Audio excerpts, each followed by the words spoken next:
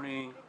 To my co-chairs, to the resource persons, members of the committee, we're gathered here today to continue our hearing on the critical issue of fake news, disinformation, and misinformation.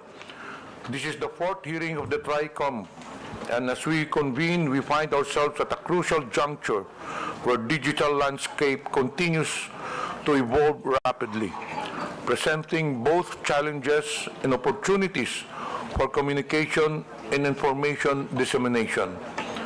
The rapid evolution of technology and the rise of digital communication platforms have transformed the way we consume information. While these advancements have brought numerous benefits, they have also facilitated the spread of false narratives, manipulated truths, and an increasingly polarized public discourse. Today, we confront the daunting challenge of safeguarding our democracy and the integrity of our information ecosystem. Disinformation campaigns and the proliferation of fake news not only mislead citizens, but they also undermine trust in our institutions, weaponize public opinion, and threaten the very foundations of our democratic processes. Lalong-lalo na po sa panahon ito na kung saan ay naglipa na ang mga fake news laban sa mga tumatabo ngayong eleksyon. Nakakalungkot isipin na sa pagpapakalat ng mga maling impormasyon, hindi lang ang taong kanilang sinisiraan ang apektado, ngunit pati na rin ang ating bansa. Dapat tayo maging mapanuri. Huwag nating ipagwalang bala at bagkus labanan ang mga ganitong maling gawain. Together, we can confront the challenges posed by fake news and disinformation, ensuring a healthier public discourse.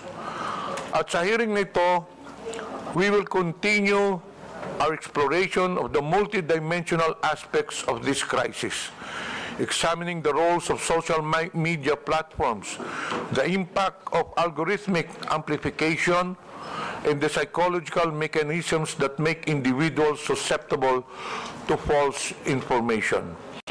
We invited and will hear from experts, advocates, and those on the front lines of combating this misinformation epidemic, as well as those who have been adversely affected by its far-reaching consequences. Our goal for today is not simply to identify the problems, but to forge a path forward, developing actionable strategies for education, policy reform, and technology that can counter these threats. We owe it to ourselves, to the future generations, and to the principles of truth and integrity upon which our society is built. At gaya po ng sinabi ko nung nakaraang pagdinig ng Tricomm, as we engage with our witnesses and panelists today, I urge each and every one of us to approach this inquiry with open minds and collaborative spirit. It is only through this kind of thoughtful dialogue and a concerted effort that we can uphold the integrity of information and empower individuals to become discerning consumer of news. I hope everybody will engage thoughtfully and openly as we delve into this pressing issue that not only threatens our present, but also shapes our collective future. Let us work together to reclaim the narrative, restore trust, and uphold the values that define us. Maraming salamat po sa lahat.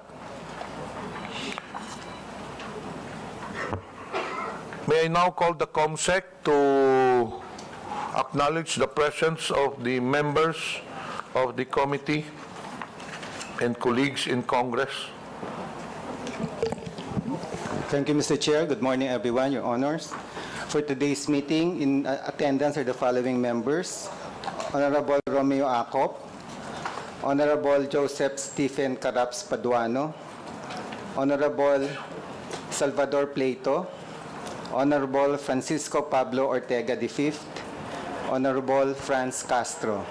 Also in attendance online, we have Honorable Jordan Jesus Romualdo, Honorable Edward Vera Perez Maceda, Honorable Marie Bernadette Escudero, Honorable Zia Alonto Adyong, Honorable Ed Christopher Go, Honorable Ambrosio Cruz, Honorable Edgar M. Chato, Honorable Raul Buboy Tupas, Honorable Ching Bernos, Honorable Sunny S.L. Lagon, and Honorable Celso Resencia. For today's meeting, Your Honors, we're happy to have with us the following resource persons. From the Anti-Money Laundering Council, we have Attorney Patrick Arnold Tetanco, the Legal Officer of Investigation and Enforcement Department. And he's accompanying Attorney Adrian Arpon, the Deputy Director. From the Bureau of Internal Revenue, we have Attorney Tobias Gavin Arcilia, the Action Attorney for Legal and Legislative Division. From the Commission on Elections, we have Director John Rex Laudanco, the Director for Education and Information Department. And he's accompanied by Attorney Maria Lourdes Fogoso Alcain. From the Department of Justice, we have State Counsel Christian Bautista. From the National Bureau of Investigation, we have Ms. Agrifina de la Cruz, the Assistant Chief of LS Legislative Unit. From the National Telecommunications Commission, we have Attorney Kathleen J. Luz Egipto, the Chief for Consumer Welfare and Prosecution Division. From the Philippine Coast Guard, we have Commodore J. Tariela, the Commander, PCG WPS Transparency Group, and Commodore Nelson J. Timbang, the Deputy Chief. From the Philippine National Police, we have Police Brigadier General Bernardo Yang, the Acting Director of the Anti-Cybercrime Group. We also have invited several social media platforms. Your Honors, we have in attendance Director Rafael Frankel from Meta and Mr. Rob Abrams. From the broadcast industry, we have Attorney Rudolph Hularbal, the legal counsel for the kapisanan ng mga broadcaster sa Pilipinas, and Attorney Mark Tolentino. From the MBC Media Group, or the Manila Broadcasting Company, we have Attorney Rina Seco, the counsel for MBC. In attendance also are Mr. Miko David, President of the Digital Marketing Association of the Philippines, Mr. Gerardo Sandoval, Vice President of the Social Weather Station, Mr. John Hart Alawigan from the Press 1 PH, and Ms. Lei Jensen San Diego. From civil society organization, from Scamwatch Philippines, we have Mr. Josel de Guzman. And some social media personalities we have in attendance, Ms. Grisette Laureata Chu, Ms. Elizabeth Joy Cruz, or Ms. Joy de Vivre, Attorney Rose Beatrix Trixie Cruz Angeles, Dr. Ethel Pineda Garcia, Mr. Manuel Mata, Dr. Richard Tesoro Mata, Mr. Elijah San Fernando, Ms. Suzanne Batalia, Attorney Glenn Chong, Ms. Maria Florinda Espenilla Duque, Mr. Claro Ganak, Mr. Alvin Montero, Mr. Jonathan Morales, Ms. Vivian Zapata Rodriguez, and Mr. Darwin Salceda. That's all, Your Honors. Thank you. Thank you, Comsec. As per our House rules, all resource persons must take their oath, but for those who have taken their oath already during the last hearing, you need not to. But for those who are appearing for the first time on this committee hearing, please rise for you to take the oath. Comsec, please administer the oath. Please rise and raise your right hand. And please respond with I do. Do you swear to tell the truth, the whole truth, and nothing but the truth in this inquiry? I do. Thank you. Please take your seat.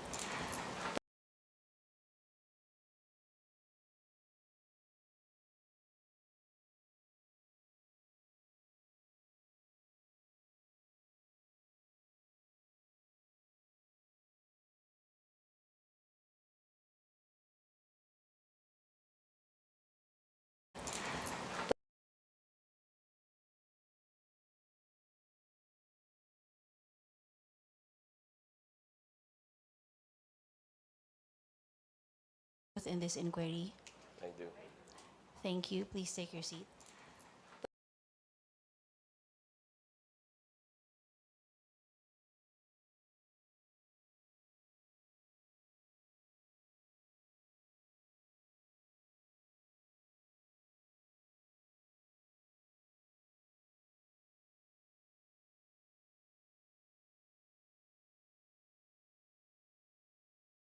In this inquiry? I do. Thank you. Please take your seat. For the opportunity to be here today. We look forward to talking about our content policies, how we moderate content on our platform, and I know there's a specific emphasis today on how we treat misinformation, and I'm happy to walk the committee through that. I just want to also say that we really appreciate the opportunity to be here. We always wanted to be here. We absolutely appreciate the responsibility that Meta has in the Philippines. We know how important and essential our services are to the people, communities, government, and businesses of Philippines. We're very proud of the services that we provide in Philippines and the really wonderful relationship that Meta and the Philippine people have. We're proud of the support that we provide to Philippine businesses, in particular micro, small, and medium-sized enterprises. And so it's really an honor and a privilege to be here today. As you mentioned, Mr. Chairman, we do have a presentation, and I think that will serve really as my opening statement. And if we could therefore proceed to that, I'd be happy to walk the committee through our presentation, and then we're happy to take any questions. Okay, please proceed. Thank you, sir. But before that, may I acknowledge the presence? Oh, is he present or is he in the holding room? He's on the holding room. Later, we'll acknowledge him. Okay. May I acknowledge the presence of Honorable Arlene Brosas? Okay, please proceed, Doctor. Thank you, sir. Okay. So, Mr. Chairman and honorable members of the committee, this is a briefing on Meta's content policies and our enforcement, and like I said, with a particular emphasis on how we treat misinformation. Next slide, please. To begin with, I just want to emphasize some of the investments that Meta has made in the Philippines. Since 2017, we have been heavily involved in promoting digital literacy and digital entrepreneurship in the Philippines.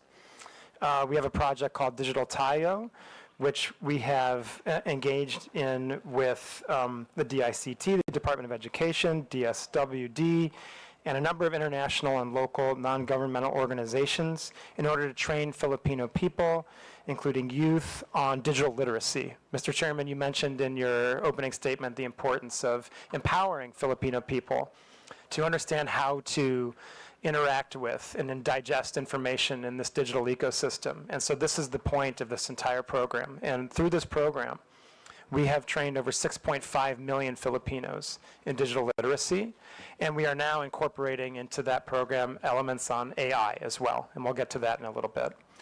The other emphasis we've had here in terms of our training programs has been on digital entrepreneurship. And our digital entrepreneurship training has really been focused on micro, small, and medium-sized enterprises in the Philippines. We give them tools and training programs to upskill and understand how they can better perform in the digital economy. We have worked in this regard with DTI, BSP, PCW, DSWD, DA, a number of NGOs. And in this program, we've trained over 60,000 micro, small, medium-sized enterprises in the Philippines since 2017. We're very proud of that work as well. And again, we are now incorporating generative AI and AI into those skills and upgrades. Next slide, please. The second area where we have made significant investments in Philippines is in digital infrastructure connectivity. These are mainly the subsea cable network, which we have built to connect Philippines both back to North America and further in other places in the Asia-Pacific region. There are 4 main subsea cables that Meta is involved in that touch in the Philippines. The first is the Pacific Light Cable Network. This came online last year. Indeed, there's a picture of myself at the honor of launching the PLCN with President Marcos a year ago. And like many of our other subsea cables, this provides a lot of digital connectivity and infrastructure to the Filipino people. We also have the Jupiter cable system that connects the Philippines with Japan and the United States. This was completed in 2022. We have our Apricot system, which will connect Philippines with Taiwan, Japan, Guam, Indonesia, and Singapore when that's completed. And we also have our Bifrost cable system, and this is going to connect, again, Singapore with Philippines to Singapore, Indonesia, Guam, and the United States, and again, when that's completed. And so through these cable projects, the best estimates are that this is going to produce an additional 34 billion US dollars of GDP in the Philippines and can create more than 380,000 jobs, on top of just the tremendous benefits that'll bring to Philippines who are trying to access the internet all over the country. Finally, I want to mention our most recent investments in Philippines, and this is really around AI. Only over the weekend, this is next slide, please. Meta launched our Llama 4 model, which is the most advanced, by many metrics, open source AI, generative AI model that's ever been released. And there's two main parts to these investments. In terms of Llama 4, what this means is that as an open source model, this large language model is free for people to use. Researchers, developers, academics, engineers, companies, they are free to download our Llama 4 model and use it so that they can create their own AI tools and their own AI systems. And this is absolutely true the world in the Philippines. And for this release, so for Llama 4, it's worth noting that this Llama 4 model specifically has capabilities in Tagalog, in Philippines local language. This was a significant investment of resources in Meta's part to make this available and capable in local language here in Philippines. But we recognize that this was a very strategic investment for us. Philippines is a wonderful market for Meta. We have a very vibrant and substantial community here, and we believe in our AI tools being tools of economic empowerment for the people of the Philippines, and that's why we invested these resources in making this most advanced open source model available in Tagalog. We're very proud of that investment. And the second part is Meta AI, which is our own generative AI chatbot, which is embedded inside Meta's services like Facebook, Messenger, Instagram, and WhatsApp. And this is also available in Tagalog. And Filipino people have been able to use this since October. And Mr. Chairman and members of the committee, I just want to emphasize this point again. All of these services are being rolled out in Philippines in local language for free, for the Philippines people to use, and for the economic benefit and further educational advancement of the Philippines people in this digital age where generative AI and AI capabilities are going to be so important for the future and for the future of digital economic growth and economic growth in general. I just wanted to mention those investments that we make in the Philippines before we got to the meat of the topic today, as just a point to show how important of a country Philippines is for Meta, how seriously we take our responsibilities here, and how proud we are of the engagement that we do with Philippines communities, the communications tools we provide free of service to hundreds of millions of Filipinos, and to the Philippine businesses for their economic growth, and indeed to the government. And we all know, I think, that this is being live streamed, this hearing, on our services, and we're proud of that. We're very proud of the services that Meta provides also for the government of the Philippines and the elected representatives of the Philippines to reach their constituents.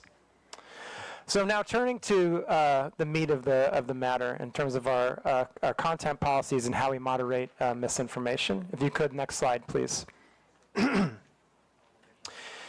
The first and most important place to start is with our community standards. Meta has a single global set of community standards that govern how we moderate content and what is allowed on our platforms everywhere around the world. as you might imagine, it is difficult sometimes to balance the goals we seek to achieve in our community standards, which are to protect and encourage freedom of expression, connection, but also, on the other hand, make sure that this is a safe, that our platforms are safe, and that they're places that people want to be. We want, obviously, for all the people that are using our services and our platforms to have positive experiences. That's extremely important to us. And so that means doing the very difficult work of balancing freedom of expression, the ability for people to have their voice, with community safety. As it is probably clear, that comes with some real trade-offs and some difficult questions that we have to answer sometimes about where we draw lines on what kind of content we allow and what kind of content we prohibit. And this is also very, very different in some cases, depending on cultural context, depending on legal context, right? Certainly, certain types of content that might be viewed as totally fine and legitimate in places in Europe might not be viewed as totally fine and legitimate in Philippines, and vice versa, right? And so when we draw up our global standards, we have to balance all those different perspectives from around the world and do the best we can to balance that into a set of rules that we can globally implement for a community of people that use our services at the range of more than 3.2 billion people every single day.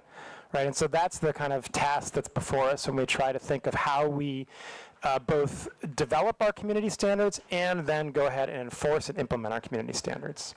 Next slide, please. This slide is really about how we enforce them.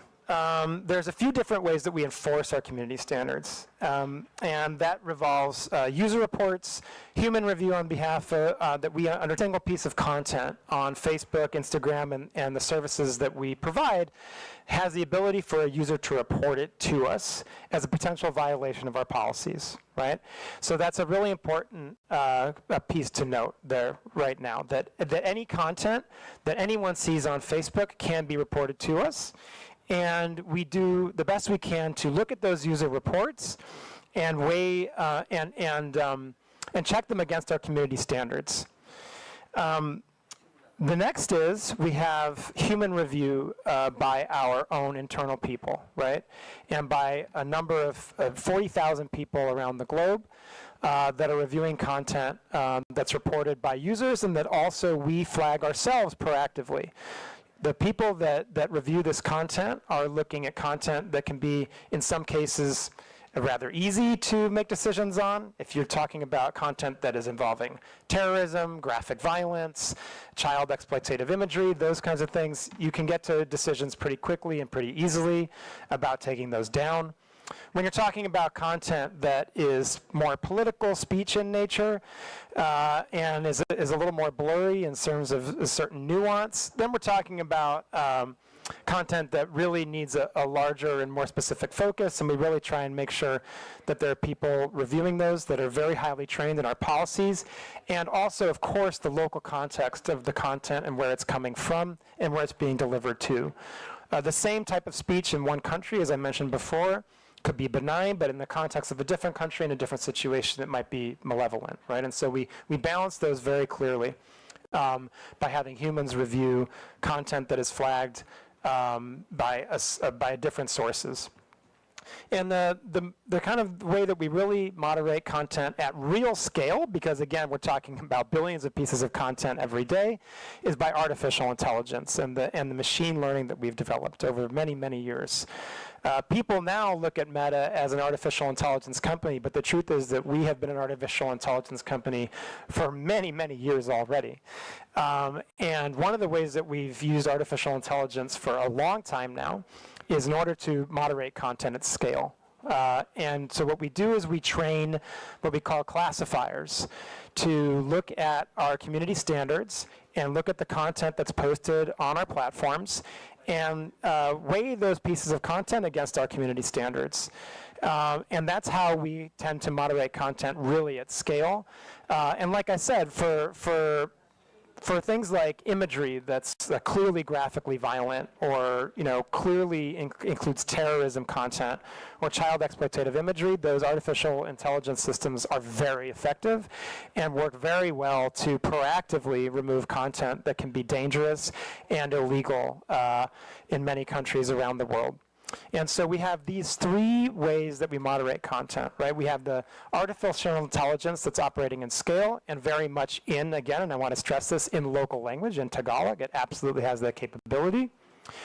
And then we have a series of, 40,000 people around the world that are humans that are trained in our community standards, and then we also rely on user reports. And it's those three main pillars that help us enforce our community standards. Next slide, please. Now, it's also important to recognize that there are a couple different ways you can moderate content. You can look at individual pieces of content, and that's very important, especially when it comes to user reports and anything that our machine tools are catching. But there's also the ways that we can look at disrupting entire networks of abusive actors, right? And so what we might look at when we talk about abusive networks are networks of people that are distributing child exploitative imagery, or, like I said, terrorism content. Or more recently, we've looked at scam networks, right? We've looked at misinformation and disinformation networks. And in these cases, what you're talking about are a group of people that are intentionally coordinating their behavior to violate our policies. Often, in many cases, doing so by lying about who they are or being dishonest about who they are in the process, right? And so when we look and we see and we find evidence of these types of abusive networks, we have special policies in place that can also remove content at the network scale, right? And so when you think about that, then you're looking at removing content not just on a piece-by-piece basis, not just on a page-by-page or profile basis, but in a series of accounts, right? And so if you're talking about, examples where we might see a few hundred accounts or a few thousand accounts engaged in coordinated abuse of our platforms, then you're looking at the potential to remove all in one swoop, thousands or even sometimes hundreds of thousands, millions of pieces of individual content, right?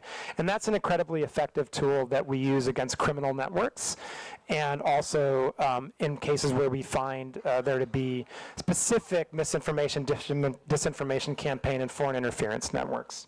At this stage, before I get to the next part about some of that work, I'm going to turn it over to my colleague, Rob Abrams, from our law enforcement team. He's going to specifically talk about some of the work that we do in collaboration with Philippines law enforcement and the very close relationship that we have with them. And then I'll continue. Thanks a lot, Rob. Thank you, Rafi. So I want to talk a little bit in a bit more depth, but not with a level of granularity that would afford our adversaries any sort of unnecessary insight into the obstacles that we put up. But I want to talk in a little bit more depth about the network disruptions that we do.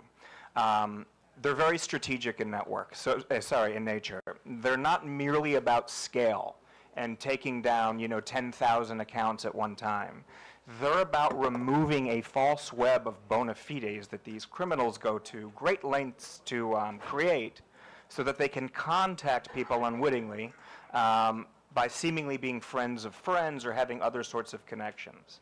A lot of the work we do, especially here in the Philippines, is informed by the signal sharing and by the data requests we get from agencies like NBI, from the Office of Cybercrime, from CICC, from the Anti-Cybercrime Group at the PNP. And others. So a lot of the work that we've been able to do, I say this under oath, and I say this with a lot of passion. The Philippines has been seriously global leaders when it comes to helping us fight forced criminality and these scam centers, formerly known as POGOs, if you like, that operate here in the Philippines, target not only Filipinos, but are engaged in human trafficking, forced criminality, and are a large part of the scam and increasingly misinformation ecosystem that, again, have a big role here. I think there's one advantage that I'd like to point out, and I know it sounds perhaps a bit counterintuitive. Here in the Philippines, we know that scam centers operate, but we also know that law enforcement and the government here takes them very seriously. There are geopolitical black holes that we all know of, where law enforcement has no appetite to actually combat this. But because we have such a good relationship with PNP office, anti-cyber ACG, with the NBI, with various task forces, we are able to ingest signal regularly. I can say again, under oath, there's probably not a day that goes by where I'm not in contact with a member of Philippines law enforcement. So with that, and I'm quite certain I'll receive some follow-up questions and as we go forward. With that, I'll turn back over to Rafi. Thank you, Mr. Chair. Thanks, Rob.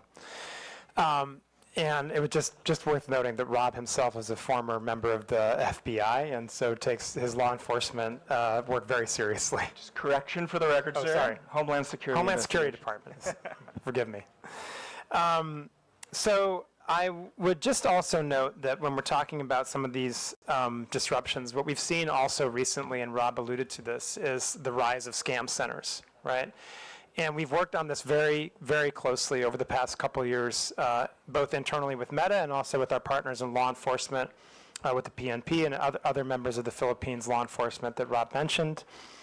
It's really worth noting that I think it's kind of clear at this point that what we see are these transnational criminal syndicates that are operating in a couple different countries around Southeast Asia and indeed globally.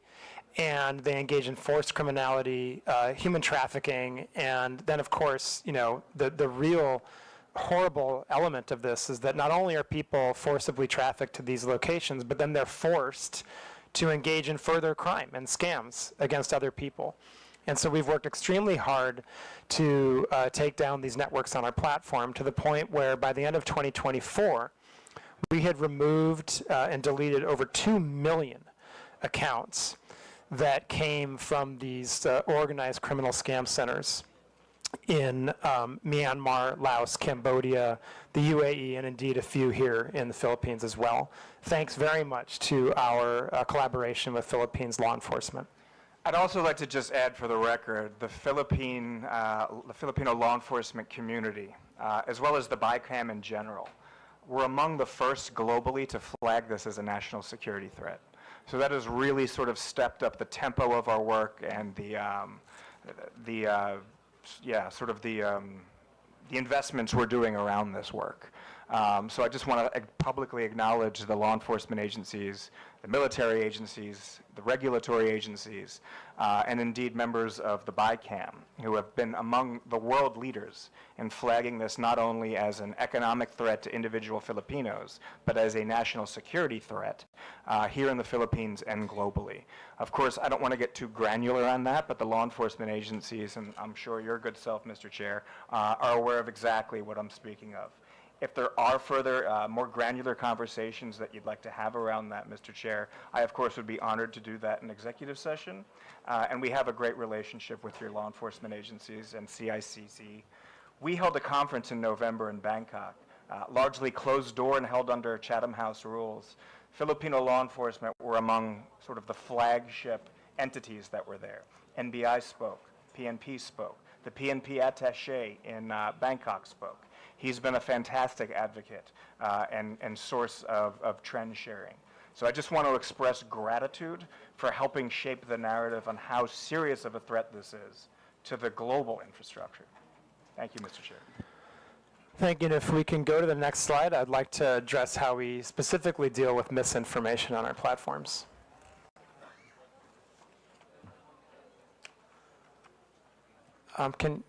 Next slide, please.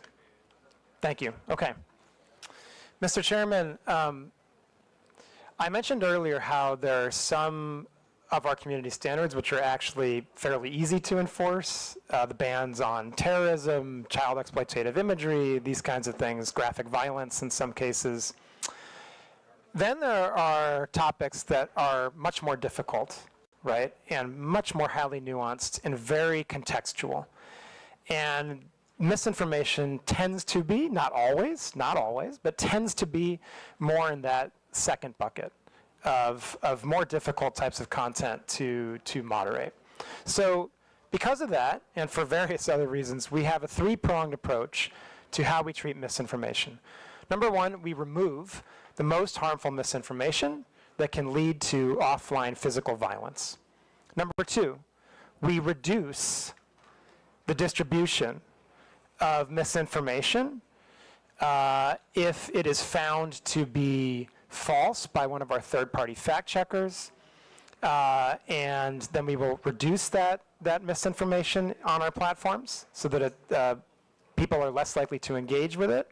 And number three is we seek to inform. If people have engaged with misinformation on our platforms, we want them to be informed that they have indeed done so. We want them to know that they have maybe unintentionally shared misinformation. And we want them to have access to authoritative sources of information. So those are our three-pronged processes, right? Remove the most harmful that can lead to physical violence, reduce other types of misinformation that may not lead to physical violence, and inform our community. I should also mention, and this is obviously very, very important in the context of the election cycle that we're also in. There is another type of misinformation that we will outright remove, and that is misinformation on elections, right? And so if there is misinformation specifically about electoral procedures, about the date the election is going to take place, the way you cast a ballot, those are other types of misinformation that we will outright remove from our platform. What's important to recognize, and I'll go to the next slide here, is how we determine the differences between what we remove, what we reduce, and how we inform, right? And so please to the next slide.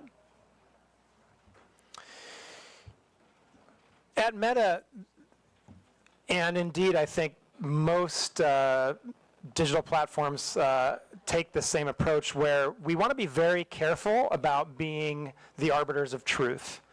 Right?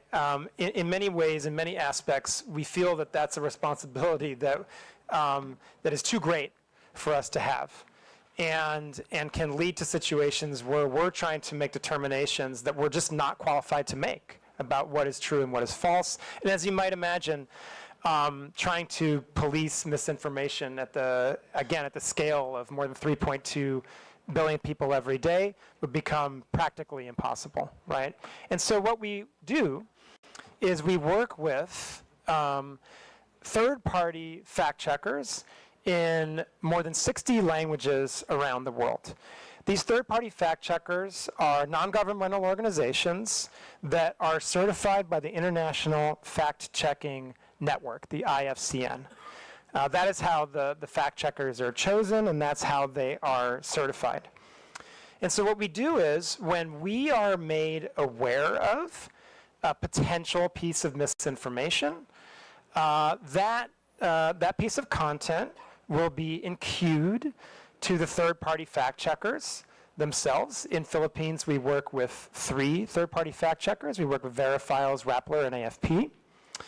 And they are very active fact checkers, I should say. And then we wait for, and while that content is enqueued, then it's up to the third-party fact checker to determine whether that content is indeed false, or there are other cases, right? You can imagine that misinformation isn't just binary. It's not necessarily true or false entirely. There are cases where it can be partially false, it can be misleading, it can be lacking context, right? So there are a number of different ratings that fact checkers can apply on our systems, and those ratings will lead to different actions by Meta's platforms, right? But in a case where a rating is rated false, then that content will be reduced in distribution and will have a label applied to it so that the people who potentially see that content can click on the label and read for truth or for authoritative information from the third-party source, right? And so that's our general approach to how we would treat misinformation.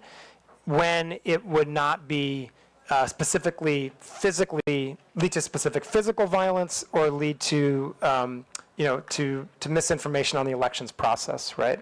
Now, in a case, like I said, where a third-party fact checker not only clarifies that it's false, and we get additional signal that it can lead to violence, or additional signal that this could clearly impact the ability of people to have the access to information they need to properly access the electoral process, then we can outright remove the information.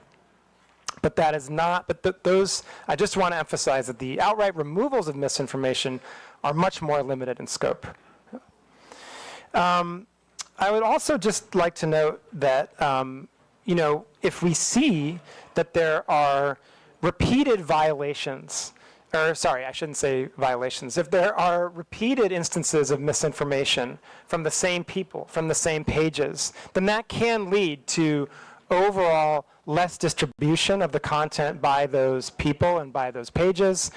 And it can lead to other actions such as demonetization, the prohibition on placing ads, and so forth, right? So there are a number of kind of increasing scale of penalties that can be applied if you're a repeat purveyor of misinformation on our platforms.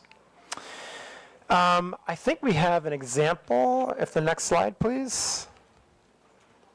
Right. So here's just one example of a fact check on our platform. This was a fact check of a claim that a blogger made that the Philippines had used water cannons against the Chinese Coast Guard. This was false. This was rated false by our fact checkers. And you can see on the left, this is the actual fact check. And on the right, this is how the content would now appear on our platform with a screen over it, right, and a warning along with the label that explains that this is false content, right? And again, this would also be content that is reduced in distribution, and so even getting to that content would be much less likely on the part of any user using our platforms. I think the last thing I would just like to say is on the topic of misinformation is, there can also be misinformation networks that are doing this with intentionality. We put out a threat report, I believe, every quarter, where we go through globally the types of actions we've taken against networks. Right, I mentioned a number of actions we've taken recently against scam networks and transnational criminal networks in 2024. That was included in one of our threat reports. But it's public information. You can go online and access this information. And we have taken down a number of networks over the years in Philippines for many different reasons, not just because of their misinformation. We've seen scam networks. We have seen misinformation, disinformation networks. Those are all publicly reported in our threat report. And again, we have done this in collaboration with local law enforcement, so that when we're made aware of, and our investigators internally can confirm that there are misinformation networks that are operating on our platforms, we will take those down. And Mr. Chairman, I've gone on for quite some time explaining our content moderation policies and the basics of our misinformation policies. I think Rob has added to that with some color around the very close collaboration that we have with law enforcement in the Philippines. I know there's a lot of questions that you and the committee want to answer, and I'm very happy to take those now with a lot of gratitude. And I want to emphasize this point, a lot of gratitude we have to you and the committee for giving us the space to be here to talk to you and the Filipino people about these very important issues. Thank you, Mr. Chairman. Thank you, Dr. Rafael. We will now proceed to the interpolation with regards to the meta issue. The first to interpolate will be Honorable Franz Castro.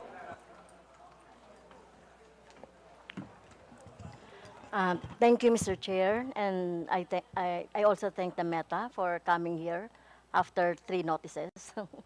Thank you. I have some specific personal question about how the Meta is detecting community standards violation, or what you call violation of community standards. when you look at the when you look at your platform, we have here several um, when you report like a content, you will find here several violations like scam, fraud, or impersonation, unauthorized political ad, adult content, selling or promoting restricted items, violence, hate, or exploitation, bullying or unwanted content, intellectual property, suicide or self-harm, false information, problem involving 18-year-old or someone under 18 years old. Well, I was a victim of your platform, where my official Facebook account were taken down by your platform due to it said there impersonation. So I cannot understand why do you take down an account due to impersonation. So how does it happen? So how you determine that really is this account is impersonated? Because this account was reported to COMELEC as my official election account for for my daily activities during election. Thank you, Madam Congressman. Mr. Chair, if I may. Madam Congresswoman, thank you for your question. Certainly impersonation is a violation of our community standards. And there, you know, I can say that I don't know the specifics of your case, but let me talk about a little bit about how we try to deal with issues of impersonation, right? You know, first of all, there can be a number of different reasons that an account might be taken down, right? There can be repeated violations of our community standards, or there can be very severe violations of our community standards. But other times, it can be because someone was able to, unfortunately, gain access to your account. Not your account, but anyone's account, right? It can happen that unauthorized access can take place, right? In those cases, they may, you know, once a hacker has gained access to an account, then, you know, sometimes what we see is they go and delete the account, or then they take over that account to use it for their own purposes. And, you know, and what we do in those cases is we work with the rightful account holder to retake control of their account, right? So we ask for credentials. It could be a government ID. It could be, you know, various email addresses or other identifying information that were used with that account in order to regain control of it. I think one thing we've seen and that we know is an extremely effective guard against having accounts taken over by hackers is two-factor authentication. Two-factor authentication is really the first line of defense that any user on Facebook, including members of Congress, have against their accounts being taken over. If you have two-factor authentication on, you know, anytime someone would seek to make changes to your account, it would ping you to make sure that you're the right person and you're authorizing those changes. I would urge everyone to make sure they have two-fact turned on their account. I think it's also worth noting that, you know, for government officials, for politicians who are engaged in an election cycle, we have specific channels where we can work together. We have our Meta Support Pro channel that you can access and that we're happy to work with you to make sure you have access to, so that if you have specific issues with your account, other members of Congress, other people running for election can access those channels. I think it's also worth noting, and I didn't really mention this in my opening comments, but I think I should, that that there are a number of different statutory agencies that have specific channels with Meta where they can report community standards violations, account hacks, and any other issues that the government is experiencing with Meta's platforms and our services. In fact, there are 11 different government agencies that have direct channels to us. And so those are other channels that can certainly be utilized in cases where members of Congress experience those types of actions. And I would just also say, it does also happen from time to time that we make mistakes. That is also something that happens, and we're sorry for when that happens. We know it's a really poor experience. We don't want that to happen. We take those instances very seriously. We do everything we can to try to minimize them. And so that's also just something that can happen sometimes. So when my account was took down, we complained to we write to the Meta about my account, and then why is it that you are taking down specific account without explanation or without any justification to the subscriber? Like, for example, just take the account and that's it. So no explanation at all. So you will just explain if we will write to you on what happened to the account. So there's no, is there a like for example, due process in place in your platform? Thank you for the question, Congressman, Mr. Chair, if I may. Madam Congresswoman, again, I'm not familiar with the specifics of your case, but I, again, can talk in general. Users should receive notifications if actions have been taken against their account. That is certainly part of the due process that we have in place, and users have a right of appeal. And in fact, when we see mistakes happen and users appeal those actions, the content in question, if it was a community standards violation, may often be restored. In some cases, the account would be restored. I do just want to highlight, in the specific case of hostile takeover of accounts, or what Meta believes may be a hostile takeover of an account, that can be a more complex process for very good reason. We want to make sure that we are not providing access to the account of someone who shouldn't have it. And so, Madam Congresswoman, I would just emphasize again that if you or another member of Congress is having any types of these issues, we can certainly provide you access to our Meta Support Pro and other channels so that we can solve these problems together. Mr. Chair, may I ask also that, are you familiar with troll armies? Troll armies, or mass reporting of an account so that it could be taken down for any other reasons. Are you familiar with that? Because I'm suspecting that my personal account was a victim of that scheme by army trolls, or by a group who would like to take down my account. Because as I can see here in your process of checking the misinformation and disinformation, it would be, if it is mass reported, it goes to your AI, and then after that, human checking, right? Right? In your graph of how to determine the disinformation or violation of your community standards. So, my question is, are you familiar with that scheme? Mr. Chairman, thank you.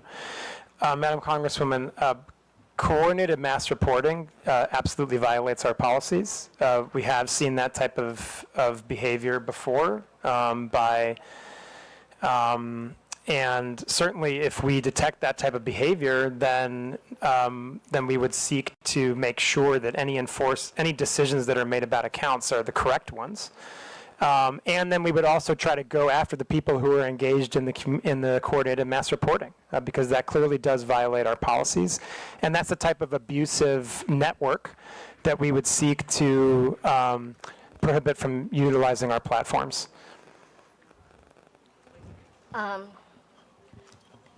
Another question, Mr. Chair, is about the inaction of the Meta on the AI-generated images abused.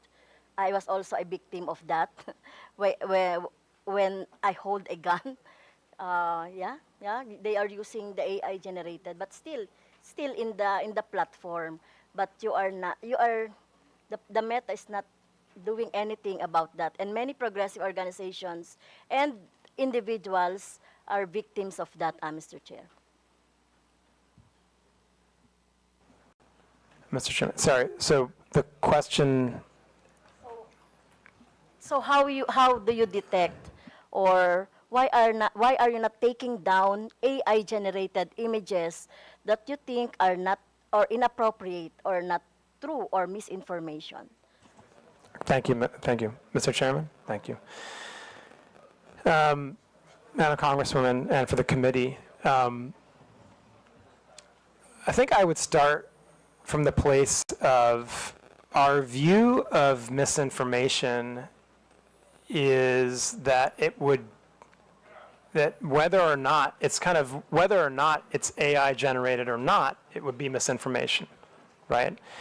And so I think first and foremost, what I would say and emphasize is that our misinformation policies apply to content that is AI generated and is not AI generated. Now, taking a larger look at AI generated content, okay. There's a few different pieces to this, right? First and foremost, if people use meta AI in our own products to generate, for generative AI imagery or the like, we have the ability to detect that, right? And it'll become with a watermark, basically, and therefore a label and be recognizable as a generated AI image. Now, if people are using other tools, right, then basically it's harder to detect what is generative AI and what is not. This is an area of very significant investment for Meta right now.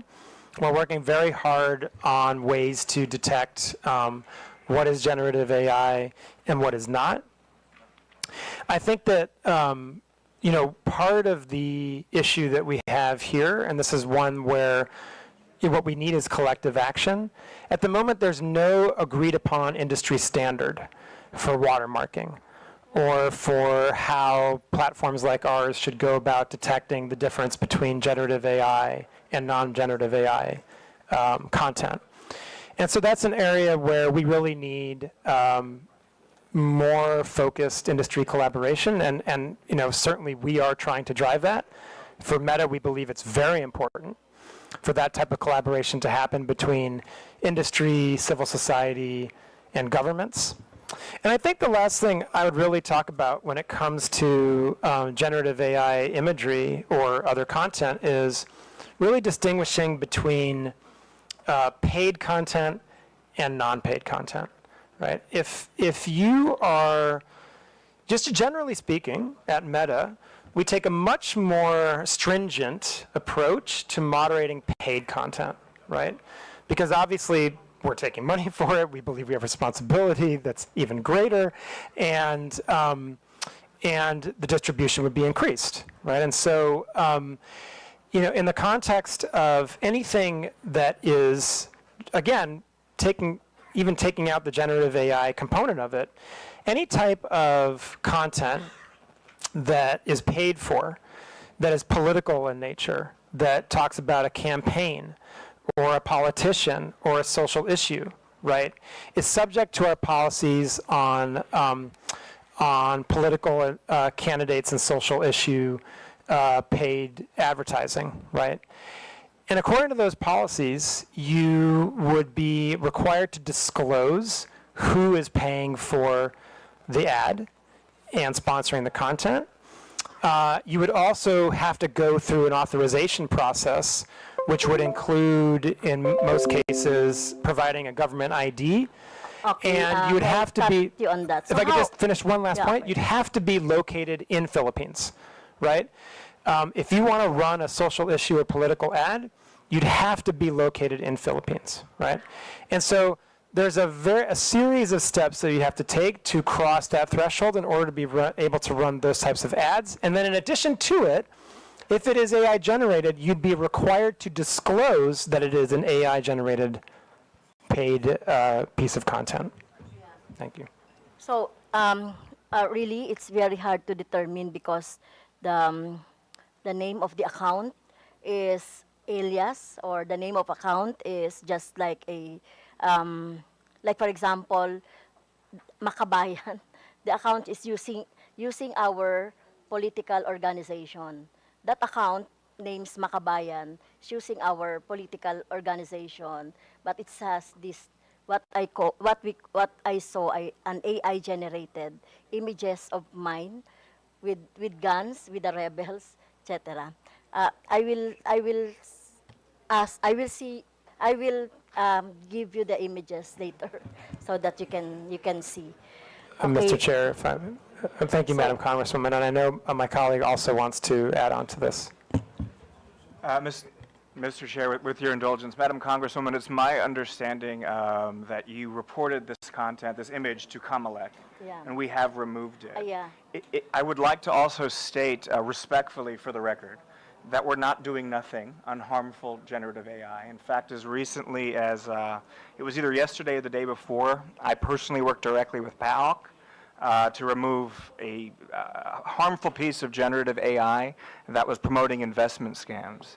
And what happens when something like that gets reported, it's not just that piece of content that comes down. That informs our ability to enforce across the platforms and across other accounts. So although PAOC reported one specific URL, many, many others came down as a result of that report. So while I understand, with respect, how painful and frustrating it must be to be a victim of harmful generative AI, please don't think we're doing nothing. But we are not perfect yet, but we always strive to be better. We strive to be better by signal sharing and trend sharing with Filipino law enforcement, legislative, NGOs, civil society, etc. So thank you. Yeah, and I would just emphasize what Rob said about, please, if you believe that there's a piece of content that violates our policies, please do report it through Comelec, and we'll treat it with the utmost urgency. Thank you. And Mr. Chair, last question. And in your presentation, you have also employed organization or fact checker organization. Can you name those? Do you have an example? The Vera files you have. What is AFP? Correct. What is AFP? That's a Mr. Chair, if I may. Agence France Presse. Okay. It's a global news organization. Okay. Thank you, Mr. Chair. Thank you. Before we proceed, may I inform everyone that this will be a working lunch, so please feel free to have your lunch while the hearing is ongoing. Before we proceed with the next interpolator, may I acknowledge the presence of Deputy Speaker J.J. Suarez, Honorable Jefferson Conghon, Honorable Julien Baronda, and present online, Honorable Janet Garin, Honorable Isabel Maria Zamora, Honorable Ramon Rodrigo Gutierrez, Honorable Joe Sobiri, Honorable Drixie Cardema. Next interpolator will be Honorable Salvador Plato.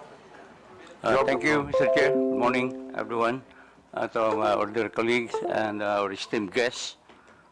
I just want to ask a question to Mr. Abrams. What Meta's stance on government requests for user data? For instance, for example, there is a law enforcement investigation against a blogger suspected of peddling malicious content on social media, and his data and posts are needed for the investigation. Will Meta provide those requested data? What is your policy or misinformation and disinformation? Thank you. Mr. Chair, with permission, I'll do my best to address the concern. So our stance on data disclosure is governed by U.S. law because that's where data is stored. However, this being a rule of law country, we do voluntarily disclose data to Filipino law enforcement on a daily basis, which is in accordance with U.S. law, Filipino law, and our terms of service. I'd like to point out that in order for us to lawfully disclose data to your government, the offense also has to be a crime under U.S. law. That's not a decision me or any American tech company can make. That's federal U.S. law, several of them. So I'm aware of the subpoena that was issued by, I believe it may have been your good officer. It's under legal review right now. But law enforcement agencies here in this room submit data requests to us quite literally every day.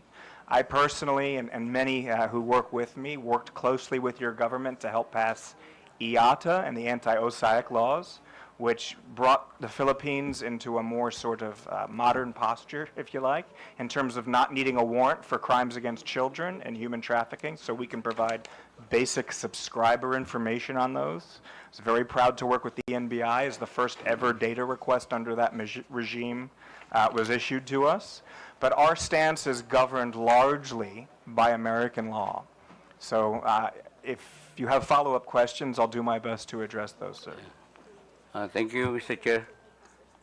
Another question is, do you have a system of censorship on posts which are against moral values, especially those which can erode the minds of children?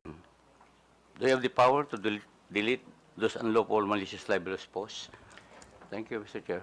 So it's hard for me to answer hypothetically, but I can speak pretty robustly about our child safety policies, and we work very closely with your government around those. So bullying and harassment, of course, CSAM and OSAIC and human trafficking, both illegal and against our terms of service. As Rafi mentioned at the top, we're doing a lot on digital literacy so that Filipinos can analyze for themselves or are better equipped to analyze what is harmful content and what is not. But without more specific information, I don't know that I can address those. I do, however, think, as I stated in the Senate last week, we are among industry leaders, if not the leaders, when it comes to our forward-leaning stance around child safety. And we collaborated very, very extensively with the BICAM, both in the formation of the IATA legislation and the anti-OSAIC legislation, as well as the operationalization with the IRR procedures. And we, I believe, were the first to ever be issued a subpoena, and that was by NBI. We continue to get requests like those all the time, Paul.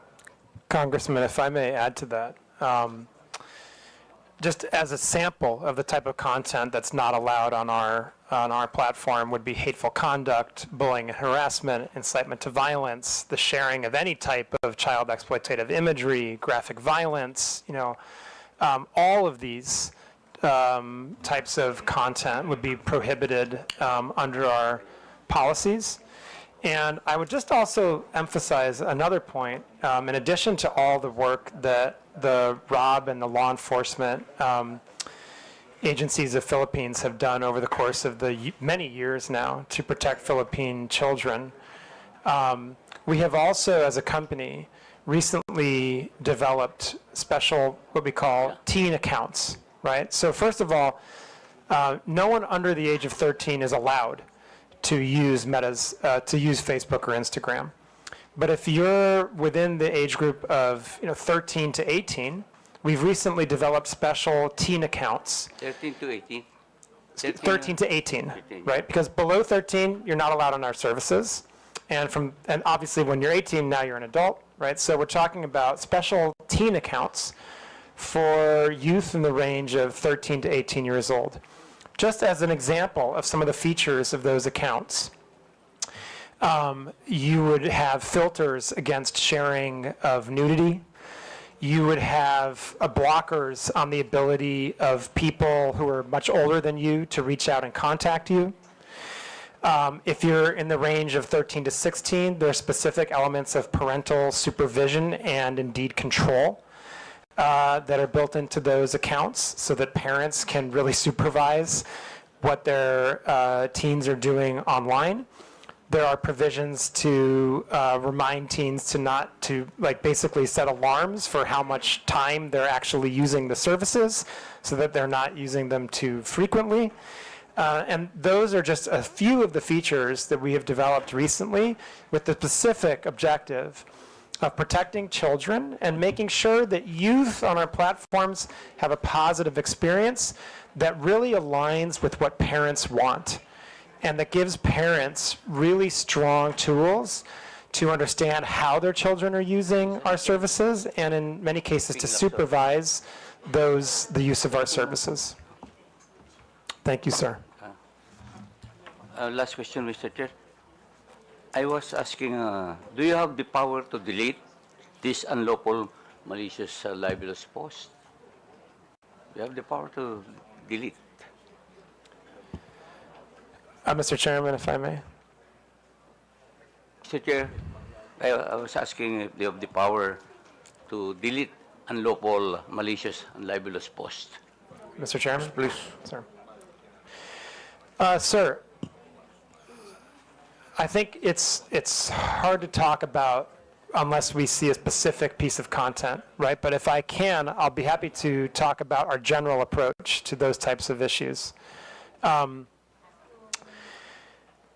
I said, we do not allow hate speech, bullying and harassment, incitement to violence as general part of our policies, right? Those types of content are prohibited. In some cases, as I'm sure you may agree, you may have a hard time defining exactly where to draw the line between something that is fair criticism and or libelous or defamatory under local law. I think it's worth mentioning that, there are, we do allow for criticism under local law, criticism under our community standards, especially if it involves public figures. If there's a political campaign and as Philippines is a very vibrant and robust democracy, you have a very vibrant debate about political issues and about candidates. And so I think, we do allow for criticism of public figures, of politicians, of office holders, right?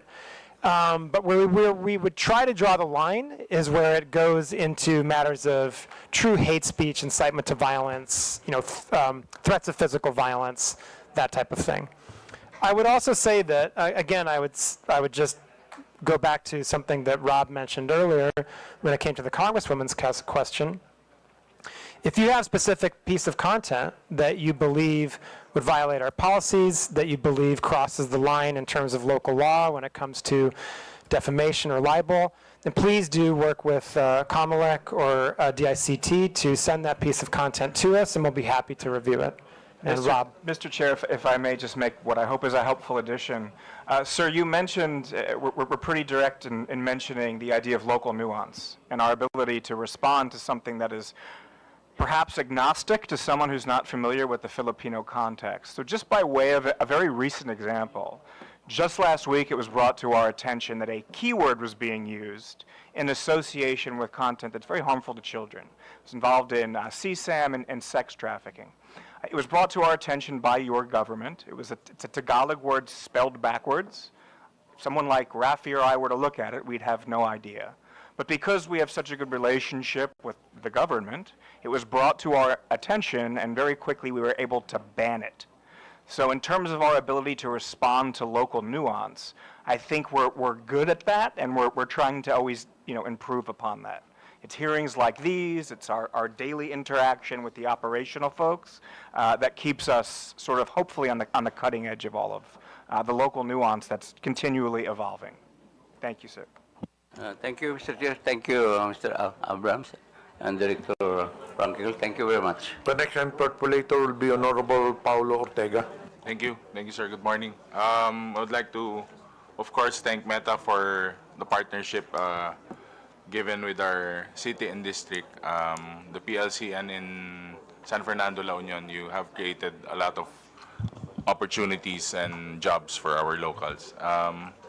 With that, Mr. Chair, I would like to zero in on a few questions, mostly on the political context. The presentation has shown us a lot of different contexts, but I was looking for the political context side. But have a few questions directly about this. During the question and answer with some of the members, we've seen that you have taken already to, you have noted and you have done some actions to ensure that there is moderation with the content, especially politically. Are you hiring Filipino moderators? Do you hire Filipino moderators, or like your previous statements, you have partnered with the IFCM? Mr. Chairman, if I may. First of all, Congressman, thank you so much. We're really happy with the partnership we have with the PLCN and thrilled for the benefits it's providing to the Filipino people in terms of connectivity. And we only hope to do more.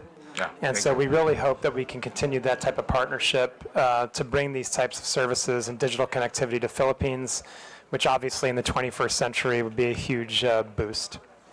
Thank you very much for the question. I think that I would, let me break this down into two different parts, right? First of all, absolutely yes, we very much have moderators that are from Philippines, that are native language speakers, and they're looking at content in the Philippines every single day. So absolutely yes, we do have those.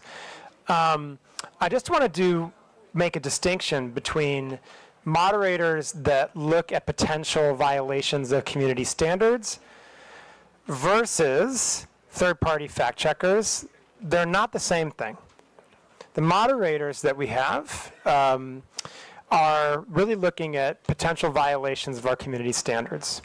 The third-party fact checkers are looking to determine if pieces of content are misinformation, right?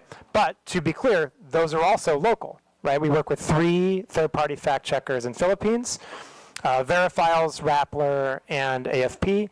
And again, all of them, of course, are local and have the local context, local native language capabilities. So absolutely, very much yes. We have the capabilities to both moderate content against our community standards and work with third-party fact checkers on misinformation in Philippines. Mr. Chair, can I add, do you think they have the capacity for real-time review? Or is it a taller task than it is? Mr. Chairman, if I may. Congressman, again, I would like to break these because they're two different things, really. And I think we do have to make sure we're being distinct about how we talk about our general content moderation versus the misinformation. So starting with our content moderation and our community standards moderation, you know, what we do is we prioritize the most severe harms first. It is not necessarily a first in, first out content moderation system. What we do is we prioritize the most harmful pieces of content first. So, for example, if we see that there are reports of child exploitative imagery, that's going to jump all the way to the top of the queue, right? If we see reports of terrorism content, incitement to violence, right, those types of things, those are going to jump ahead because of their potential to cause harm, right? And then that's the type of process we use so that we ensure that we are acting in a timely fashion against the most severe harmful content. Now, when it comes to misinformation, again, different, right? What we can do is we can ourselves send content for the fact checkers to check, or the fact checkers can do it themselves. They have the ability not to wait for us and to actually check content on their own. And what we see in the Philippines is they are very robust. I think we have some of the most robust fact checkers in the world active in the Philippines. And very active in terms of many of the political and types of content trends that we're seeing on our platforms today in Philippines. So Mr. Chair, you're saying that you are prioritizing real-world harm, something that would really harm a specific place, a community, or even other countries, same country you're in. Is that how I understand it, sir? Mr. Chairman, if I may. Yes, I mean, I mean, there's some nuance here, but in a basic sense, yes, right? I mean, certainly if there's content out there that can lead to real-world, offline, physical harm, then yes, that's going to, generally speaking, jump to the top of the queue. Yes. So if I'm reading your presentation correctly, may I ask what type of accountability does Meta have in the Philippines when these things go south, or even if we tend to go to something a lot worse than regular trolling, regular misinformation? I would like to be clarified on that, sir. So, Mr. Chairman, if I may. So, just to emphasize again, I want to be really clear. These systems are operating in parallel. Our ability to remove content that has the potential to cause offline harm has no impact on our ability to work with third-party fact checkers on misinformation. Those are operating in parallel, right? So I think, is that the answer to your question, or are you asking something different? Yeah, it is actually, but I would like a sense of something more accountable coming from the company's sense towards a local like the Philippines.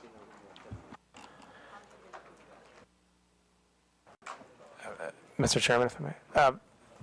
Yeah, Congressman, I think that, first of all, we're sitting here today, which I'm glad to be doing. I think it's very important that Meta, as a company with such ubiquitous and important services, answer your questions on these really important issues, especially in the lead up to an election. I'd like to point out that maybe we didn't actually show that slide now that I think about it, but we put a slide on our presentation that showed the award that we received from Comelec after the last election for the work we did to protect the integrity of the election. And so, and we intend, and we are in the process of doing that same work now with the midterm elections that are around the corner. And I would also just emphasize again that there are 11 different reporting channels that various agencies of the government and law enforcement have to come to Meta for accountability, right? And on top of all that, we also publish our transparency report every 6 months, where we demonstrate in a very transparent and open manner the content that we've removed based on violations of our community standards, the content that we have restricted due to local law, data requests that we have acted on based on law enforcement, and a number of other metrics that really show kind of how Meta is approaching our responsibilities in the Philippines, and I believe my colleague Rob would also like to add to that. Mr. Chair, with your indulgence, may I add to the response? A very important question when you're talking about accountability. So I just want to speak briefly about real-world harm. When there is potential, and there's been a crime committed, and there's potential for real-world harm, law enforcement agencies in this room know how to lawfully request data from us. So we've helped mitigate innumerable threats here in the Philippines, from terrorist threats to kidnapping threats to child exploitation threats. We proactively escalate suicidal users. So when it comes to accountability, I think from the perspective of the law enforcement outreach team, we want to make sure that the Filipino law enforcement agencies present can probably speak to this as well, but we have a very robust data disclosure policy that's in line with our terms of service, American law, and Filipino law. And it's used each and every day by Filipino law enforcement so that they can go after the actual bad actors that are operating off-platform and coordinating off-platform harm. Thank you, sir. And lastly, Mr. Chair, to drive at my point, would Meta support Philippine Regulatory Committee for social media platforms so that they can partner and help out does the same regulatory committee if it was formed? I believe that your presence here would be a big help and a good sign to this inquiry. But again, we are aiming towards a regulatory committee that would help us, especially combat fake news and others. Mr. Chairman? Thank you so much, Congressman. I'd be more than happy for Meta as a company to engage with the Philippines government and Congress on any type of regulation that you're considering when it comes to these issues. I think we have now many years of experience in terms of working with governments around Southeast Asia, Asia Pacific, and indeed globally, to come up with modalities and regulations that really can help protect users, but also protect freedom of expression, that try to properly balance freedom of expression and safety, and that, of course, account for local nuance. It's really important that countries have their own solutions, and we're happy to share what we feel like works, what's been more challenging, and what doesn't work, and we'd be very happy to engage Congress further on that issue. And I'd appreciate the opportunity, and thank you for it. Thank you, Mr. Chair. I'll reserve some of my questions for the second round. Thank you, Honorable sir. Arlen Brosas is recognized. Yes, thank you, Mr. Chairman. I have a few questions also, Mr. Chair. Mr. Chair, how many websites or applications are under the Meta umbrella? Okay, so, Mr. Chair, if I may. We have Facebook, Messenger, Instagram, WhatsApp, Threads, which is a part of Instagram to a sense. We have our Quest devices, which are virtual reality devices that also have application, and we have specific application for our Meta Ray-Ban glasses that we are now producing together with Ray-Ban. There's a specific application for that. And then, of course, we have the various websites that also operate these platforms, including now Meta AI. Thank you, Mr. Chair. If you'd like a very complete, thorough, total list, I'm happy to provide that for you in writing. But, thank you, Mr. Chair. Mr. Chair, my next question is,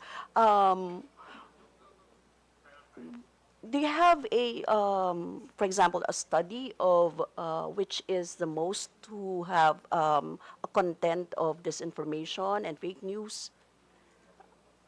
Which of these, the websites or applications have the most? Is it Facebook? Mr. Chairman, if I may. So thank you. Congresswoman, that's a very tough question to answer. Again, I'll just go back to the kind of place where I started with, which is how do you determine what's misinformation, right? That is not an easy question to answer, but what I would say is We can qualify it as what's reported, right? Yeah. So if Is you it Facebook? Can you give us? Yeah. So if you look at the fact checks that are reported. And now, but I just want to be clear, just speaking of Philippines, right? I believe, and I can check this to make sure that it's accurate after the hearing, but I believe that the most fact checks we see in Philippines are on Facebook. Thank you, Mr. Chair. Mr. Chair, my question is, how do you ensure that there are no disinformation or fake news that are being disseminated in, for example, in the Facebook platform? Previously, my colleague said that she reported the fake news, the AI-generated content. Do you have a mechanism of removing a content if it's disinformation or fake news, motu proprio? For example, if it's not reported and it's being generated, so those are two different things, right? One is reported and one is not reported. If there's no report of that, but it's an AI generated and it's a disinformation or fake news kind of news. Mr. Chairman. Thank you, Congresswoman. the fact checkers that we work with, the third-party fact checkers, have the ability to, and they do very often, fact check content even if we have not reported it to us. So the answer is yes. And I would say, I just reiterate, from earlier in my presentation, that whether a piece of content is AI generated or not, we would still treat it the same as misinformation. So there's a form to, if there's no report, you can actually flag it as a disinformation or fake news, right? Mr. Chairman, if I may. Yes, so let me talk about all the different ways that this can be done, right? First of all, as your colleague showed earlier, a user that's scrolling through Facebook can report something if they believe it's false information, and that would flag it for our systems so that we would have a look at that and potentially pass it on to a third-party fact checker. Also, we ourselves have the ability to look at content that we see going viral, and if we have reason to believe that that would be a potentially harmful piece of misinformation, we can send it to the third-party fact checkers.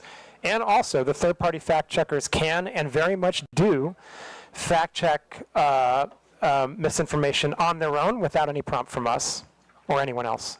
Yes, And I would just like, sorry, and I would also just stress that the government also has its own reporting channels to us. So if we get a report of misinformation from Comelec or DICT or other agencies that are onboarded to our channels, we will also review that and pass it to the third-party fact checkers. Thank you. Mr. Chair, I have here an example of the fact-checked, example of the fact-checked image. This is from Digsan. If you think this is normal, then you are abnormal. Hashtag Quadcom, hashtag Duterte, hashtag NPA, hashtag HOR, hashtag Philippines. And there's an image of the three of us. It is alarming to see our leaders being questioned by NPA affiliates. The House of Representatives tolerates this, and it is very disturbing. So, Mr. Chair, it was fact-checked by Rappler, and the claim was it's false. No, so this is an example of how the Meta does it, right? I don't know how you fact check, for example, how you take down, or what is your standards on taking down the AI that is not being fact checked by this by Verifiles, by Rappler, by those that you've actually mentioned before. Mr. Chairman, Congresswoman. In the presentation I gave, I highlighted that we have a three-pronged approach to misinformation. We remove the most harmful misinformation if we believe that it can lead to, and we can independently confirm that it can lead to offline harm and violence in the real world. We will also do that in the case that it violates certain types of elections law. With misinformation that does not meet that threshold, we will use our third-party fact checkers to check if indeed that misinformation is false or partially false or missing context or any of those kind of labels. And if the third-party fact checker does confirm that it's false, then we will reduce the distribution of that content on our platforms, and we will put a label on it so that someone who sees that content understands that they are looking at content that has been determined by a third-party fact checker to be at least false or partially false, or as I said, there's a number of other labels they can apply. I showed an example earlier about what that would look like on our platforms. And so when it comes to AI, I think the important thing to reiterate is, number one, that whether a piece of content is AI generated or not, the misinformation policies still apply. Right? They apply across the board.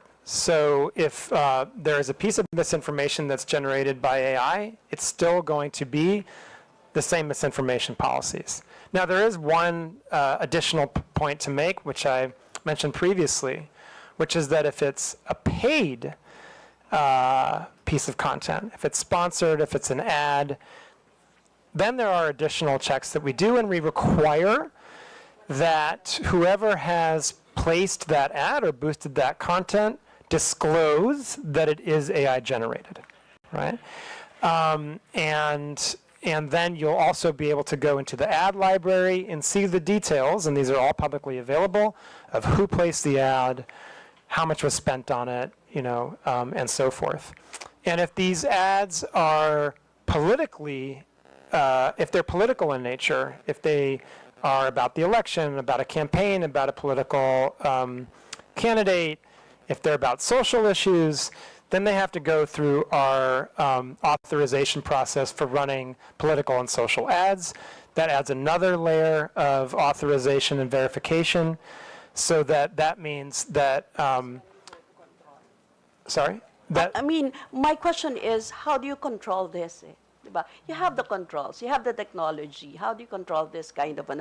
I am asking this, Mr. Chair, because we are always the victims of red tagging. And it is a danger to our life, liberty, and property. And we all know that those are actually false contents. But it keeps on proliferating in the internet. Right now, even right now, as we are speaking. So I'm asking the Meta, how do they do that? Is there, actually my next question is about how many disinformation have you had banned or removed? Or how do you control this fake news or disinformation? How many are based on complaints? How many are initiated by your platforms, for example? Those are questions that I would like to be, you know, answered. Mr. Chairman, first of all, Congresswoman, I think the issue of red tagging is one that we take very, very seriously, and I would express my sympathy to anyone who's been the victim of that. That's obviously a very, very, very difficult experience, and one that I would certainly not wish on anyone. I would just like to emphasize that red tagging violates our policies. We view red tagging as a form of coordinating harm on our platform, and that is prohibited. When we're made aware of it, and we confirm that it's red tagging, then we will remove that content. We've done that in many, many cases for a number of years now. And you know, I would just emphasize again that that does violate our policies, and we will remove it when it's reported to us. So I would encourage you or any other victim of red tagging to send a report to us via COMELEC, via DICT, or the other channels that we have with the government, and we would review that with the utmost urgency, given the potential for harm. Your second question was about fact-checking, I believe, right? And I would just say that when it comes to fact-checking, there's a publicly available library, and we can share that with the committee of the different types of fact checks that have been placed on our platform. You know, just recently, I think, you know, we've seen a number of different issues that have been covered by our fact checkers in Philippines, and again, I think those are all publicly available, and be happy to share a list with the committee, but anyone can find that also, as they're all online. Thank you, Mr. Chair. Just to be clear, in terms of red tagging, you act through complaints. For example, you mentioned the ICT, you mentioned COMELEC. So if there's no complaint, you don't act on it. Mr. Chairman, if I may. Congresswoman, we would act on it if we were, in any case that we're aware of it. If a member of our internal teams finds it, they would act on it even without a report. So I do just want to make that clear. I think that we do very much benefit from the reports we get I mean, it is hard. I think one of the things that we know about red tagging is that, and I kind of mentioned this before, there are different types of content. When we look at violations of our community standards, there's the type of content that very clearly violates, it's not even close, it's a clear violation of our community standards. The really obvious examples are child exploitative imagery, terrorism, graphic violence. I mean, it is much easier to moderate that kind of content. When we get down to the level of speech, and red tagging is one of these issues, it sometimes can be nuanced, right? Now, it doesn't mean we don't take it seriously. We take it very seriously, right? You have guidelines on that. We do absolutely have guidelines on that. We absolutely have guidelines on red tagging. Red tagging per se. Sorry? Red tagging, do you have guidelines for that? Yes, we have guidelines on red tagging. Rob, do you want to add anything on this point? Just say in general, red tagging often involves doxing, which puts people at risk. So that would be a red line, for example. But I think, again, to emphasize, as Rafi's made clear, this is often very nuanced. But that's why we have what we call the trusted reporting channel. So when we get information from DICT, from COMELEC, from your good office, from law enforcement and others, they're treated with great deference and treated with great priority. But doxing, putting people's lives in danger, that's obviously a red line for us.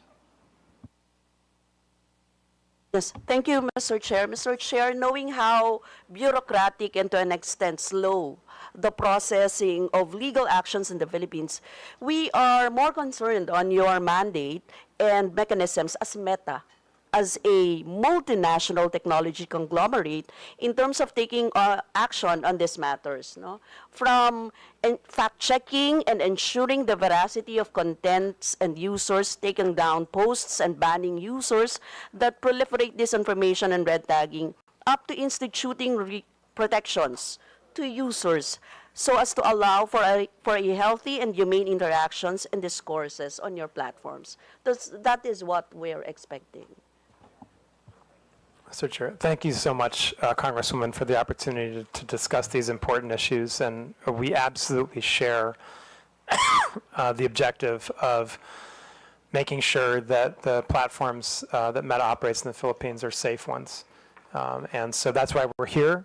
That's why we're having this conversation. And we're always, always happy to take more feedback, to look at things that if the Congress believes we can do better, we're happy to take that back and see what can be done.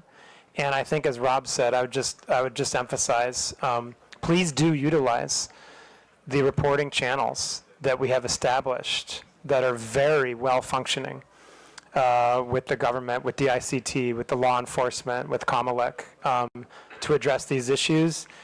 Anything that can lead to the potential for physical harm, we treat with the utmost severity and urgency. To share, maybe they can help us in the data. For example, how many complaints have they received? How many are initiated by their platform? For example, the total numbers, at least, no? If we can have that idea of how they actually took an action on those complaints. But that would be a substantial number of complaints. I don't know if you'll be able to submit the data to this committee. I mean, well, maybe as far as the Philippines is concerned.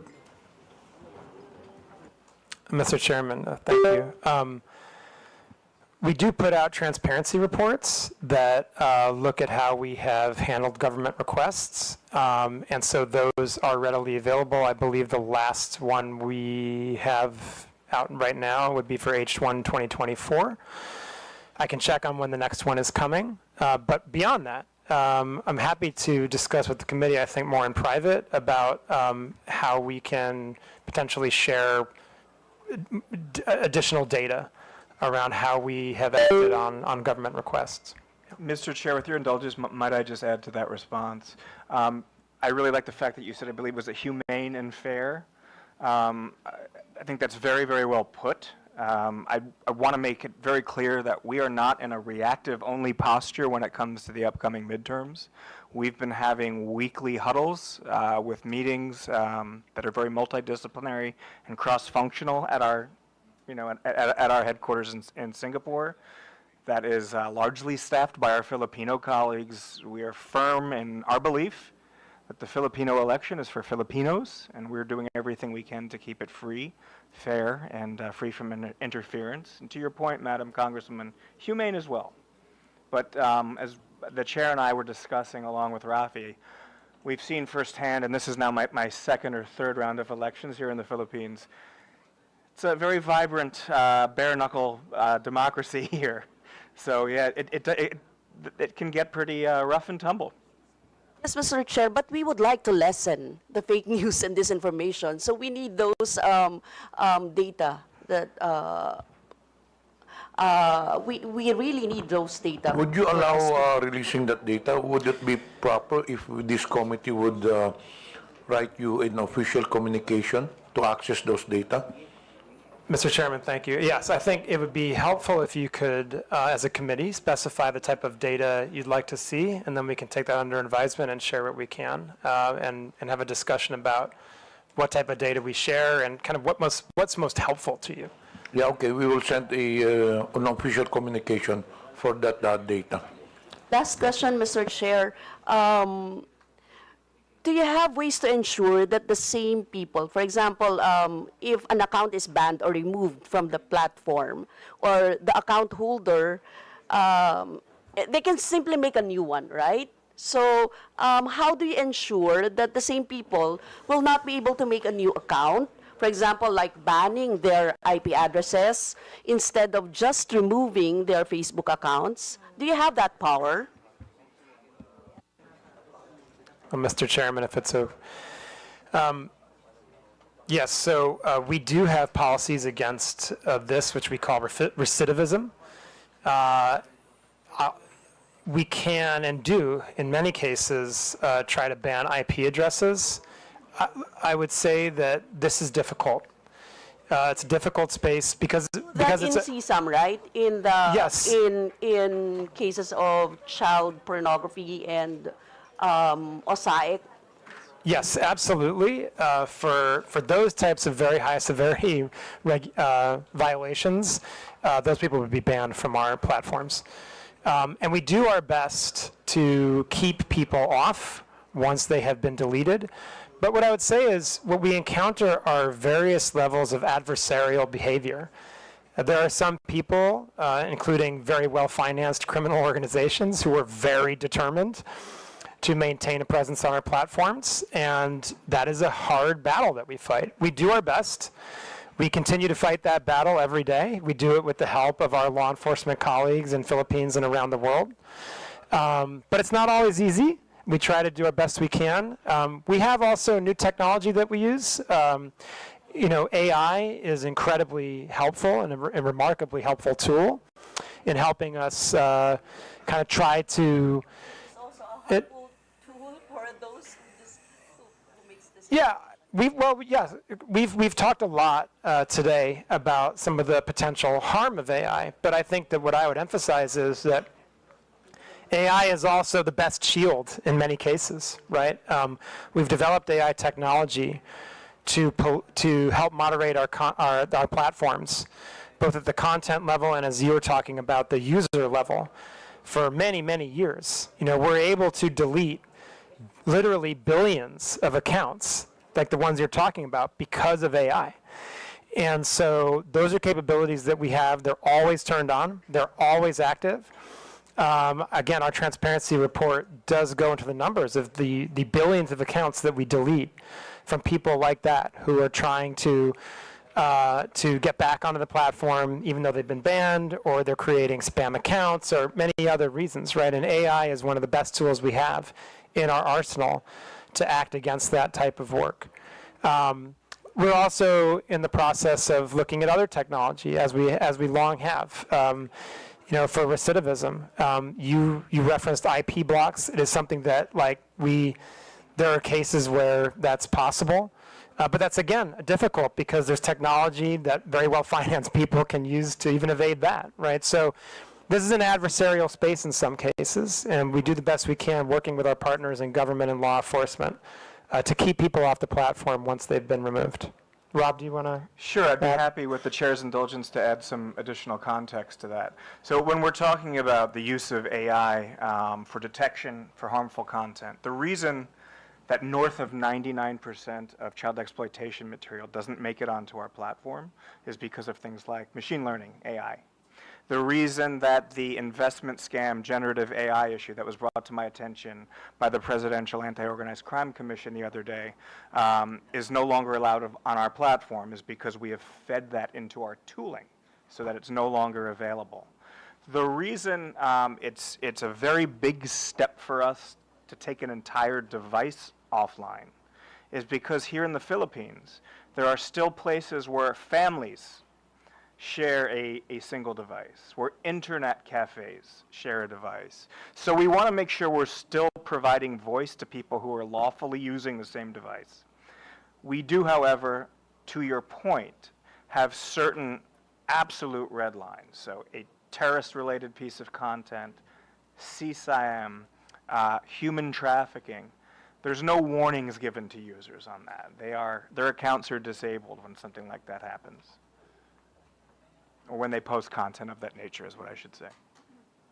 Thank you, Mr. Chair. Mr. Chair, may we be furnished a copy of the red tagging guidelines na lang? And for the guidelines that they use for determining fake news and the specific timelines for the violations, for example, of the community standards violation, how long does it take? Is that being addressed to Meta? Yes, Mr. Chair. We'll include that in the official communication. Yeah. Thank you, Mr. Chair.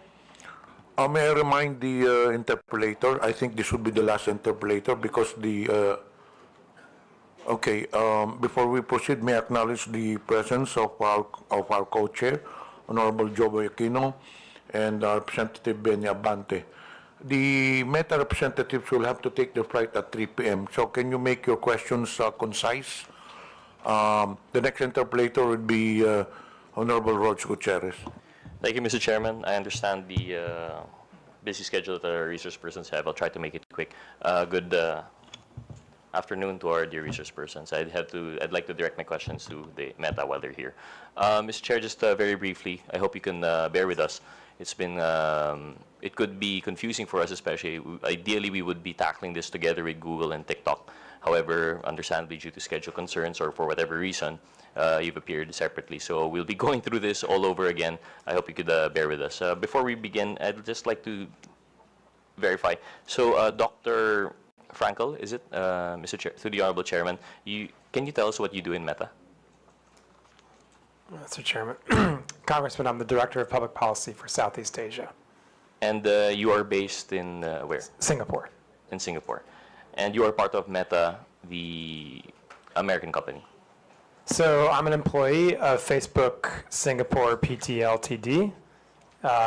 Meta Platforms is the American company. Meta Platforms is American company, the Singaporean company. And Mr. Abrams, to the Honorable Chairman, maybe know your position in Meta. So I'm one of the heads of law enforcement and national security outreach, handling a large chunk of Southeast Asia. My employer is the same as my colleague Rafi's. So likewise, based in Singapore. Also based in Singapore. Okay. Here in the Philippines quite often. Here in the Philippines quite often. And generally for Meta, although Meta Platforms, the American company, when they operate in Southeast Asia, they would do so through Facebook Singapore. Is that correct? Every country, sorry, Mr. Chairman, if it's okay. Congressman, every country has a different legal structure. Here in Philippines, we have a representative office of our Singaporean company. It's important to note that that representative office is not in charge of business or operations. It does not do anything involving content decisions, right? Those are really, those are undertaken by Meta Platforms. Mr. Chair, I'm glad you brought that up, and actually that would be my next question. So if you are representing Facebook Singapore, and you are doing these regulatory work in behalf of Meta Platforms through Singapore, I assume for Southeast Asia, what is it that Facebook Philippines, what do they do? if it's not anything to do with the support services or content regulation or the actual business of Facebook, Meta platforms, sorry. It's actually it's very much about the business of Facebook. So we have a very robust sales and support team. Our public policy team, who's based here, while not involved in takedown decisions and data disclosure decisions, do work very closely with Comelec and with DICT and with many NGOs. I think what we're trying to emphasize is that no decisions are made here. Those decisions are undertaken by our parent entity in Singapore or in the US. So this is really a sales and support office that exists here in BGC.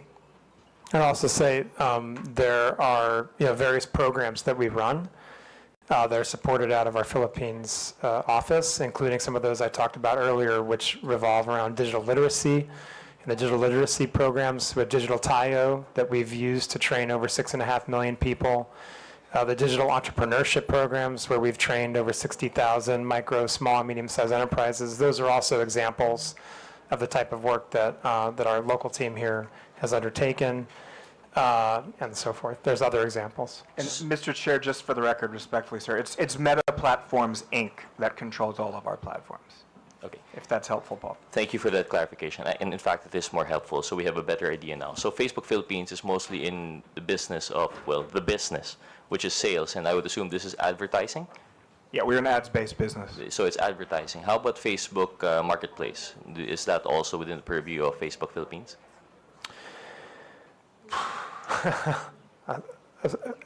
Mr. Chairman, if I may.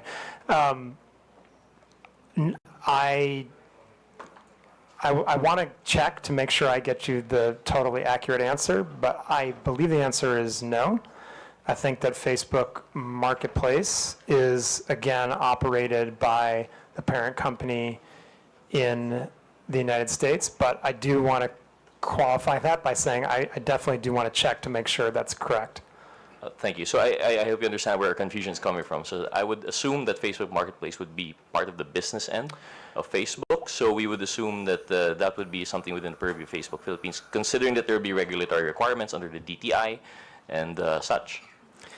Mr. Chairman, if I may, this is where it does get a little complicated, right? I mean, to be clear, so there, there's no commerce that's taking place on Marketplace, right? And so but it doesn't mean that we don't comply with local law, right?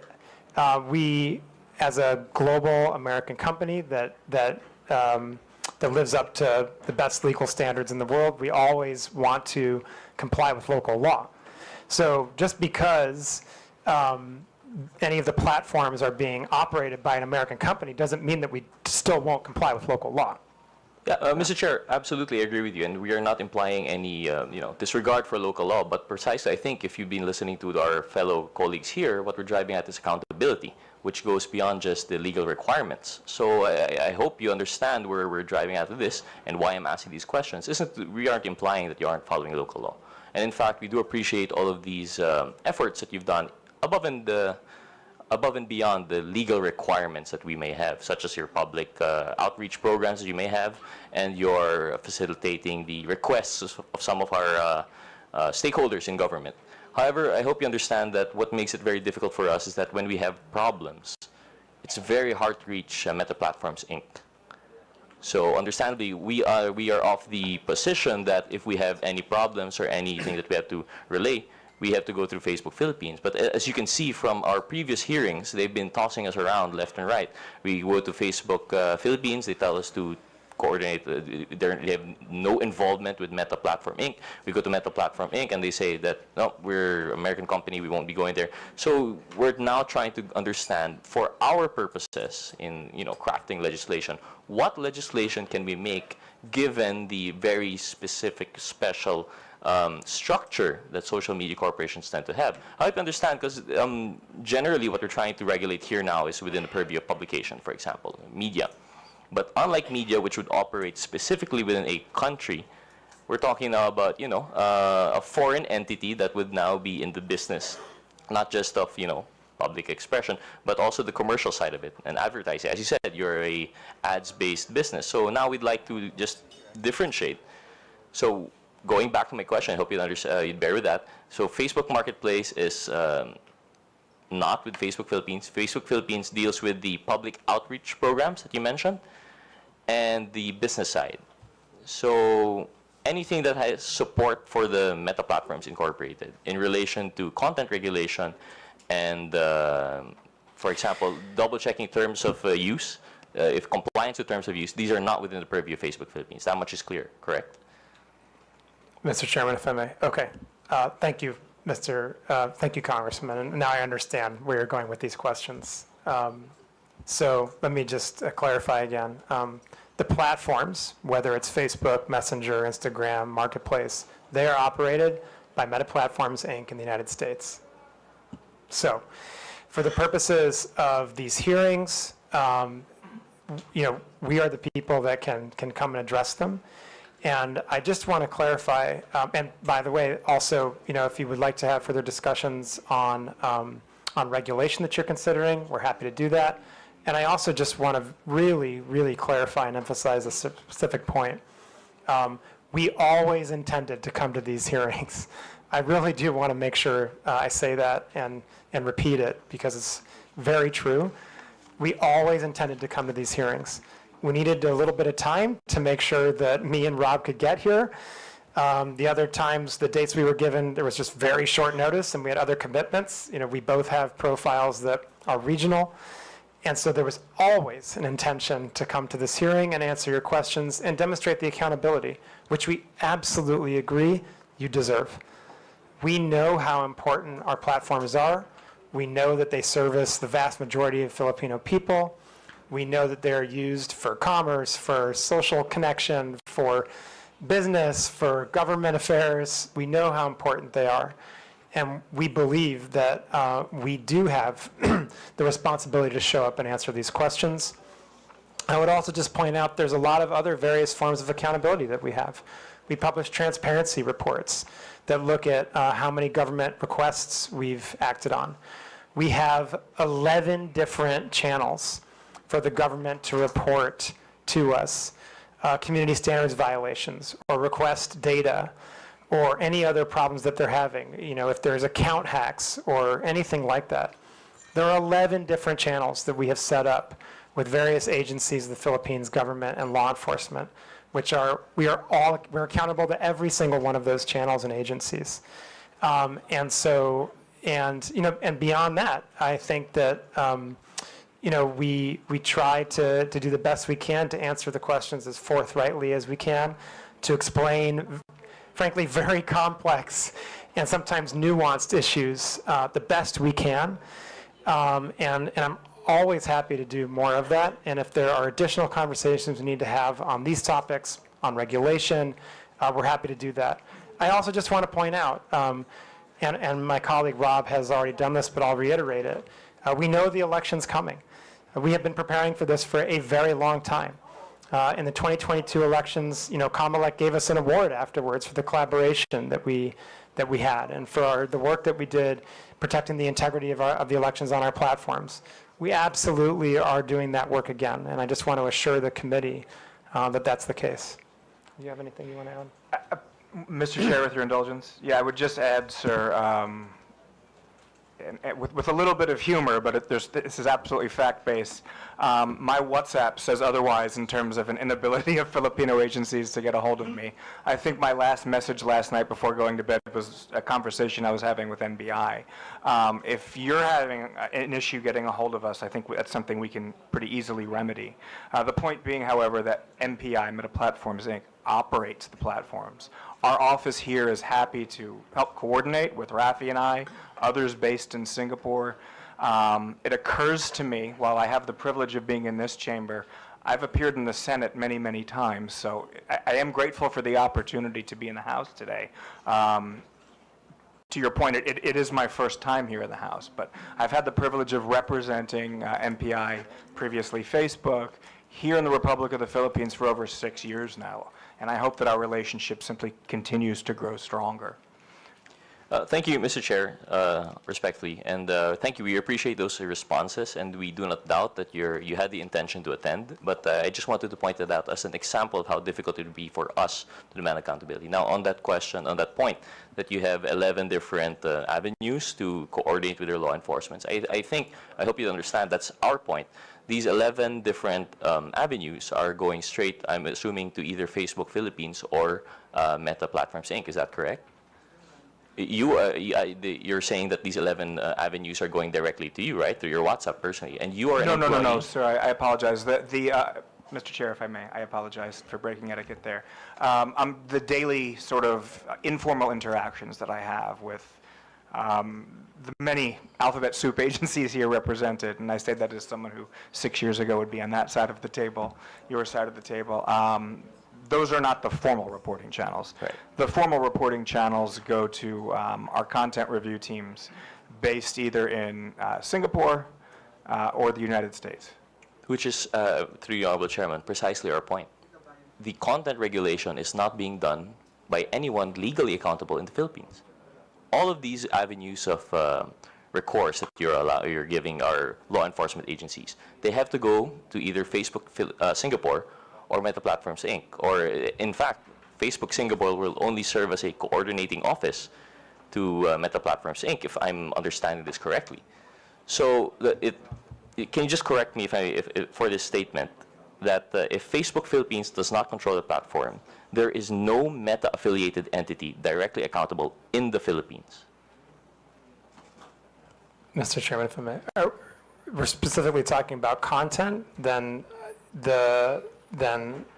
again, the platforms are operated by Meta Platforms Incorporated in the United States. Precisely. So there is no Meta-affiliated entity responsible for the content regulation in the Philippines. Correct. There. Thank you. Thank you for that. Thank you for clarifying, because it seems to us that for us to craft meaningful legislation, we have to take into consideration the fact that there is no legal entity here.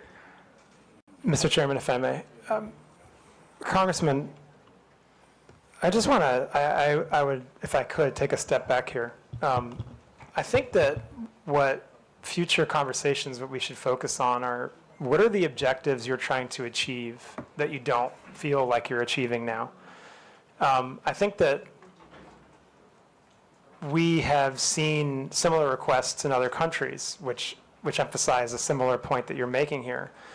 But, you know, I think we've proven through our collaboration that Rob has with law enforcement, through the collaboration that my teams and our other teams have with the government, with the ICT, with Comelec, you know, that we are extremely responsive, that we get to the important things quickly, that we act on reports from the government and good faith trusted partnerships that we have in the country. And so I think that, you know, as a global platform, we have to have global systems in place. There's no other way we can operate it at the scale of 3.2 billion people every day. So if there are specific issues that you feel like we need to address and do better, let's absolutely collaborate to address those issues. But I can say, and I feel very confident in saying, there's an immense amount of connective tissue between Meta Platforms and all the platforms we operate and the companies that are incorporated under Meta Platforms and the Philippines government as a whole. And that relationship that is broad and deep, both, has produced very strong results in terms of collaboration and in terms of removing harmful content, in terms of addressing misinformation, and as I mentioned before, when it came to the last round of elections, it even produced an award from Comelec. And so I think we feel pretty confident that we have the right structure in place, but if there are specific issues that you'd like to address and specific regulations that you'd like to work on, we are very happy to sit down and talk to you about those. Thank you, through the Honorable Chairman. We appreciate that response, but as we mentioned, what we're trying to come up with here is meaningful legislation to curb fake news and misinformation.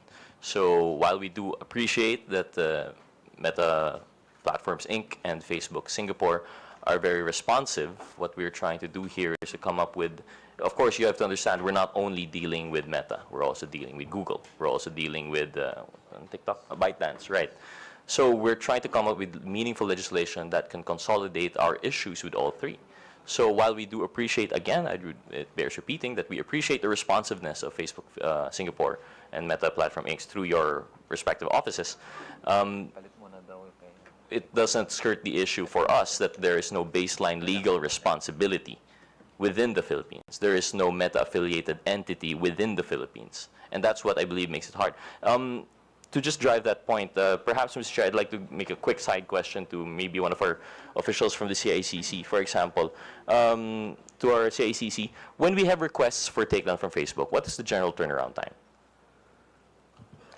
First and foremost, do you acknowledge that Facebook is very responsive in your requests? Yes, Your Honor. So they are very responsive, and that, again, we do not doubt that. But what's the turnaround time? Is it fast? Is it slow? Usually, it will be from 6 hours to 24, most of the time. And in 6 hours to 24 hours, that would be sufficient time for something to go viral, correct? That's very correct. And by then, usually the damage is done, especially when we're talking about public reputation. Yes, Your Honor. So I think, thank you for that. So I think that's what we're trying to drive at here. We're trying to work with a system that would make it easier for coordination, but that's besides the point right now. Moving on, since we're beyond already the structure, we understand that the Philippines, there's an acknowledgement that there's no Philippine-based entity.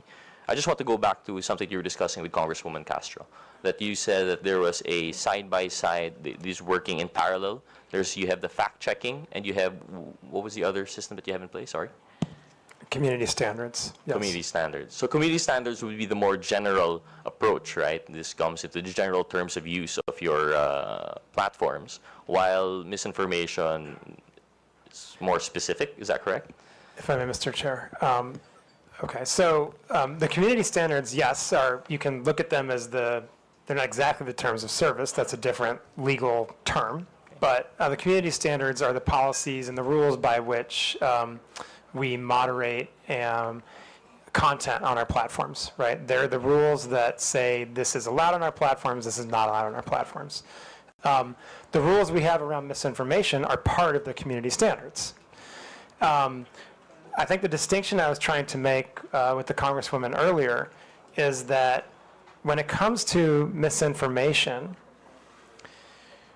because we believe that it's really third parties that are the ones that are most capable and most appropriate to determine the veracity of information, there is a parallel system that we have in place, which is the third-party fact-checking system, right?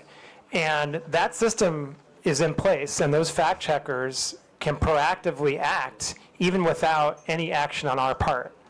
They can act if we send them content that we want them to review from misinformation, but they can also act on their own if they think that there's a piece of misinformation that's going viral and could potentially cause harm.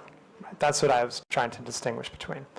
Whereas the other community standards violations, such as hate speech, incitement to violence, bullying and harassment, terrorism, child exploitative imagery, those community standards, those would be looked at by our content moderators, right? And who will make a determination about whether they violate the community standards or not, and therefore are removed or not.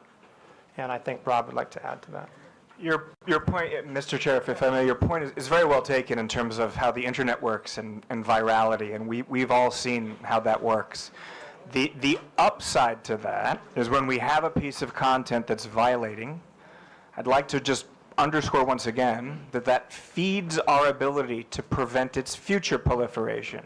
So just by way of example, for something that's a very non-controversial sort of content subset, so terrorism-related content and child exploitation-related content. Every piece of video or every photograph that's uploaded to Instagram or to Facebook is compared against an enormous bank of hash values, digital fingerprints, if you like. So once we identify one of those and it's added to the bank, so to speak, it can no longer be spread on our platforms. And as members, as the GIFCT, the Global Internet Forum to Counter Terrorism, we share those with our partners. We don't compete when it comes to safety, we collaborate. But to your point, yes, 6 hours is enough time for something to go viral. When you're operating at a scale that we are, a little bit south of 90 million users here in the Republic of the Philippines, just on Facebook, 6 hours we think is pretty good. We would love to get it down to 30 seconds. I don't know how realistic that is, but I do want to thank Director Hesolios for the acknowledgement of the progress we've made on turnaround times. Thank you for that. Thank you for the response, and we appreciate that point. And I stand corrected. It's not just the terms of use. It's terms of use and community guidelines, which are two different things. But in general, these are the two pillars in which you would base that one part of the parallel operation in screening, and then the other, misinformation, would be more specific, if I understand it correctly. So in relation to that, if we're talking about response times, and going back to the question of the representative process, I believe, so is there a pre-posting screening mechanism? Because, for example, what we've learned from ByteDance is that when you post a video, there's like this buffering, which isn't actually required to post their videos. But during that time, they're already screening it amongst, like you said, it's probably a digital bank of other prohibited content before it gets posted. So is that the same with Meta? Mr. Chairman, if I may. Yes, we proactively screen content. Every piece of content that's posted on our platforms is going to go through some type of automated screening. Yeah.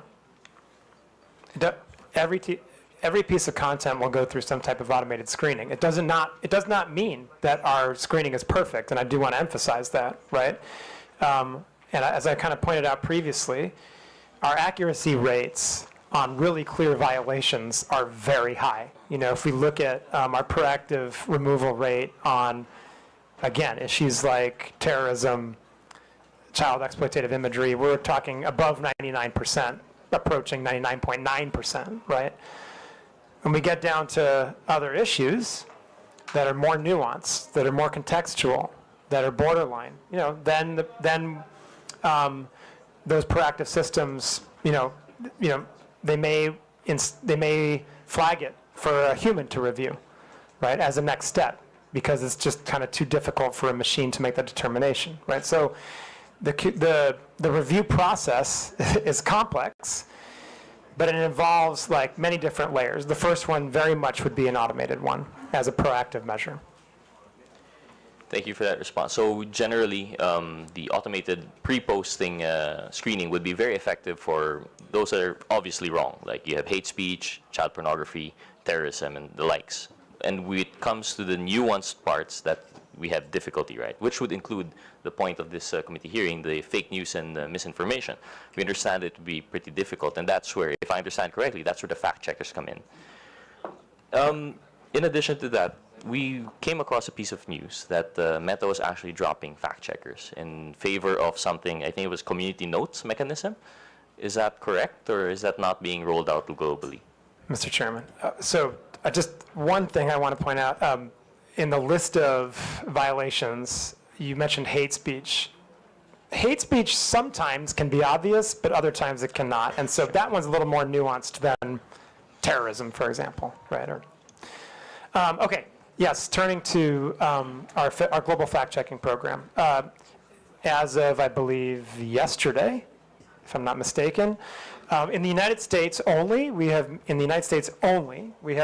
moved to a system of community notes as opposed to our third-party fact-checking system. But everywhere else in the globe, the third-party fact-checking system is the system we still use. Could you please enlighten us as to why the United States has dropped that fact-checking mechanism? Were there difficulties on their previous review system, and do you foresee that this difficulty would actually be the same all around the globe? Mr. Chairman, if I may. Congressman, the fact-checking system in the United States, I think what the determination by our global leadership was that we saw that it had become in some way politicized, and that they believed that there was the potential to improve on that system using the community notes system, right? Which companies like X have already developed and implemented for quite some time, which relies on many, many, many more users and many, many more diverse points of view to determine whether content is false in some way. And that system has now been implemented in the United States only. As of now, there's no plan to change that globally, but I think that I would just always say that whether it's our fact-checking system, whether it's our generative AI products, whether it's the user experience in some way, we're always looking to improve everything we do. We're always looking at innovation. And so, you know, the community notes that are now rolling out in the United States, we're obviously going to be looking at, are they effective? You know, do they make sense? And testing like the capabilities there. But as of now, and there's no plan to change the system other than in the United States. I still have quite a few, I have a lot of questions actually, but I understand that there's a time constraint for our resource person, so I'll just stick to one or two questions to conclude. Just based on that point, I'll leave the others out. So when they drop the fact-checking, I know it doesn't apply it here, but we'd like to know the possibility of, if that were to be implemented here, we'd want to know what we're working with for our legal framework, right? What laws that we might come out with in relation to that. So if you are dropping fact-checkers and it's community-based, this would now be more in line with the reporting system that you already have. So it's going to be it's going to be based on user feedback. And how do you differentiate authentic user feedback from, for example, what we're really fighting here are the trolls? I mean, that's one thing that we can agree is very morally wrong and misleading. So when they're purporting to be other people who they're not, and they're not voicing actual, personal opinions, and they bloat their numbers per capita. Instead of just one voice, it appears to be hundreds of thousands. How do you now balance that when you drop the fact checkers? Mr. Chair, if I may. Congressman, first of all, any type of inauthentic behavior is prohibited on our platforms. Any type. You have to be your authentic self on our platforms. And it's especially, and I would say that in the case of any kind of coordinated inauthentic behavior, that can rise to the level of what we would call network disruptions, with my colleague Rob described earlier in our presentation, and how we treat those types of abusive networks. To your question specifically about community notes, I need to be very honest. This is a very new program that we are running, and I just don't feel qualified to completely answer the question about how it works, as it's only rolled out, I believe, yesterday. I feel very qualified to answer a lot of other questions about these issues, but on that one, I think we just have to come back to the committee. If you have specific questions, I think that the chairman and the committee are putting together a list of follow-up questions, and we'll be happy to try to address that one as well. Thank you. Just one last question to the Honorable Chairman, if there are resource persons who could oblige, because you already mentioned that in Facebook you only allow your authentic self.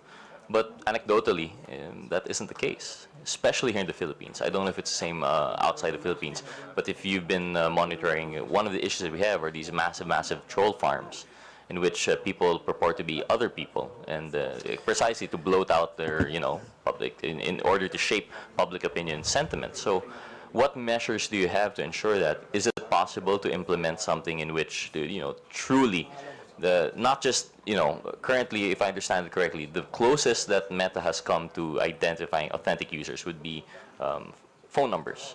By requiring phone numbers as a two-factor authentication, ideally it's 1:1, but we've passed the SIM registration bill. It's now a law. It hasn't curbed the number of SIM cards being registered to, being used by one person but registered in other persons. So how do we go about it? I see Mr. Abrams doesn't agree, and I agree. It isn't the best way, but from my understanding, the phone numbers was being used by Meta to sort of validate whether a person is not. You have verified accounts in which you require them to submit IDs, but not everyone's verified. So what steps is Meta taking? What steps could they take to curb these inauthentic users? Mr. Chairman, if we go ahead. Mr. Chairman, may I respond? Actually, I actually am agreeing with you that SIM card registration was probably the way to go. That way you're getting at the bottom of the pyramid. Over 80%, I believe, and I want to go on the record as saying that's my belief right now. I don't have the actual numbers in front of me. Over 80% of our Filipino community of users uses phone numbers to register. But to say that phone numbers are our sole way of checking for authenticity is not the case. There are many, many back-end engineering cues that our analysts look at to determine the authenticity of an account. To that end, that's probably what flagged the Honorable Congresswoman's false positive, and that's why we were able to restore it as well. But to go into too much granularity as to the cues we use would give bad actors an advantage. So perhaps an executive session with your good office would be in line for a further discussion on that, Bo. I would just if I may add, the inauthentic behavior. I think in our latest report, but again, we can go look up the exact figures. But we've used AI, for example, to remove, I think, 2 billion accounts in the last transparency report for inauthentic behavior. And so again, we can get you the exact numbers. We report those transparently. But what I would also just emphasize, and I think this is really important because I get your question is about troll farms. So I just want to address that head on. We would view that type of behavior, generally speaking, under our coordinated inauthentic behavior policy, which prohibits exactly what that sounds like. Any kind of coordination by people not being honest about who they are for the purposes of spreading misinformation, right? And we have very stringent policies on that, where not only if we find someone engaged in that kind of behavior, we don't just take down that account. We do what we call fan outs, and we investigate what other accounts that account is coordinating with. And that is what leads us to undertake much larger network disruptions of accounts that are coordinating in abusive behavior on our platform.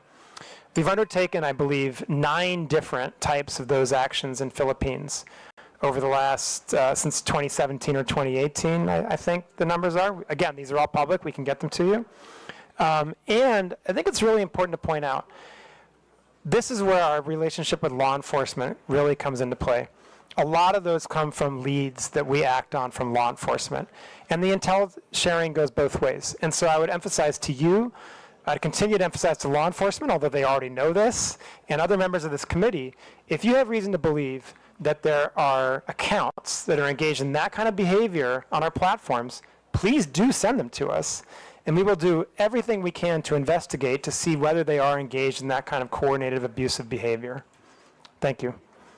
Thank you to the Honorable Chairman. Actually, if you had the time and you stuck around with us, I think you'd see through our other resource persons in questioning later on that it is, while we do appreciate that you have the guidelines and the protocols in place, it doesn't seem to be all that effective. I understand the scale that you're operating, perhaps it's very difficult, but at least in the situation here in the Philippines, you'd see later on that it's very difficult. But I understand with the time constraint, I actually still have more questions, but given that we wouldn't want you to miss your flight, so I'll be yielding to the next interpolator. I'd like to thank Dr. Frankel and Mr. Abrams for their time today. Thank you very much, Mr. Chair.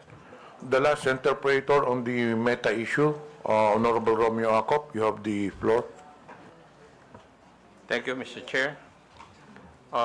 Before I proceed, Mr. Chair, I'd like to briefly manifest that the absence of a clearly accountable and empowered meta entity here in the Philippines is a crucial issue. And I hope the Meta people would agree with that. As we have heard, Facebook Philippines does not control the platform, nor does it handle content regulation or policy enforcement. This makes it difficult for Filipinos to seek timely and effective recourse when harm occurs online. That is why we are exploring the idea of requiring accreditation or registration for social media platforms operating in this country to ensure that there is a readily accessible, responsible point of contact that understands and complies with our laws. It's a matter of accountability, Mr. Chair, not just for regulation, but for the protection of the Filipino people. And may I proceed, Mr. Chair? I'll touch on accountability, which was a little bit touched by the Honorable Gutierrez. May I ask, Meta, are you aware of the number of Filipinos who use Facebook and Instagram? Are you aware of the number? Mr. Chairman, if I may. Congressman, I assume you're referring to here in the Philippines or globally? Philippines. Yes, I think the last numbers that we've reported were over 90 million. 90 million. Over Filipinos. 90 million. Okay. And would you agree that you have a responsibility to these users to keep the space you provide them free and open? You have that responsibility, would you agree? Sorry, do we have the responsibility to keep our platforms free and open? Yes. Sir? I think we have the responsibility to do the best we can to balance the rights of Filipino people to free expression, but also the rights of people to have a safe space on our platforms. I believe that's what you're getting at. Yes. And because of such, the posting of false information and misleading news, the content that harms not only the subjects of the questionable post, but also the public trust in state institutions should not be tolerated. Would you agree with that also? Mr. Chairman, if I may. Well, the answer is yes or no. I think, Congressman, Would you agree with that? Congressman, when I want to answer this question carefully. May I know why you are going to answer it carefully? Sir, yes, absolutely, sir. I want to say that when we come to topics like misinformation, there are different interpretations of that.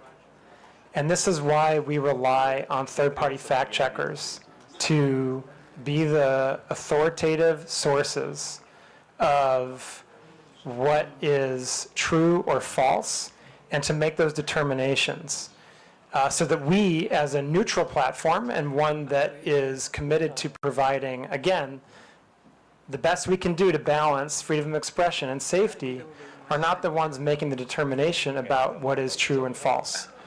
So I believe that we have the proper system in place where we rely on third-party fact checkers that are internationally certified to be the authoritative sources on what constitutes misinformation. And from that point, we have the responsibility to act on the findings that those third-party fact checkers provide to us. And if they provide us the finding that that's false, then we do have the responsibility, and it is in our community standards, to make sure we've reduced that distribution of the content and properly labeled it, so anyone seeing that content knows that they are viewing something that is false and that they can access the authoritative source of information so that they can understand what the real situation is. And I think that that's the way that we do our best to make that proper balance of providing freedom of expression, but also safety for the people of the Philippines and indeed our global community. And again, I just want to emphasize, even then we will go as far as to removing misinformation if it's clearly false and can lead to physical violence or violates elections law. Right? In those cases, we will remove it. And I think that that's the best system we've had over many years of dealing with these issues around the world, to kind of balancing to the best that we can those dueling objectives of freedom of expression and safety. Thank you, Doctor, but my question was very simple, whether the posting of false information or misleading news, content that harms not only the subjects of the questionable post, should not be tolerated. It's answerable by yes or no. should this not be tolerated by platforms? Yes or no? Mr. Chairman, if I may. But Congressman, again, I want to just emphasize the point that people disagree. We're in a world right now when people disagree on what's true and what's not Are you true. trying to tell this committee that you do not agree with that? I'm trying to explain to the committee, Mr. Congressman, that the approach we have is based on remaining a neutral platform that tries our best in very difficult circumstances, in very robust democracies like the Philippines, where there are very charged political debates going on.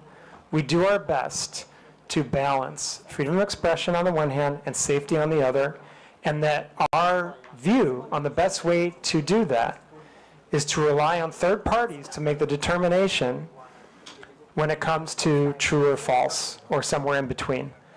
And we think that that's the best way forward. And Mr. Congressman, actually, I would say, I don't think you necessarily want us to be the ones that determine what's true and false. I don't think you would want us to undertake that kind of that kind of power, basically. I think that, this is, in a democratic system, this is kind of the best balance we can possibly strike when it comes to how to moderate these types of issues on our platforms in the type of context that we have in the lead up to an election, for an example. And I would just note again that we take our content moderation very seriously. We take our fact-checking program very seriously. We have 11 different channels between the government and our platforms to address any type of misinformation or other harmful content. We undertake network disruptions if we see that there's a coordinated abusive pattern when it comes to misinformation or disinformation or any type of foreign interference. And as a result of that, and I would just, again, in the last election cycle, we were given an award by Comelec for this work. And so I just have to continue to lean on that posture and on that approach as the best way that we can support the community that we have here in the Philippines. Thank you. But as we have discussed earlier, that there are systems and controls in place to remove posts that violate community guidelines. So we can both agree that some posts do not belong on the platform. Yes, we can absolutely agree. Also? We can absolutely agree on that, yes. You can agree with that But already? there are some posts that don't belong on the platform? Yes, absolutely. And as the platform itself, you would take action to remove this post? Yes, sir, that's correct. And If they violate our therefore, community standards, we would remove them. yes, thank you. And therefore, it's fair to say that the platform has a duty to prevent the spread of such posts because they can cause harm. Would that also be correct? And Mr. Congressman, we have a duty to act on content that violates our community standards. And in some cases, specifically if it violates local law. No, that- Doctor, my point is that you have a duty to prevent the spread of such posts because they can cause harm. That's the gist of my question. We have a duty to remove posts that we're aware of that violate our community standards, yes. Thank you, Doctor. Now, could I say that you recognize that Meta bears some responsibility for what is shared and posted on Facebook or Instagram? Mr. Chairman, if I may. Sir, every individual user bears the ultimate responsibility for what he or she posts on our platforms. I think that it's important to underline that That's point. a given. That's a given, okay. Now, Right. what As I'm long- asking is whether Meta bears some responsibility for what is shared and posted on Facebook and Instagram. That's So- my question. Yeah, so what I would say is, we absolutely... Do you? Yeah, sir, if I may, we very much believe that we have a responsibility to provide a safe platform for our users around the world, including in Philippines. That's your obligation. But my question is, would you bear some responsibility for what is shared and posted in your platforms? Yes or no? It's a very simple question. Sir, I just want to be really clear about this again, okay? Our responsibility is to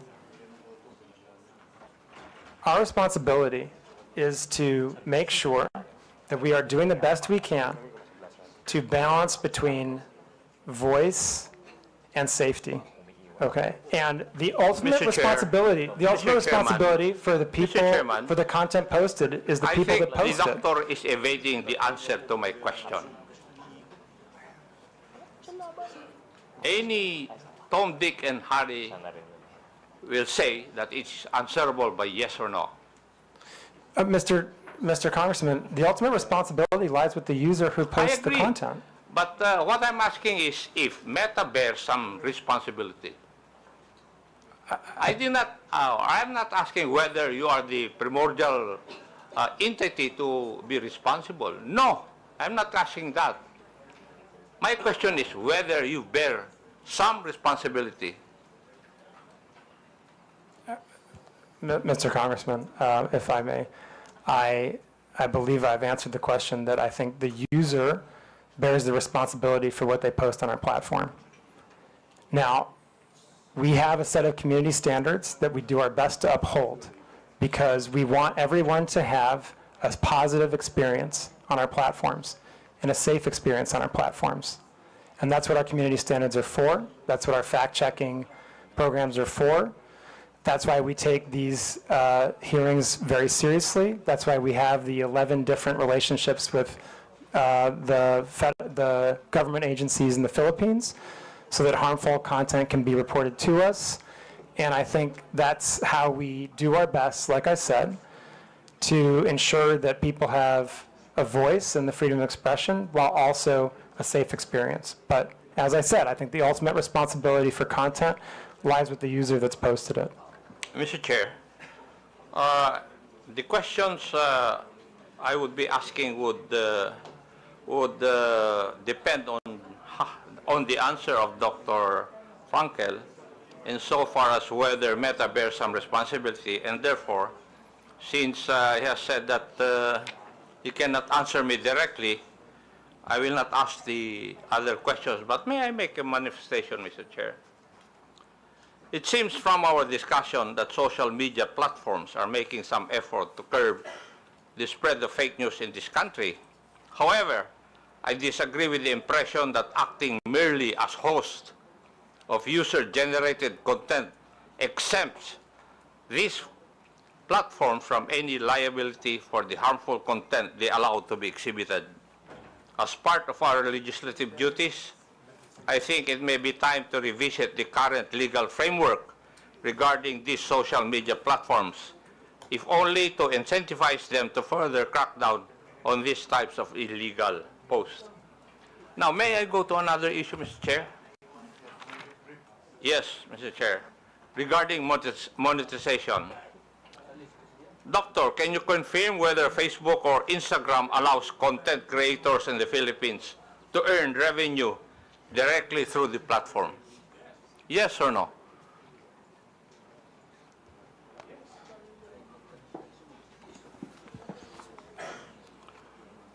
Congressman, I believe the answer is yes, but I want to make sure to check on that. I believe we have content creators that can monetize on our platform in the Philippines, yes. Thank you. And would this mean that Facebook directly pays users upon fulfillment of certain requirements and upon reaching specific targets? Would that be correct also? I'm not familiar exactly with the modality of payment, but again, I believe, yes, we do provide content creators with the ability to monetize here. Thank you. And what are the means of earning through the Meta platforms, Facebook and Instagram? I'm sorry, sir, what?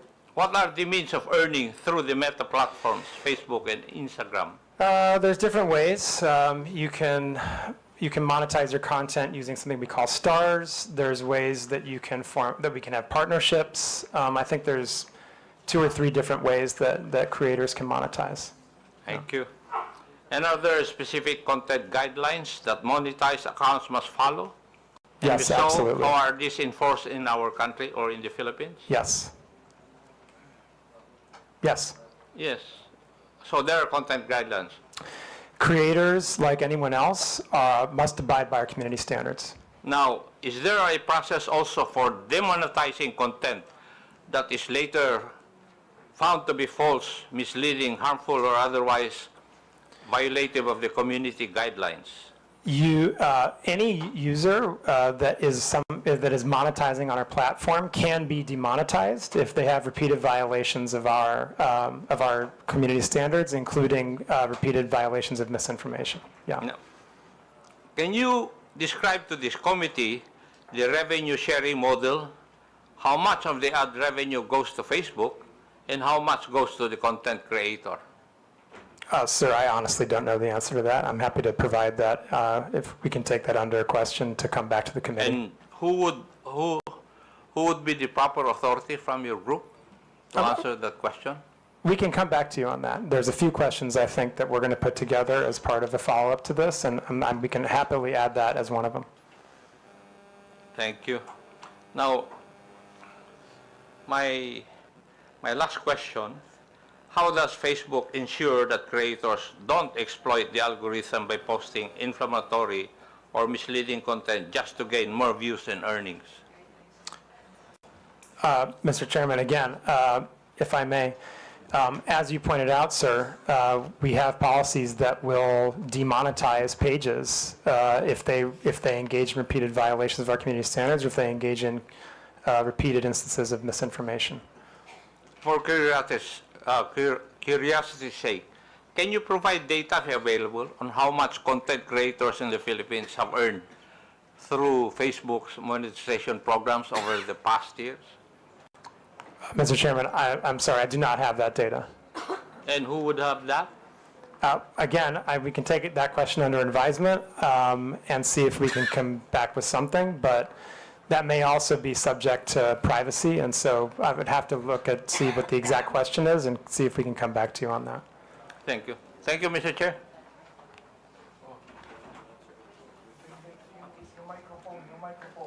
Pakipatay.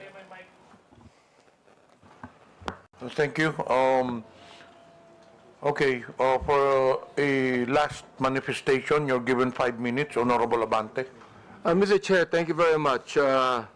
I really would like to ask some questions, but I'm not going to ask any questions anymore.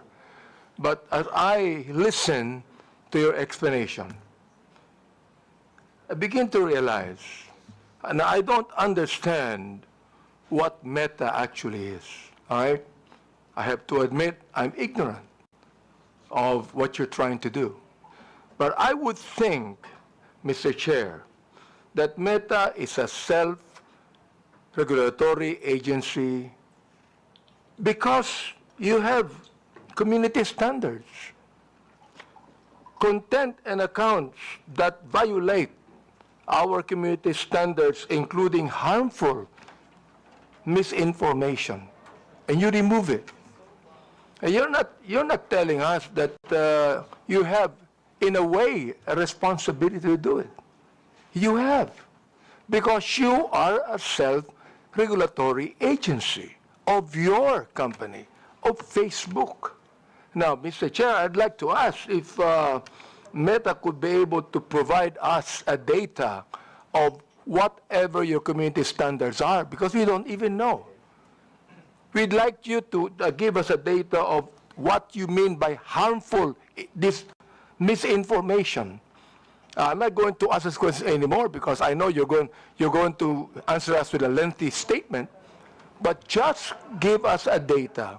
What do you mean? Guidelines. What do you mean by community standards? What do you mean by harmful misinformations? Just give us the guidelines for that. Can you do that, Mr. Chair? Mr. Chairman, if I may. Congressman, our community standards are publicly published and available in No, no, no, Tagalog. Mr. Chair, I'm asking that you give us the data, not being able to see it on public. We would like to ask you to give us the data. Anyway, Give us the guidelines for your Honorable community Abante. standards. there are many requests as per interpolation from the different congressmen.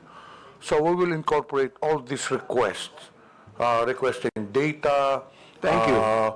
Including your Guidelines. request regarding the community's standard guidelines. There was a request also from Arlene Brosas.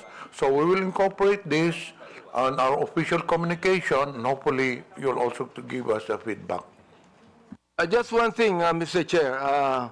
Comparing the Philippines to different countries, do we have more misinformation here and violation of community standards? Do we have more of that than any country in the world? Do we have more? Mr. Chairman, if I may, Congressman, I think that I would have to go back and look at the statistics, but we publish our transparency report on community standards enforcement every 6 months. And our fact checks, again, are also very transparent. That information is publicly available, as is our community standards. All the information that you've just requested is publicly available information. So, Rob, Thank if you you, want to add thank you. anything. You're asking, with your indulgence, Mr. Chairman, you're asking, obviously, Congressman Abante, a very important set of questions. The first thing I would say is just to reiterate, our community standards are readily available online. Number two, they're iterative. So in our consultations with your government and many others, they're revised with a lot of regularity. A lot of what we do is self-regulation, to be fair. But here in the Philippines, sir, if I may, we not only consulted with, we agreed to lots of legislation that has placed on us turnaround time burdens when it comes to certain types of harmful content, data disclosure burdens, not burdens, but obligations that we've agreed to, and we're beating turnaround times. We are largely compliant with data requests.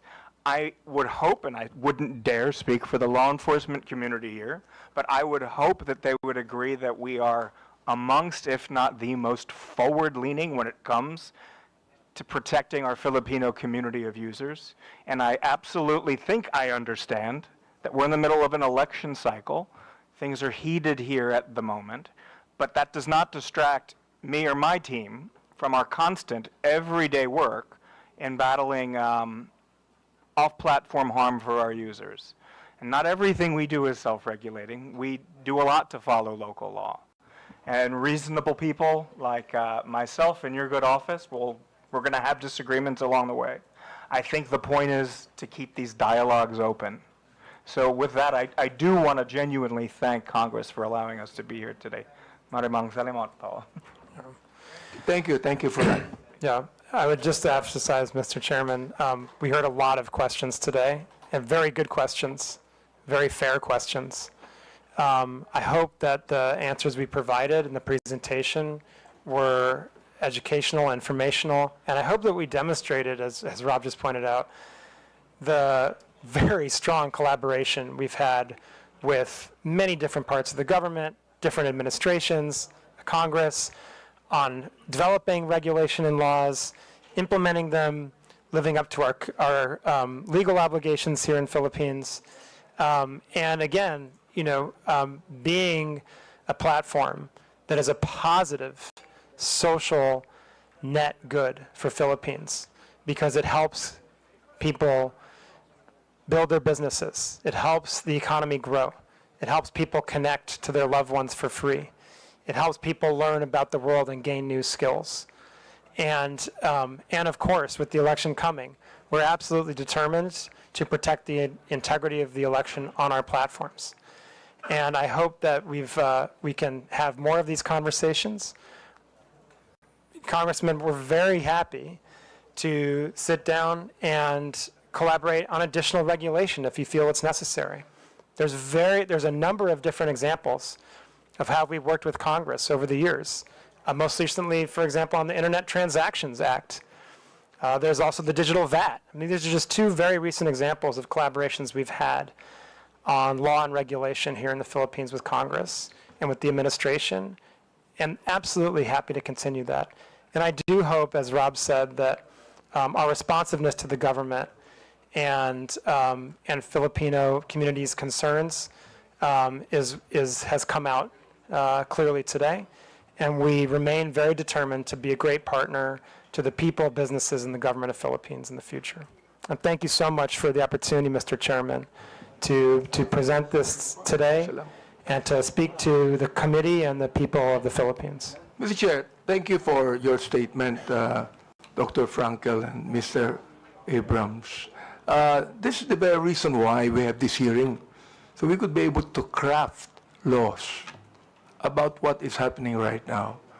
I'm so glad you said that you be compliant to every legal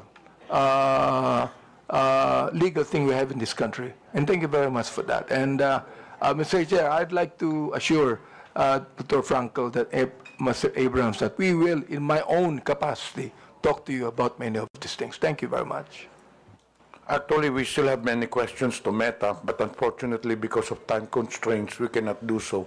So in behalf of the committee, Dr. Frankel, Mr. Abrams, would like to thank you for attending the hearing.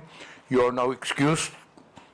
It's already 1 p.m. You go direct to the airport. You might miss your flight. Thank you very much. Thank you, Mr. Chairman. Thank you, committee. The chair acknowledges the presence of Senior Deputy Speaker Aurelio Dong Gonzales, Honorable Ernesto Junicio Jr., and present online, Honorable Arjo Ataide, Honorable Jonathan Flores.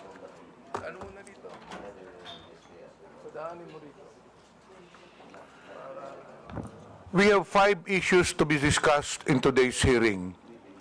1, social media platforms. 2, celebrities.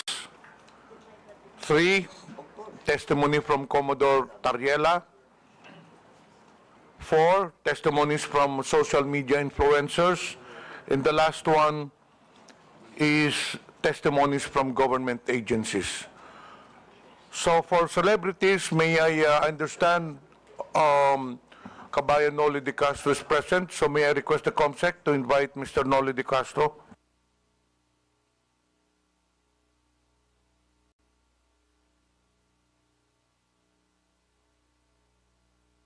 COMSEC, pwedeng maimbita natin si Mr. Noli de Castro so that we will have an orderly hearing and a smooth flow of discussion. We will tackle the issues as mentioned earlier by the chair one by one.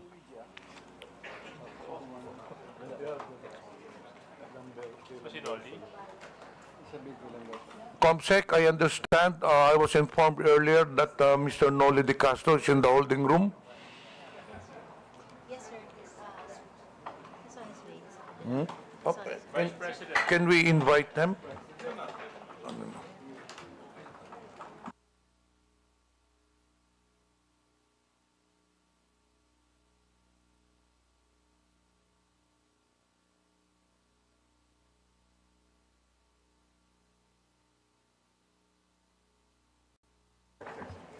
COMSEC, paki-escort lang sa upuan si Mr. Noli de Castro.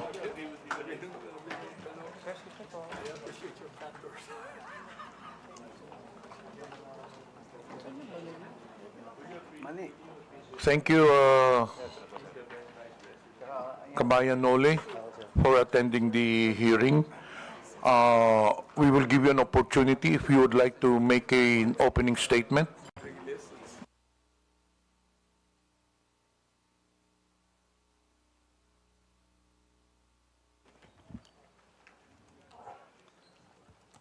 Good afternoon po, Mr. Chairman, and mga membro ng committee, at ang ating mga invited guest.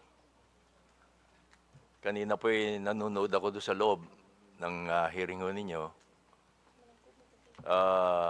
At sinusuportahan ko po itong initiative ninyo na labanan ng mga fake news. Kasama ho kami dyan. yung mga misinformation at saka disinformation. Kasama na rito po ang deepfake. Naging biktima rin ho ako niyan. Marami sa aming mga broadcaster.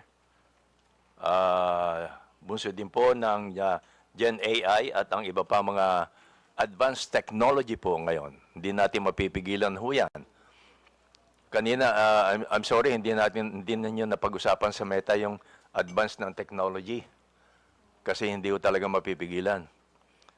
Yung pinsala na dulot nito ay hindi lamang po sa aming mga personalidad and even to you, Congressman, kundi pa sa pangkalatan sa publiko na nakababasa, nakakita at nakakapanood po nito. Kailangan ng sabayang pagkilos para sa education ng publiko at sa aming media practitioners para mamulat to ang mas nakararami tungkol sa masamang epekto ng fake news sa ating bansa at sa demokrasya. Kami ho sa media ay alam ko malaki rin ang responsibility sapagkat mas mabilis kaming ma-check ang mga fake news. At the same time, ma-check kaagad namin ang fake news. Although sana po ay naka-ready din ang mga government agencies na sagutin yung mga lumalabas na fake news. Especially sa mga congressman din po. Thank you. Thank you po. Thank you, Mr. Dolly De Castro. As per our House rules po, all resource persons will have to take their oath. So, can you please rise? Comsec, please administer the oath. Comsec, please administer the oath. Please raise your right hand, sir. Do you swear to tell the truth, the whole truth, and nothing but the truth in this inquiry? Please reply. Before we proceed with Thank you. interpolation, Please the Chair acknowledges Honorable Geraldine Roman. The first to interpolate, Representative Kunghon, you have the floor. Thank you, Mr. Chair. Magandang hapon po, former Vice President Dolly De Castro. Good afternoon po. Gaya nga po ng sabi ng ating chairman, ni Kong Johnny Pimentel, ang peking balita ay walang sinasanto. Lahat nabibiktima, lahat pwedeng maapektuhan. At bilang public personalities, isa sa madalas na nagiging biktima ng fake news ay ating mga local celebrities at sikat na media personnel. Mula sa peking iskandalo hanggang sa maling impormasyon, lagi silang nadadamay ng di makatarungang paghuhusga. Dahil dito, may inimbita tayong mga ilang sikat na media personality para magpahayag ng kanilang karanasan bilang nabibiktima ng fake news. Mr. Vice President, I think it's fair to say na madalas po kayong nagiging subject ng fake news. Tama po ba? Opo. At dahil din po dito, nagkaroon po kayo ng pampublikong hinaing regarding sa mga fake news. Lalong-lalo na nung nakaraang linggo. Tama po ba? Opo. At base sa preliminary research na isinagawa po natin, isa sa mga peking balita na kumakalat tungkol sa iyo ay ang nausong quote card na pagkatapos na pagka-aresto ng dating Presidente Rodrigo Duterte, kung saan sinabi mo daw na the former President Rodrigo Duterte, Tatay Digong, did not start the war to kill. He started, nasa ano po yan, meron po tayong, pwede po bang pakilabas? Yan po ba? Tama po ba ito yung isa sa mga code card na bigay po sa inyong kaalaman na peke na sinabi niyo raw po ba? Sinabi niyo raw po, tama po ba? Medyo hindi yata ho masyadong malinaw ho ito, Mr. Chairman, tungkol dito. Ang nakalagay po doon, sir, is former President Rodrigo Duterte did not start the war to kill. Okay. He started to save lives. He gave drug addicts a chance to change, to surrender, to choose a better life. But many refused. They kept using, kept selling, kept killing innocent people So what a leader should do, let criminals destroy families or take actions to stop them. One addict lost is tragic, but thousands of innocent lives saved, that is justice. Duterte made the streets safe. Yan po yung mga nakalagay sa quote card na na-attribute po sa inyo. Opo. Pero hindi ho lahat totoo eh. Kaya kami ho, fortunately, kami sa media, sa mga broadcaster, nakokorek kaagad ho namin on the air. On the air. Once na lumabas yung fake news, nakokorek kaagad namin. In my case, meron po akong IG na ginagawang ko kaagad doon ng word na malaki na in bold letter na fake. Tapos nakikiusap po ako sa aking mga kaibigan na may Facebook din, may IG, and other form na ipakalat naman nila na yung lumabas na ba na news item ay fake. Yun ang mga ginagawa ko para mabilis na nakakakalat yung information na that item ay fake. Thank you, Mr. Vice President. Mr. Vice President, nakikita niyo po ba yung nakalagay sa screen natin ngayon? Opo. Ito po ay galing kay ito po ay pinost, no? Ni JM, di ko alam kung paano i-pronounce itong Almine o Almine? O Almine. Ayan, JM Almine. Nakalagay po dito, sabi niyo raw po na di ko binoto si PRRD dahil gustong-gusto ko talaga si VP Lenny. Familiar po ba kayo sa napabalita ang sinabi niyo daw po? Opo. Alam ko ho, fake ito. Kaya gumawa kaagad ho ako ng version ko at nilagyan ko ng in bold letter na fake. Mr. Vice President, kilala niyo po ba si JM Almine? Hindi po. Hindi ko po siya kilala. Sinubukan niyo po bang kilalanin kung sino yung nag-post nito? Hindi na po dahil baka mamaya hindi tunay na tao ito eh. Uso ho ngayon yun. Ano po ang naging reaksyon niyo na nakita niyo yung post na ito? Well, sanay na ho ako sa mga lumalabas na ganito eh. So ang first reaction ko ay gumawa ng paraan para may pakalat ko na fake nga ito. Lagyan ng bold letter na fake. Kumisano, ginagawa ko pa, naka-flash yung fake. At makiusap sa mga kakilala ko na may mga Facebook, IG at iba pa, na ipakalat din nila para marami po makabasa. Nung nakita niyo po ito, ano po yung personal na naramdaman ninyo? Dahil karamihan po sa nakabasa nito, naniniwala na sinabi niyo raw po ito. Well, of course, ang iba maniniwala ho, lalo na kung hindi ako kilala. Pero sa newscast, nako-correct naman ho namin ito eh. Itong ganito. Kaya madali lang ho eh. Hindi ho ako masyadong naapektuhan kapag ganito. Maswerte lang ho kami dahil mga broadcaster ho kami. But kung pag-uusapan ho yung pangkaraniwan tao, yun ang madaling maapektuhan. At wala silang means, wala silang source para makorek agad yung lumabas na fake news.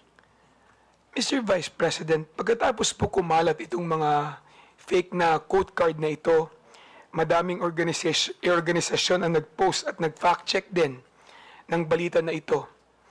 Alam niyo ba kung ano-ano yung mga organisasyon na ito tulad ng ABS-CBN Fact Check, Opo, meron po Verifies, kami ganon. etc.? Opo, meron po kami ganon. Ang ABS-CBN may fact check at inilalabas po namin yan sa TV Patrol. Yung mga fina-fact check po namin. Sa inyong personal na opinion po, Mr. Vice President, nakakatulong ba sa pagtigil at pagkalat ng fake news ang pagpa-fact check ng ABS-CBN, Rappler, Verifies? Nakakatulong po ba ito? Well, nakakatulong ho, pero hindi ko alam kung ilang porsyentong na itutulong nito. Pero nakakatulong ho. Definitely. Thank you. Sir, isa na naman pong balita na kumalat sa inyo ay yung pagkakadulas ninyo. Naalala niyo po ba ito noong 2021? Dadulas. meron pong fake news na kumalat noon, yung pagkakadulas ninyo, pagkakoma at pagkamatay umano. Noong October 26, 2021. Opo. Naalala niyo po ba ito? Opo. Kung saan kayo po ay nag-post katabi ng inyong koi pond ng magandang umaga bayan, pagpalain sana po ng Diyos ang inyong umaga mga kabayan. Naalala niyo po ba yun? Kasunod po nito, yan po yun kabayan, nasa screen po natin.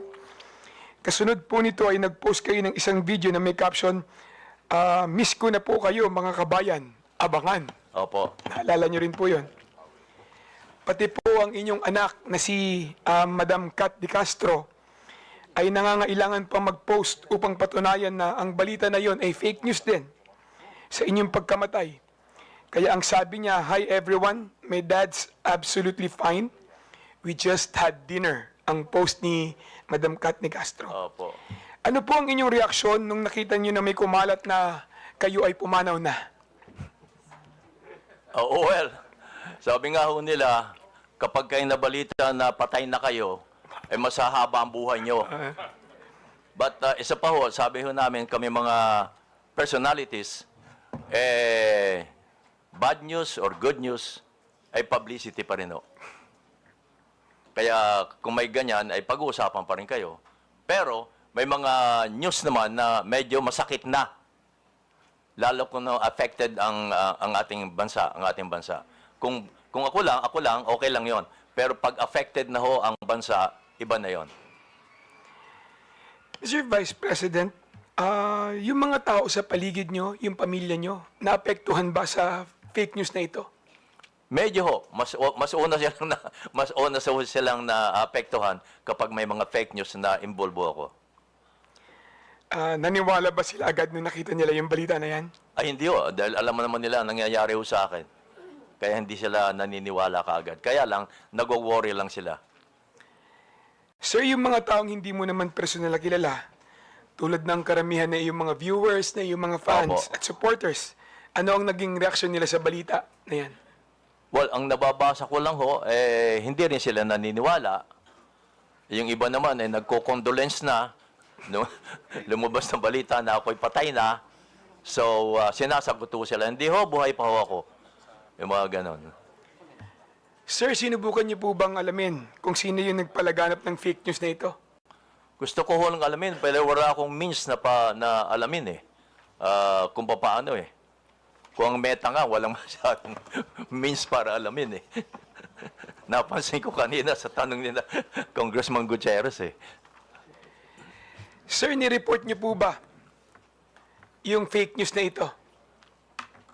I mean sa Facebook, sa Meta? Hindi na po. Hindi na po. Lately ko lang nalaman na kinakailangan pa palang i-report mo para umaksyon mo sila. Kailangan pang i-report. Actually, pagkatapos nung kumalat na kayo ay pumanaw na, marami din po ang nag-fact check, no? Na organisasyon para siguraduhin na may tama yung kumakalat sa inyo na balita na kayo ay pumanaw na.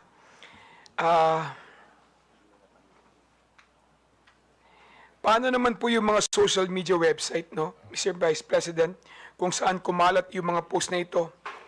May mga gumawa ba sila na paraan para matigil o matulungan kayo para i-correct, no, yung mga ganitong klaseng fake news? Meron po bang mga tumulong na mga website? May mga tumulong po bang mga individual para kayo'y matulungan na pagsawata itong mga fake news na kumakalat sa inyo? Again, may means kami para maharang kaagad yung mga fake news na yan. Because nakikita nila ako sa television na nagbabalita pa rin ng live. So, that means, yun ang patunay na, hey, buhay pa pala si kabayan nagbabalita pa ng live. Yun ang sinasabi ko na kami ay maswerte pa, katulad namin personality. But ang kawawa ay yung walang means para maharang kaagad nila mga fake news na lumalabas against them. Kanina tinanong po ni Congressman Acop kung may responsibilidad ba ang Meta at Facebook sa mga ganitong klaseng kumakalat na fake news? Tingin niyo po ba, kabayan, merong responsibilidad ang Facebook at Meta sa mga ganitong klaseng fake news na lumalabas at nakakaapekto, lalong-lalo na sa buhay ng mamamayan? Opo, naniniwala po ako dun. At naniniwala din akong negosyo ito eh. Pati na po sa mga vlogger, kaya o sila naingganyong mag-vlog, ay dahilan sa kumikita rin sila. Aminin natin, huwag na tayo maging hipokrito ho dito. Pati ang Meta, alam naman nila yon, negosyo nila yon eh. So, tingin niyo po, hindi lang sa content creator o nag-post ang sole responsibility pagdating din po sa mga post na pinopost nila, pati rin po ang Meta. Opo. Tingin niyo, meron din pong responsibilidad Yes patungkol po. sa mga post na ilalagay sa kanilang platform. Mahalaga po yon. Dahil sila ang means eh, para may pakalat yon eh. Wala namang iba. Sila rin kung Facebook, kalimbawa, Facebook lang ang magpapakalat niya, wala nang iba. Facebook to Facebook, yung may mga Facebook. So, naniniwala ako na ang Meta ay malaki ang responsibilidad. Thank you, Mr. Chair. Re-reserve ko po yung aking mga katanungan sa susunod na round. Thank you, Mr. Chair. Thank you. Maraming salamat, Mr. Vice Are there President. any other members who would like to ask questions to the former Vice President De Castro? I understand Honorable Roman is inclined to ask questions. May we know from any...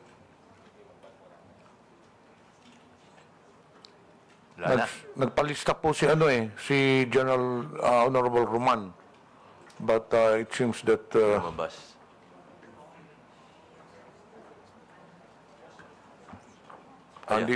Dito po.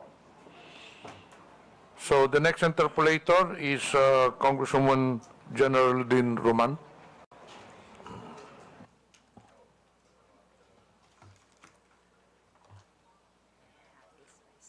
Ay.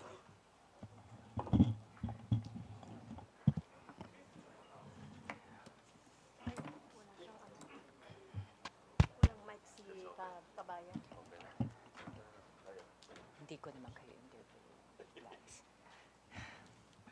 Magandang hapon po, Mr. Chair, ang aking mga kasamahan sa Kongreso at ang ating mga resource person.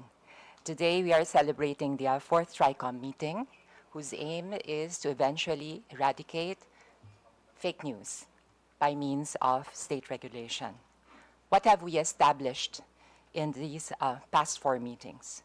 What has become obvious to all of us is that the different social media platforms lack a uniform regulation that would require them to, number one, establish a legal entity in our country.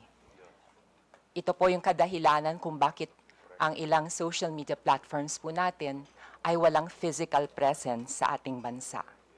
Wala rin po tayong isang regulation kung saan nasasaad na ang kanilang perang kinikita ay dinedeclare o binabayaran ng corresponding tax. Pero hindi ko na po panghihimasukan yan sapagkat yung aspekto ng taxation ay beyond our objective here in the Tricomm. Also, we do not have a regulation that will actually establish the duties and obligations of the different social media platforms in relation to the other stakeholders, such as the content creators. Paano po ba ang relasyon ng mga social media platforms sa content creators? Also to the advertisers, digital advertisers. Also to the government itself. It is this void that I think that our committee can be most useful to regulate the social media platforms. I know I am thinking ahead, but this is how we work. We look at the problem, analyze it, while toying with the possible solutions that come up from different members. So we can regulate social media platforms. But to actually regulate the area of content creation is potentially and most probably unconstitutional. In my research, I have discovered that any kind of state regulation over content creation should pass the strict scrutiny test that will be actually applied by the Supreme Court or any corresponding court if the constitutionality of this state regulation is questioned. So from a pragmatic point of view, mas mabuti pa sa puntong pa lang ito, alam na natin kung ano ang haharapin kung tayo ay magkakaroon ng state regulation over content creation. Why? Because content creation is the expression of our fundamental right to free speech. And this is guaranteed by the Constitution. We cannot regulate opinions. We cannot regulate how and what content creators should produce. But we can regulate social media platforms by empowering them and requiring them to act as gatekeepers by establishing guardrails. To give you an idea kung ano po ang magiging problema kung tayo ay magre-regulate ng content creation, ayun ho, mangyayari, magdedemanda to, question sa Supreme Court, at by default, actually, it will be considered as unconstitutional. Dahil automatically, we are dealing with a fundamental right, the right to free speech and the right to expression. And the government will have to state and prove and establish a compelling reason, which is rather difficult. So if you were to ask me, and this is something that I've been wanting to tell my colleagues, if we are to regulate, let's regulate the social media platforms.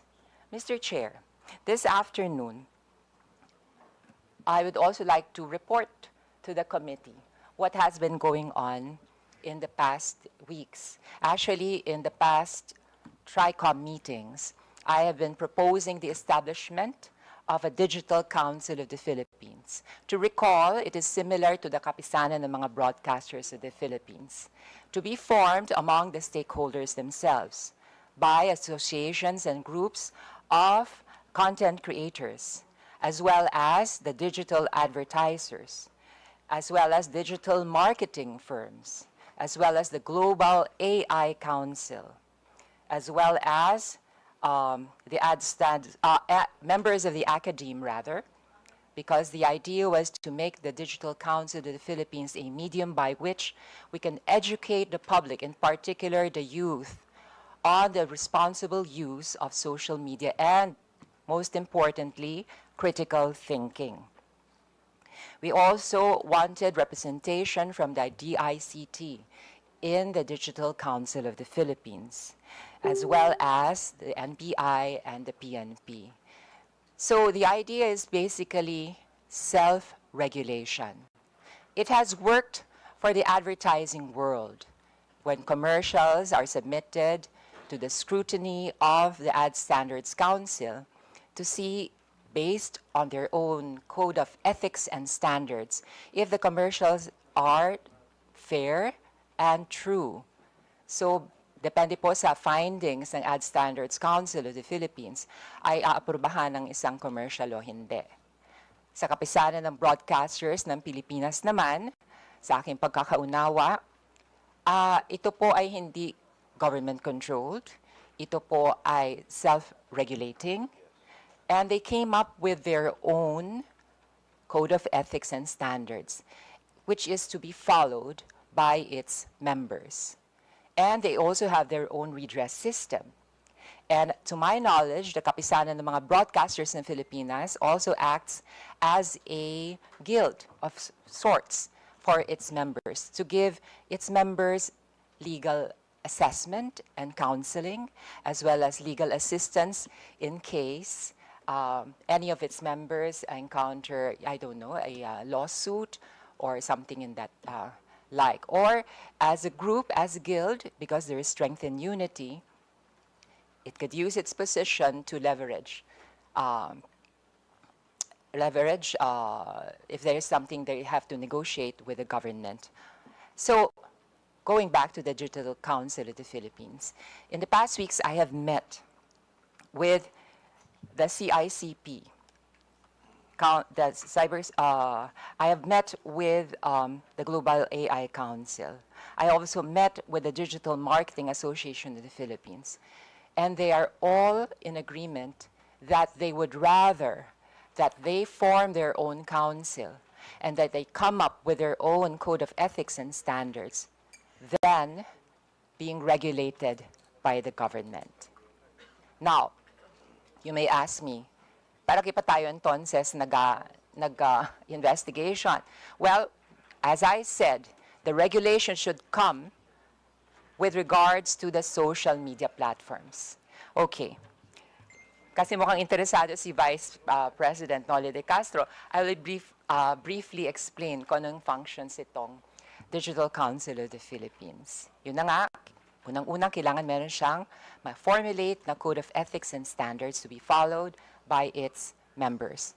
Number 2, ito po ang mag-serve as a vehicle to address complaints of victims of fake news. It has the technical means. Ito po yung parang konseho na magsusuri at magfa-fact check kung ang isang complaint ay may basihan, kung tunay na biktima ang isang grupo ng isang scam or isang businessman ng isang scam o kaya ng isang government agency, ng isang fake news, and it will come up with its findings. So what do we do with the findings of the Digital Council of the Philippines? Pag nalaman po niya at napagtanto ng isang piece of information ay walang basihan at fake, ito po ay ifa-flag niya at sasabihin doon sa social media platform. Para po, by law, ang social media platform will be obliged and required to flag a certain piece of information as fake or to take it down, which is already being practiced by TikTok, to my knowledge, and also by some other social media platforms that have community annotations, community notes, no, na nagsasabi itong information na to ay lacking information o ito ay walang basihan. So this is a way of administering justice without stepping on the constitutional right to freedom of speech or expression. Kasi sa laban po sa fake news, ang kalaban po natin talaga dyan, syempre, of course, is the piece of news itself. Ako po ay naniniwala kapag ang isang piece of information ay walang matibay na pundasyon na nakapatong at nakasalalay sa katotohanan, ito po ay babagsak. Pero kailangan nga lang ho ay mag-cooperate ang ating mga social media platforms. Maaring tanong po ng iba dyan, paano mo ma-ensure na lahat ng content creators na magiging miyembro nitong Digital Council? Pero hindi po ito ang pangarap ng Digital Council of the Philippines. Kahit hindi ikaw ang miyembro ng Digital Council of the Philippines, kapag ang isang piece of information na generate mo ay nireklamo dahil wala itong batayan, ay mafa-flag ito at madetect ng Digital Council. At eventually, if we pass a law that would require social media platforms to adhere to the findings, recommendations, instructions of the Digital Council, ay mafa-flag ito as fake and it could be taken down. At syempre, kung ako naman ang content creator, kung sa 10 pieces of information na gine-generate ko, siyam ay nafa-flag as fake, edi parang humukay na rin ako ng sarili kong libingan as a content creator. I shall have lost my credibility and whatever is left of my moral authority to actually express my opinion over social media. So, Mr. Chair, may I be given the chance to interpolate some of our resource persons? Congressman Geraldine, I thought that you're going to ask questions to Noli. Okay. So we are tackling the issues one by one. The fourth issue will be the social media influencers. So I think you reserve your question dun sa social media. The resource person that we are now asking question to is former Vice President Noli de Castro. May I have the pleasure of interpolating our former Vice President and fellow journalist, Yes po. Noli de Castro. Kumusta po kayo, Mr. Mabuti Vice po, President? mabuti po. Yes. Kayo po bilang isang mamamahayag, gaano nyo pinahahalagahan ang ating constitutional right to free speech and expression? Of course, kami yung mga broadcaster, kami tayong mga broadcast journalists, mahalaga po siyempre ang constitutional rights natin to free speech, freedom of speech. Number one ho yun. Pero, as a broadcaster din po, sinabi niya sa kapisanan ng mga broadcaster ng Pilipinas, during our seminars, way back, ang ni-instill sa aming utak ay maging responsible journalist. Responsible on the air. That means, ang sasabihin namin ay may batayan, may source, sabi nga ninyo, ay titindig yung mga balita. Kahit sinong komisyon ay nakatindig yung mga balita, may mga patunay. So, yun, responsible journalist. I remember that, I cannot forget that, be a responsible journalist. Mr. Chair, maidagdag ko pa po, kayo po ba ay kasapi ng kapisanan ng mga broadcaster ng Pilipinas? Yes po. Automatic po yun. At meron po ba kayong sinusundang Code of Ethics and Standards sa loob po ng KBP? Meron din po. Maliban doon sa Code of Ethics namin sa ABS-CBN. Okay, meron din sila sa ABS-CBN. Opo. Ngayon po, sa inyong karanasan, meron na ba kayong na-encounter na isang kasapi ng KBP na hindi tumalima sa inyong Code of Ethics and Standards? Well, unang-una ho, hindi na kinakailangan dumaan pa sa KBP pag may ganon. Yung mismong station ang nagdidisiplina sa kanya tungkol diyan. Kasi kumisan, inaamin ko rin naman na may mga broadcaster na may mga political leanings. Lalo na ho ngayon, malapit ng eleksyon. So, meron ding mga broadcaster ang nagagamit ng ilang mga, well, of course, kandidato dahil sa malapit ng election for monetary reason. Yes po, Opo. Mr. Chair. Kung sakali po, yung mismong radio station ay kakonsyaba noong, I don't know, ng isang politiko, paano yon? Ina-apply po ba sa ganitong instance Yun lang yung ho. Code of Ethics at saka standards ng KBP? Yun lang. Baka ho mamaya ay utos din ng istasyon. Opo. Pero po, ang sabihin ko, doon po, meron po bang in that case, i-apply ang KBP? Meron dapat to magreklamo ang isang kandidato sa kapisanan ng mga broadcaster ng Pilipinas. Okay po. Mr. Chair, nais ko rin tanungin si Vice President Noli de Castro at ito ay related sa kanyang karanasan bilang mamamahayag. Kung kayo po ang tatanungin, gusto niyo po ba magkaroon ng ahensya ng pamahalaan na magre-regulate ng content o kaya ng balita na inyong binibigay? Medyo pumapasok ko doon yung freedom of expression freedom of speech. Doon pumapasok. So, sa madalit salita po, Mr. Chair, hindi kayo sang-ayon? Hindi ho, pero pwedeng i-regulate to in some sense. Hindi ho yung pure regulation. Yes. Mr. Chair, for the information of our resource persons and my colleagues, there is already a law that actually addresses the problem within the world of journalism. This is the 2012 Cyber Libel Act. Basically, we have the freedom of speech and expression. But there's just like any other right, this is not absolute. Absolute. The state can regulate in order to protect public interest. But in regulating the freedom of speech, which is a basic constitutional right, it has the obligation to use the least restrictive means. At may dadagdag ko pa po, pagdating po dito sa pag-regulate ng free speech, it's parang, it's a lost cause basically. Kasi iko-question talaga yan sa Supreme Court. Ganun po ang mangyayari. So maitanong ko po sa inyo, Ms. Kabayan, na pakinggan niyo po briefly yung aking sinasuggest na Digital Council of the Philippines. Kumbaga ito parang self-regulatory, pero magfa-fact check din po siya. Tapos, yung findings niya, ay ipapasa po doon sa different social media platforms katulad ng Facebook, ng Instagram, ng X, ng TikTok, at nakabase po doon sa findings, pwede po nilang i-flag, pwede po nilang i-take down yung content. So, in other words, ang naturang mga platforms ay member din ng Digital Council Yes of the po, Philippines. maaari po silang member ng Digital Council of the Philippines. At yun nga ho, sinasangguni ko na maaari po tayong magkaroon ng isang batas para obligahan itong mga social media platforms na i-flag itong mga pieces of information na matutuklasan na fake. Opo, dahil malaga po ang sa hearing ho kanina at yung mga guests mula sa Meta, importante talaga ho yung mga platforms na sila ang mag-control, ika nga, or mag-monitor ng mga lumalabas sa iba't ibang platform nila. Yes po.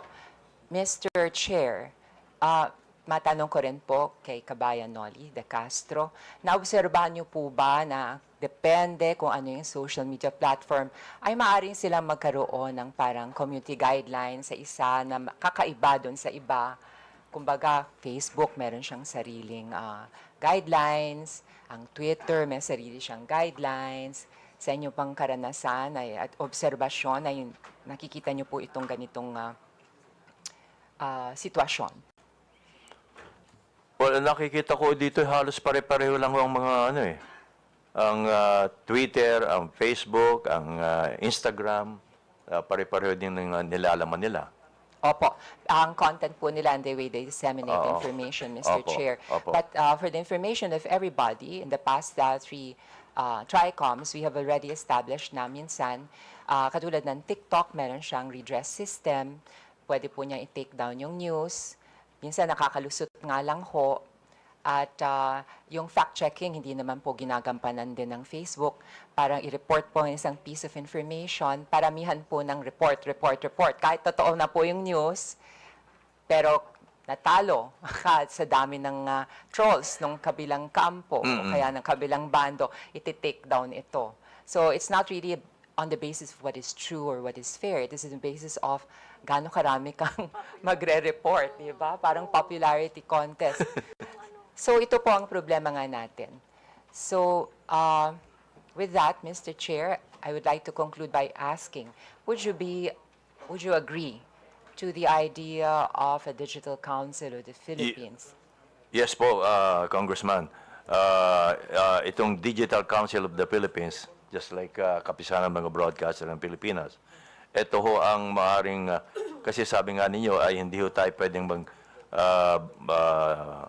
maglabas ng batas dahil makikwestiyon hanggang Supreme Court.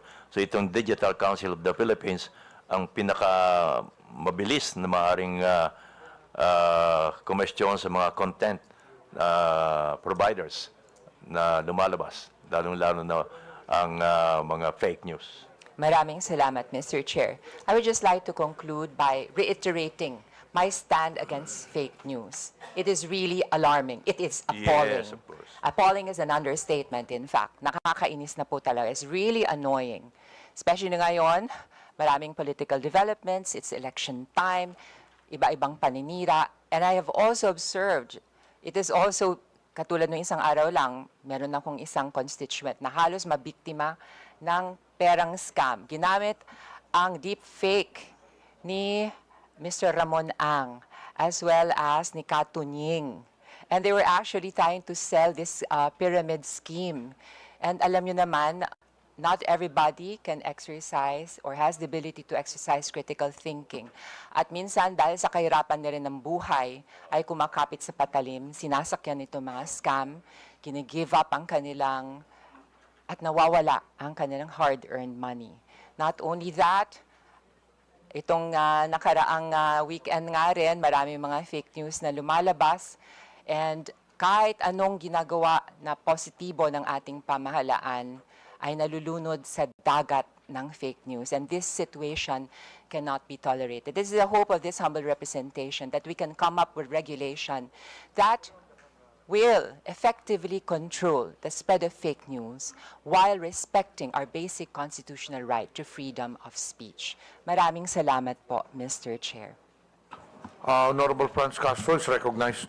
Thank you, Mr. Chair. Magandang hapon, kabayan.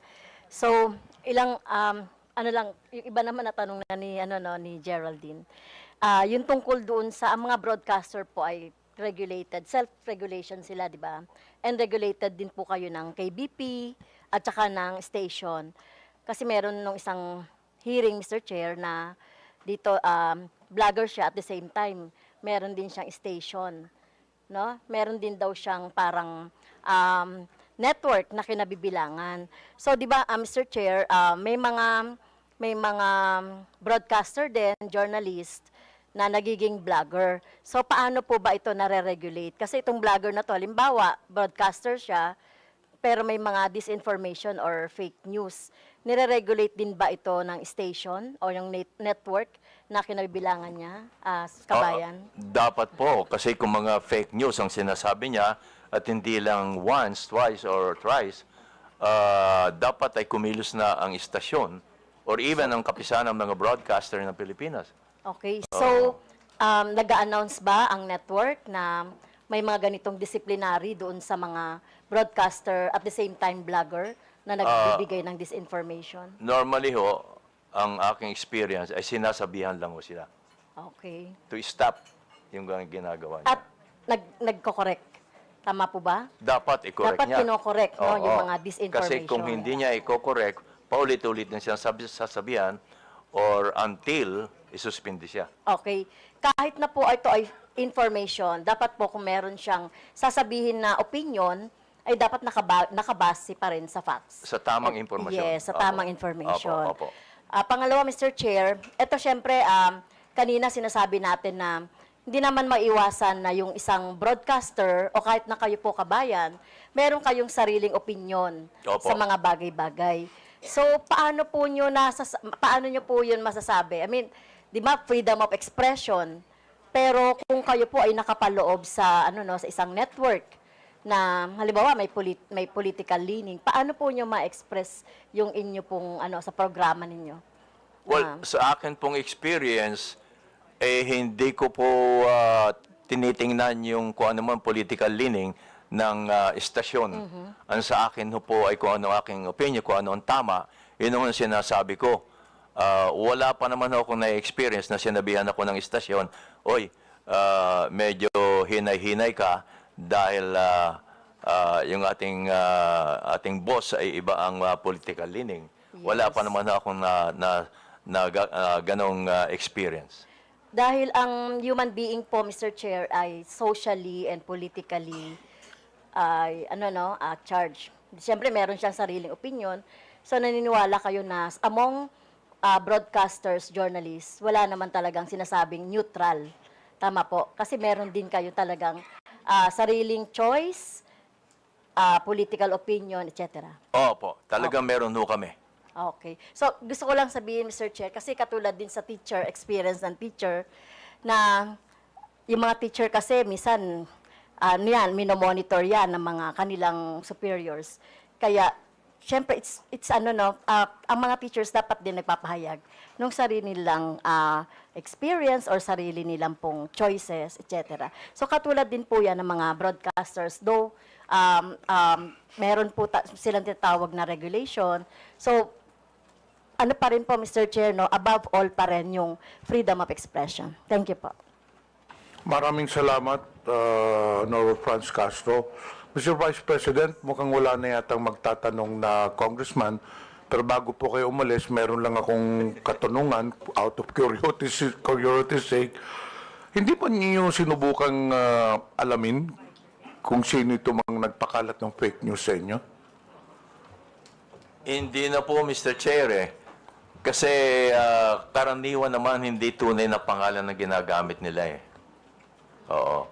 Although, nag-isip sana akong lumapit na ako sa NBI kung hindi siya hihinto. Pero huminto naman ho nung sagutin ko na sa pamagitan ng paglalagay ng bold letter nga na fake. Madalas po ba kayo ginagawa ng fake news?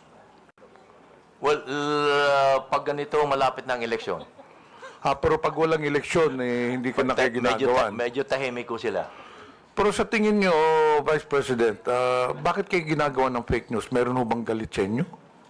Hindi naman no, siguro being a radio and television personality, nakikita nila na kapag akong ginamit, Mukhang sisikat sila. yes, parang gano'n no. Oho, parang gano'n no. Pati nga, sorry to say this ha, pati nga yung utot ho binibintang sa akin. Nag-viral ho yun Sikat ho talaga kayo You're well known all over the country. So probably some of these, I would say, bloggers are taking advantage of your popularity. Maybe, Ika nga ginagamit kayo Opo, para opo. naman sila maging popular din po. Oh, well, sabay na ho yun. Sabay na yun. Kaya lang ho, hindi ako kumikita, sila ang kumikita. Hindi, kumikita naman po kayo doon sa broadcasting. Last tanong ko po, yung ganyang fake news, hindi po ba kayo nasasaktan? Hindi po ba kayo nagagalit? Hindi naman po Hindi ako tinatablan Hindi ako tinatablan po. Hindi kayo naapektuhan, kagaya noon, na pinagbintangan kayo na hindi kayo bumoto kay PRD, bumoto kayo o yung sinabihan patay na po kayo, hindi ba kayo nadidepress o Hindi nagagalit? Hindi po kasi nasasagot ka agad. Yun ang advantage ho namin, nasasagot namin kaagad bilang isang broadcaster. Oo. Pero sa pangkaraniwan tao nga po, sabi ko nga, baka mahihirapan nung sila dahil hindi kaagad nila masasagot. Wala silang means para masagot kaagad. Alam niyo, Vice President, you're very well known sa broadcasting industry. And I believe that you are liked by the people around the broadcast industry. Pero nakikita mo kahit na magandang ang ikangang image mo sa broadcaster industry, wala ka namang kinakalaban, wala ka nang kinakaway, pero meron talagang mga tao na gusto lang talagang sirain ang isang tao. Hindi po ba? Kahit kayong mga congressmen, ganun din. Lalo na po kami, lalo na po ngayong eleksyon. Kahit maganda ang ginagawa ninyo, dahil sa mga fake news ngayon, iba ipalalabas nila. Sabi niyo kanina, hindi kayo naapektuhan kahit na anong fake news ipalabason ninyo. Ano bang pwede niyong i-advise sa amin? Kasi kami naapektuhan minsan Ay sagutin ka agad doon nyo. Ganun po ba? Sagutin ka agad. So, kailangan sagutin ho namin. Opo, may mga kaibigan naman ho kayong may mga YouTube doon, may mga Facebook, gaya na ginagawa ko nga bold letter, at kung minsan nagpa-plus pa, fake. Tapos pinakikiusap ko sa mga kaibigan na ipakalat. Yan kasi hindi naman kayo pwedeng o kaya, tumawag ho kayo sa mga broadcasters, sa mga broadcast journalists. At ipakiusap nyo kung pwedeng ma-interview kayo para ipaliwanag nyo itong lumabas na balita. Siguradong tatanggapin naman po kayo. Basta open lagi po. Yan ang pinakikiusap ko sa mga government agencies na open lagi sila kapag may lumalabas na balita. Kasi kung minsan ay kumakalat na yung balita ng mali, hindi kaagad nasasagot ng mga government agencies. Sa tingin po ninyo, kailangan ng Kongreso gumawa ng batas para mapigilan ang paglaganap nito mga fake news, para naman maprotektahan yung mga reputasyon ng mga tao. Kasi nakita naman ho ninyo, marami yung mga personalidad nasira rin ng reputasyon because of fake news. Tingin nyo, kailangan ho natin gumawa ng batas? Baka ho magandang pag-aralan nitong kay Congressman na Digital Council of the Philippines. Para lahat ng Facebook, YouTube, member ho dito, para kung meron ng reklamo tungkol sa mga post na hindi maganda o hindi totoo, may papasok agad dito sa Digital Council of the Philippines. Kasi po, I don't know, Congressman, Mr. Chairman, baka ho pag kumisan pag may batas napapalusot ang paho eh. Tama po. Lumalusot pa sa batas. Umaabot to hanggang sa Supreme Court. Baka ho dito, baka makatulong itong pag-aralan ho nating mabuti ang Digital Council of the Philippines. Baka ho mas may ngipin ho ito para mapigilan ang pagkalat ho ng fake news. Actually, Mr. Vice President, pagkatapos po nitong hearing na ito, meron na ho kaming mga proposed legislations to counter this fake news. So hindi na po ako magtatagal, Mr. Vice President. In behalf ng committee, maraming salamat po sa presensya ninyo. Pwede na po kayo ma-excuse po. Kasi we'll now proceed to the next issue, which is yung kay Commodore Tarriela, and after that, the social media personalities. But before that, I noticed dito sa mga resource persons na inimbita, some of these, I believe, wala na pong question yung ibang mga congressmen dito ngayon. Some of the resource persons were requested to be invited by some congressmen who are not present. Sila po may gustong tanong. So, are there any questions for SWS rating survey company? May question ba, mga congressmen? Wala. So, andito po kaninang SWS, hindi po ba? So, I believe that there are no questions. Actually, there was one congressman, I will not mention anymore, who requested you to be present, also Pulse Asia, and then yung ibang mga survey firms. But he's not around, so the congressmen are not inclined to ask questions to you, unless you have a statement to make. None, Mr. Chair. Okay, you are now excused. Thank you. Itong broadsheets din, andito po ba ang Philippine Star, Daily Inquirer? Nandito po ba? Wala. Okay. So we'll now proceed with the next item on the agenda, which is the issue of Commodore Tarriela. Do you have any statement to make? Yes, Mr. Chair. I Okay. prepared the presentation. Okay, let us proceed with the presentation. Afterwards, the first to interpolate will be Congressman Ernest Junicio.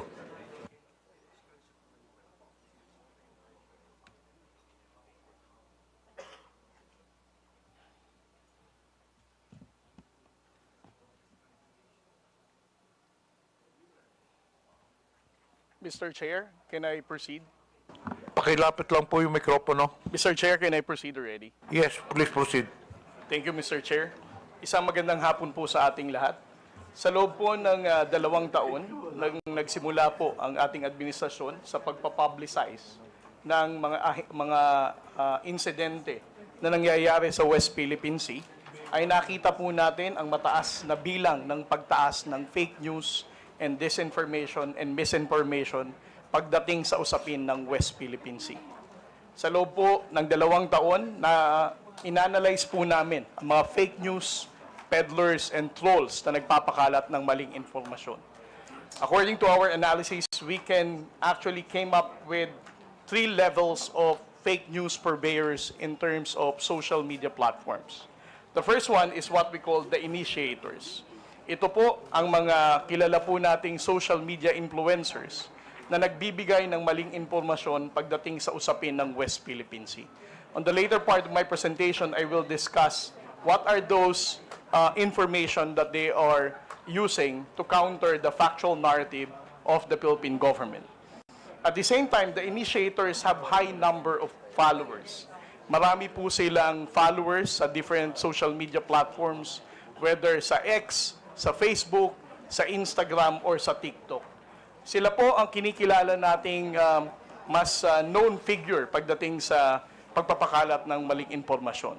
We call them initiators because if we're going to trace the misinformation and fake news about West Philippine Sea, sila ang pinakaunang mga tao na nagpakalat ng maling impormasyon na to. The next level is what we call the disseminators. Gaya po ng sinabi ni Kabayan Noli de Castro, marami po tayong trolls sa social media na soulless account. Alam po nating wala silang totoong identity, newly created ang account, but these disseminators are being used by the initiators to spread this initiated information na mali. Sila po ay walang kilalang no known network, but they are used only to spread this misinformation and fake news about the West Philippine Sea.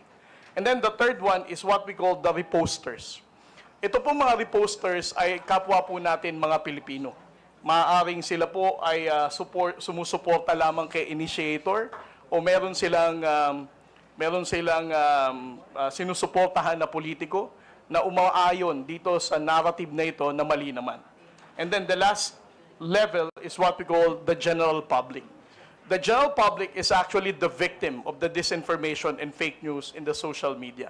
Dahil po sa mga maling impormasyon na ito na ipinapakalat sa West Philippine Sea, ay nahahati po ang opinyon ng ating mga kababayang Pilipino. Minsan po naniniwala silang walang West Philippine Sea, minsan naniniwala silang tayo ay inuudyukan lamang ng Amerika, minsan sila ay naniniwala na ang gobyerno mismo ang gumugulo pagdating sa usapin ng West Philippine Sea. Next slide, sir. Ngayon, ang tanong po ay who are these initiators? No? Gaya po ng sinabi ko kanina, the initiators are the ones who start the conversation. They are the ones who spread the initial fake news and misinformation. At ang account nila ay may mataas na bilang ng follower. At most of the time, the initiators are known or recognized na social media influencer. At ang posting nila sa social media are always publicly posted. Hindi po ito nalilimit lamang sa kanilang mga followers or friends. Intentionally, their postings are made public so that it can be easily shared ng kanilang mga disseminators at ng kanilang mga followers. Next slide. The initiator's social media lines.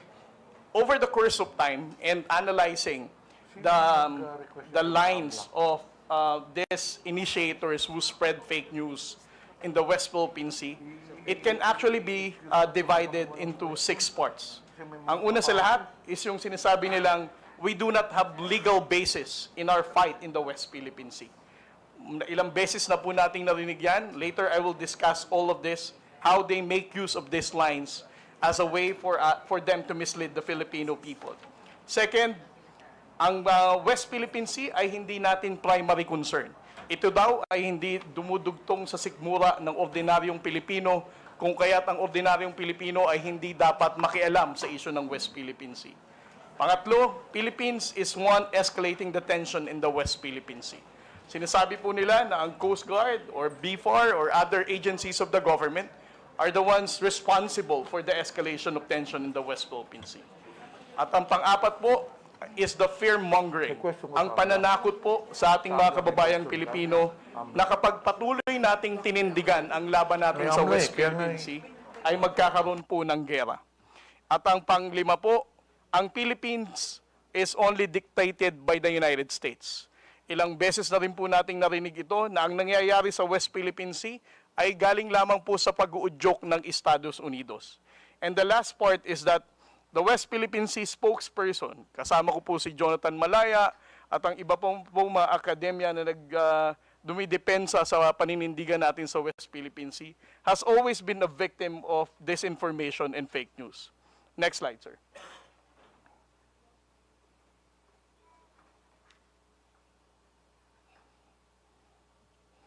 For their line na we do not have legal basis, paulit-ulit po nilang sinasabi na ang West Philippine Sea is just a fiction. Ito po ay gawa-gawa lamang daw nung panahon ni Pangulong Noynoy Aquino at wala naman daw po tayong basihan. Secondly, they always downplay the 2016 Arbitral Award. Hina-highlight nila na despite of the 2016 Arbitral Award, which is internationally recognized as a landmark victory for the Philippine government, they always downplay this, saying it is very difficult for this current administration to get the support of the international community because it cannot be reinforced. The second one is, we're the one escalating the tension. Kung makikita po natin ang mga posting ng mga tao na to, lagi nilang ang sinisisi ay ang Philippine Coast Guard. Kami daw po ang bumangga sa China Coast Guard. Kami daw po ang dahilan kung nagdala ng mga isda doon, kaya nagkaroon ng gulo sa Baho de Masinloc. Instead of criticizing the aggression and unlawful activity of the Chinese Coast Guard, Philippine Coast Guard po ang nilalagay nila sa kanilang mga posts trying to distort the reality of what's really happening in the West Philippine Sea. Next slide, sir. At ang narrative na ang Pilipinas po ay inuudyukan lamang ng Amerika. Ito po ay paulit-ulit din nilang sinasabi, ang West Philippine Sea ay gawa-gawa lamang daw po ng Amerikano. Ang Amerika din daw po ang nagdikta ng naratibo natin pagdating sa usapin ng West Philippine Sea. At ang kanila pong favorite line, the transparency initiative of the Philippine government is actually dictated by Mr. Ray Powell, na paulit-ulit din binabanggit ni Mr. Mark Lopez sa kanyang social media posts. And then the next one is, West Philippine Sea spokesmen are pro-US and accepting bribes.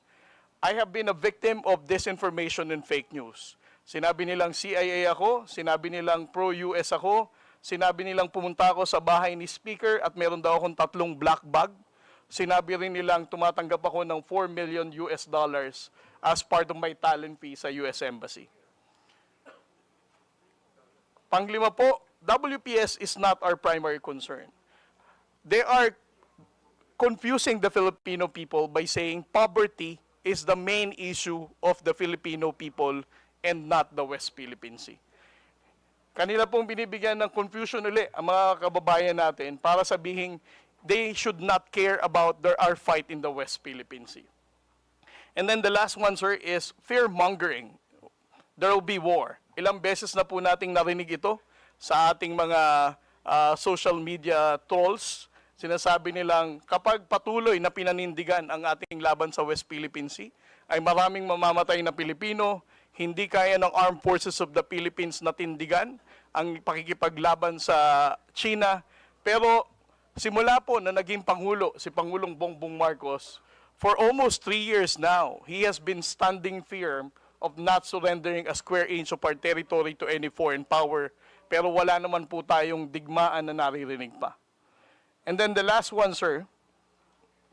Next slide. Next slide. Kung makikita po natin ang posting netong tinatawag nating mga initiators, there are actually 3 intersection points na common sa kanila. Una, they always counter our position in the West Philippine Sea. Secondly, kung titingnan din po natin ang posting nila, they also defend Alice Go and the Pogo. Third, they are also denying the presence of Chinese spies na nahuli ng NBI noong mga nakaraang buwan. Just to give you an example, I would like to share with you the posting of certain Miss Ana Malindog-Uy. I'm not saying that she is the one really managing this expose because I don't know her personally, but this is actually a public post. She said, with regard to Pogo, ano daw ang sabi ni DASA, upgraded ang Pogo seriously? Last August 6, 2024. She also commented, investigasyon ng Kongreso sa issue ng Pogo, nakakahiya. And then when it comes to the issue of the spies, last January 29, 2025, she also posted, do we really think that a superpower like China would send someone unqualified to spy on the Philippines? And when it comes to the harassment of the Chinese Coast Guard, she also said, study the footage carefully and draw your own conclusion. Note the time that when the collision happened, according to the reports and based on the footage, the Philippine Coast Guard ship MRB 4410 suddenly turned right and rammed into the Chinese Coast Guard. Again, she is actually narrating a narrative that it is the Philippine Coast Guard who rammed the China Coast Guard vessel. Miss Ana Malindog-Uy, I don't know her, but again, these are public posts. And I would also like to share to the Honorable Committee the article written by Mr. Ado Paglinawan. He also wrote about Tarlac Mayor Alice Guo, suggesting that she is being disgracefully grilled by the senators. And when it comes to the spies, he also wrote an article 2 months ago saying that it's a mistaken identity is a result of sheer incompetence. And when it comes to the issue of the West Philippine Sea, publicly posted last February 27, he said the West Philippine Sea lunacy continues as China Coast Guard simply ignores our cheers. These are the types of the issues that I would like to present to the honorable committee, sir, to highlight that the issue of disinformation and fake news is actually countering our own position in the West Philippine Sea. Thank you very much, Mr. Chair. We'll now proceed to the interpolation. Our next judicial representative is now recognized. Thank you, Mr. Chair. Thank you to our colleagues. Commodore J. Tariela, magandang hapon po sa inyo. And thank you very much for the detailed presentation. Actually, marami po akong tatanungin sa inyo, supposedly, but it was already answered by most of the questions na tatanungin, nasagot na po ng presentation ninyo. Commodore J., alam ko yung laban nyo sa West Philippine Sea eh. I would see you in the news, yung mga fake news naman na kayo yung dinidiin pa na masama. Yung masakit kasi dito, Mr. Chair, kung sino na yung nilulusob, sino na yung inaargabyado, yung pa may kasalanan. This has to stop. So, Mr. Chair, just like to ask a few more questions kay Commodore J. Commodore J, ito bang ano bang talagang diferensya sa opinion ninyo yung pagkakaiba ng opinion sa fake news? Mr. Chair? Well, para sa akin po, Honorable Congressman, sir, no? Ang usapin po ng West Philippine Sea should not be subjected to your own opinion. Actually, as part of the transparency initiative of the Philippine government, we have been disclosing factual reports, no? Incidents that really happened, supported by photos and videos to show the Filipino people what really transpired. So if you are a blogger or a social media influencer trying to counter such narrative, I think we should understand everybody is entitled for their own opinion, but disclose countering a factual narrative of what really transpired with regard to our own national security is really a concern.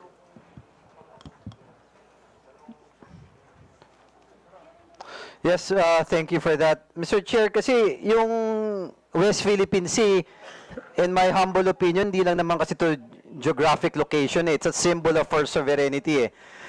If I remember it correctly, Commodore J, di ba, nung last hearing natin, meron pa nga na nagkiklaim na lumalabas sa mga fake news na yung Palawan, pagmamayari ng China. Tama po ba? Yes, sir. Yeah, it's very alarming, Mr. Chair, lahat ng nangyayari na to eh. So, alam ko nag-imbestiga na kayo dito, Sir Commodore J. Ano po ba mga naobserbahan nyo? You mentioned kanina mga initiators. Ano ba to? Mga Pilipino ba to? Chinese? Or we don't know for certain? Well, right now, Mr. Chair, what we have are only public posting of social media accounts.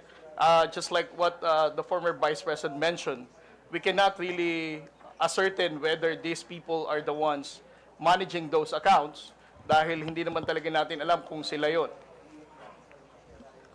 Mr. Chair, may nabanggit po kanina na si Ana Malindogoy. Yes, Mr. Chair. Do we know, Mr. Chair, does this committee have any information na bisita po ba natin siya ngayon or Filipino vlogger po ba to? Or? Sino? Si Mark Lopez? Hindi po, si Ana Malindogoy, mentioned by Commodore Tariela earlier, Mr. Chair. Did you invite this personality? Unfortunately, she was not included. Is that a female? Yes, Mr. Chair. She was not included in the invitation to the resource persons. Maybe, thank you, Mr. Chair. Maybe it would be prudent since Commodore Tariela mentioned some posts that are very detrimental for our sovereignty and for the safety and security for our country, that probably this individual, be it true or not, we can try to find out through the committee and have this person invited and probably shed more light to the posts that was shared by Commodore Tariela, Mr. Chair. Please take note. This individual will be invited for the next hearing. Moving on, Mr. Chair, yung 2016, as mentioned by Commodore Tariela, yung arbitral award. In my humble opinion, ito napakalinaw na eh, na pagmamayari ng bansa natin, yung kinokontest ng ibang bansa eh. What I don't understand is, bakit kinokontra pa to? Commodore Triella, ang gusto ko lang malaman, meron po ba tayong specific Filipinos identified who are, masasabi natin na pro-China? Well, Mr. Chair, if we're going to base on the social media posting of what how they appreciate the 2016 Arbitral Award and how they downplay our fight in the West Philippine Sea, I would say that they are really going against our national security and that they are not pro-Philippines, Mr. Chair. However, I would also like to add that what is difficult for us on the Philippine Coast Guard is that we cannot really identify whether these people who are using such accounts are those actual people named with that social media account, sir. Thank you. Mr. Chair, I would like to request that all the information that has been presented by Commodore Tariela, also yung mga vloggers na hindi naman natin ma-determine kung tao ba o Pilipino ba, baka makuha natin yung mga handle nila, and maybe NBI or someone from our government can really check. Mr. Chair, this has to stop. We have to find out who these people are. Baka mga Chinese to, o kung hindi man, baka mga Pilipino na napinagkakalulo yung bansa natin. This has to stop. This is the reason why we have this hearing, to shed light and to stop the fake news na nakaka-apekto na sa sovereignty ng ating bansa, Mr. Chair. Also, nakakabagabag kanina yung presentation ni Commodore Tariela na hindi lang pala West Philippine Sea, na nagduduktong-duktong din to dun sa Pogo. O na dinidepensahan pa nila, na naduduktong pa doon kay Alice Guo, na allegedly, na spy, na, ang narrative nila all about pro-China eh. So, Mr. Chair, na again, kay Commodore Tariela, kung hindi naman kalabisan sa inyo, please give this committee a copy of all the information that has been gathered by, on your side, sa Philippine Coast Guard, and we will try to dig deeper and find out who these people are and put a stop to it.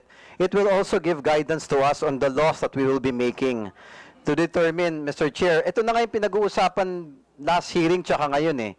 With what Congressman Rog was saying earlier, na importante talaga na naka-register yung mga tao sa account ng mga social media eh.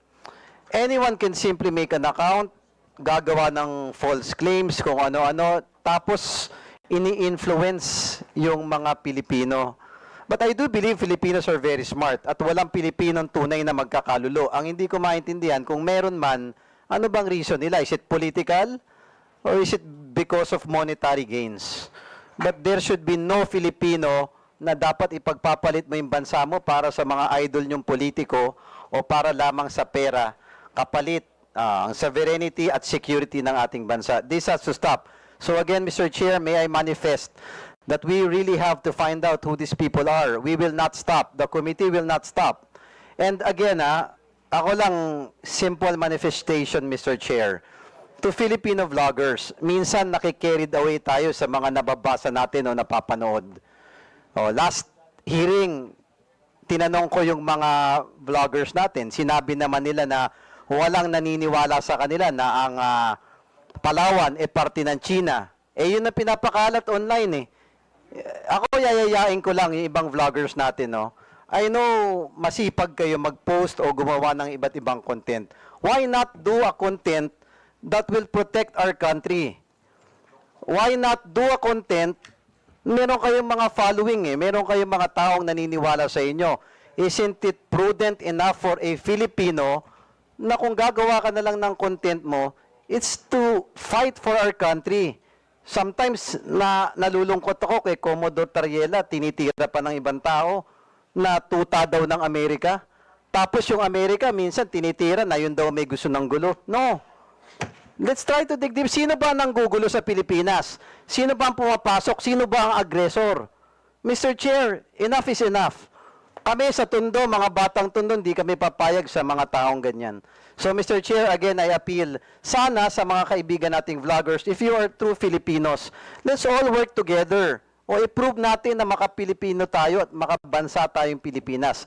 Labanan natin ang negative news ng China and let's stand for our country. One flag, one country, and one Filipino. Thank you, Mr. Chair. Thank you. Mr. Chair, Honorable Pamante. gusto ko lang pong tanungin si Commodore Teriela kung sino yung mga vloggers na yun. Can you identify those vloggers now? Isa lang ba o meron pang iba? Can you identify them? Well, Mr. Chair, I cannot attribute it to the person, but what I can quote are the name of their handle account, social media handles. I cannot attribute it to a person, but I can attribute it to a social media account. So, ano mong ibig sabihin? Because as I said, Mr. Chair, hindi naman natin alam kung sila talaga yung may-ari na account, but alam ko na yung pangalan na account. Like for example, si Mr. Rugando Sasot, we don't know whether it is really him who is managing his social media account. The same thing with Ana Malindog Uy or Ado Paglinawan. Those names are known to be writing about pro-China narrative. Well, Mr. Chair, why, Commodore, why don't we ask the NBI or the DICT to identify? Why? Why don't we ask them? Now, you keep on telling us about these things, and you're not telling us who the people are. So why don't you ask the NBI or the ICT to identify those people who they are? Because they can be identified. Oh, it's up to you because you're the one being bashed in this case. Perhaps even your statement here can even be treasonous. Why? Because these are Filipinos who are actually siding with China. Oh, saying things that are against our own sovereignty. So, Mr. Chair, I would like to ask to Commodore Tayela to ask the NBI and the ICT to finally identify these people. And if you do that, Mr. Chair, we're going to invite them here. So they could be able to shed light to what they're saying. And also, let them realize that this committee is now crafting a bill that will regulate these things. Akala ba ng mga vloggers natin, malilibre sila lahat sa mga bagay na yan? No. There should be certain regulations on this, Mr. Chair. Do you know why? Because freedom of expression is not absolute. Are there any further questions with regards to this issue from the members? Mr. Chair, I would like to ask Commodore Tayela if he's willing to ask the NBI and or DICT or the Department of Justice to finally identify these people. Yes, Mr. Chair, on the part of my office, I will be forwarding the report and the post of those known social media influencers that we have identified that are countering the factual narrative of the Philippine government when it comes to the West Philippine Sea. I believe we have the presence of the NBI resource persons. Andito po bang NBI? Ano mo nga yung anong pwedeng gawin dun? Good afternoon, Mr. Chair. Good afternoon to the members of our Congress. Actually, Mr. Chair, some of the personalities which was mentioned during the lecture of Commodore were already verified by our office. So, ang pagkakaintindi ko po kasi, during his explanation is that he cannot attribute yung mga accounts doon sa real identity ng mga may-ari. And we can provide some, but for those other accounts po, totally dummy account po siya. And we cannot identify kung sino yung mga ano po niya, totoong nagmamayari. But for some of the accounts that were mentioned, there are real names and identities that were already identified by the NBI, and we could furnish this committee of those identities. Thank you, Mr. Chair. I suggest, Commodore, you coordinate with the NBI na lang regarding this matter. Yes, Mr. Chair. Are there any further questions regarding this issue? Mr. Chair, Yes. thank you very much. Commodore Tariela. So, kamakailan, nabalitaan po namin at nakita namin sa telebisyon na muling nagkaroon ng enkwentro sa West Philippine Sea. Pwede mo po bang maikwento sa amin ang nangyari? Yes, sir. Mr. Chair? What transpired in the past 2 days, Mr. Chair, is that last April 5, the Philippine Coast Guard monitor the presence of China Coast Guard 3302 at a distance of 82 to 85 nautical miles off the coast of Palawig, Zambales. And because of that, the Commandant of the Philippine Coast Guard, Admiral Ronnie Hilgavan, directed BRP Cabra to challenge the presence of the China Coast Guard vessel.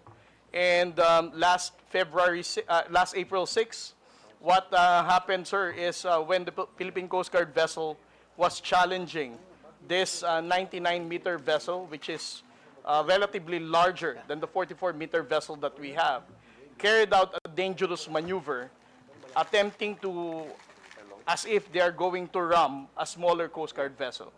But thanks to the seamanship skills and the professionalism of the Coast Guard sailors of the Philippines, we were able to prevent from being rammed by the China Coast Guard. And just yesterday, sir, again, the China Coast Guard 3302 did another dangerous maneuver, attempting to ram the aft, which is the behind of the Philippine Coast Guard vessel, when we were also challenging them yesterday at a distance of 92 nautical miles off the coast of Capones Island, sir. And the area is well within our special economic zone, no? Yes, sir. That is well within our own exclusive economic zone. Exclusive economic zone. And ako, Commodore, nung napanood ko po yung video sa TV, the news, talagang nakaramdam ako ng konting galit. Kasi nakita ko yung isang dambuhalang Chinese vessel na palapit ng palapit habang pilit naman tumatakbo yung atin. Kasi nga baka mabangga at mukhang babanggain talaga. At buti na lang kamo, magaling yung ating mga seafarers nakaiwas. Kung hindi po nakaiwas, ilang kayang Pilipino maapektuhan kung dumating po sa punto na nabangga? Well, we have to understand, sir, na ang barko na to is almost double the size of our BRP Cabra. So you can just imagine the impact nung bilis nung barko na yon sa pagbangga ng mas maliit na barko natin. Parang to describe it, parang isang Wigo na Toyota na kotse binangga ng isang 6x6 truck. So that is the reason why the Philippine Coast Guard has to run away for them not to be rammed by the China Coast Guard. Kung sakali pong nabangga tayo, definitely ang mga crew po ng Philippine Coast Guard vessel ay nasa harm's way na po. At tayo po ngayon siguro ang nagpapanik, how can we be able to rescue our Coast Guard personnel, sir? At tunay pong nakakakulo ng dugo nung nakita ko po ito kasi atin po yung lugar eh. Diba? Atin po yung lugar. At dito po sa hearing natin ngayon, napakahalaga po na ma-address po natin yung mga fake news na lumalabas laban sa issue ng West Philippine Sea. Because what I fear, Commodore, is due to the fake news, this might lead to Filipinos being misguided when it comes to properly understanding the issues of the West Philippine Sea. Do you agree with me when I say this, Commodore? Yes, sir. I definitely agree with you, sir, that we need to address fake news and disinformation. Dahil kung tataas po ang bilang ng mga fake news and disinformation na yan with regard to the West Philippine Sea, mawawala na pong saysay ang paghihirap ng Armed Forces of the Philippines at ng Philippine Coast Guard na itinataya po nila ang buhay nila para po sa West Philippine Sea. So sa isang bahagi, Commodore, would you agree with me when I say that maaaring isang strategiya to na ginagamit ng isang banyaga laban sa Pilipinas para magkaroon ng confusion sa ating mga mamamayan sa paglaganap ng fake news laban sa Pilipinas sa usapin ng West Philippine Sea. Yes, sir. I definitely agree with you, sir, that most likely this is a state-sponsored misinformation tactic para gibain po ang pagkakaisa ng atin pong bansa pagdating sa pagtindig sa issue ng West Philippine Sea. Okay. Thank you very much. Now to our vloggers present. Mr. Chairman, can I get a show of hands kung sino-sino po sila nandito ngayon? Actually, we will proceed on that. Tapusin na lang natin yung kay Tariela. Yeah, patapos na po ako, but critical lang po kasi sa akin yung mga vloggers dito.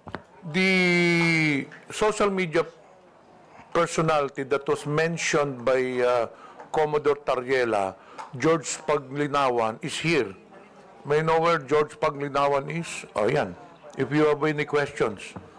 He was Sir, mentioned if by I may. Commodore Tariela kanina. If I may, Mr. Chairman, I am George Ahmed Mr. Paglinawan. Chairman, I think I have the floor. Okay. Yeah. So anyway, Mr. Chair, I just wanted to ask first, I don't have any particular questions to Mr. George. Yung gusto ko lang malaman, yung mga vloggers na nandito ngayon, pakitaas nga ulit yung kamay ninyo. Hindi ko kasi kayo kilala isa-isa eh.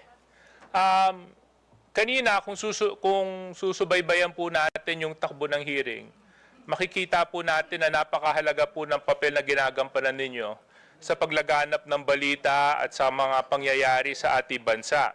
And in a certain way and in a certain form, you influence the manner of thinking of certain Filipinos. No? And I'm sure you agree with me that when I say the Philippines is a sovereign country. Now, I just want to find out from the vloggers present, do you condemn what China is doing in the West Philippine Sea? Yes or no? Can you raise your hand? Can I just, all of you? All of you? Yung mga nasa dulo, hindi ko po masyadong, sorry malabo kasi yung mata ko. Are those vloggers as well at the end? Yes? Do they also, are you also raising your hand? Yes?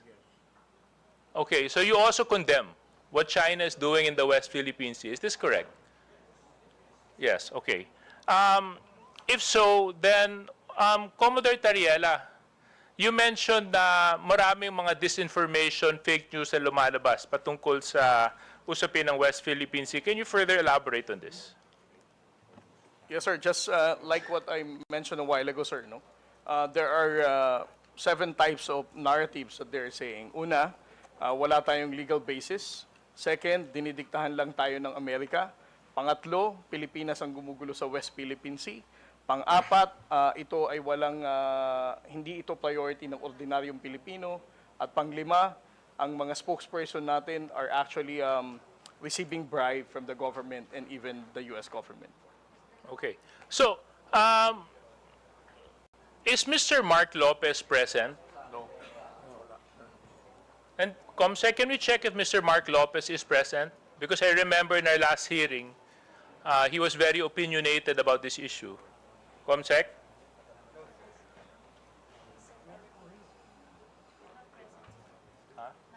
Not present. Okay, not present. So, since he's not present, siguro I'll just reserve my questions for him when he decides to present himself. For the vloggers na nandito, dahil kayo naman, inamin nyo rin na kinukondenan nyo yung ginagawa ng China sa West Philippine Sea. Siguro ipapakiusap ko na lang sa inyo sa pamamagitan ng boses ninyo at sa pamamagitan ng kakayahan ninyo, baka pwede nyo lang suportahan ang Pilipinas. Pwede nyo suportahan ang ating pamahalaan. Pwede nyo ipakita sa pamamagitan ninyo na maski ano man ang hindi natin pinagkakasunduan, Pilipino at dugong Pilipino pa rin ang nangangalaytay sa ating lahat.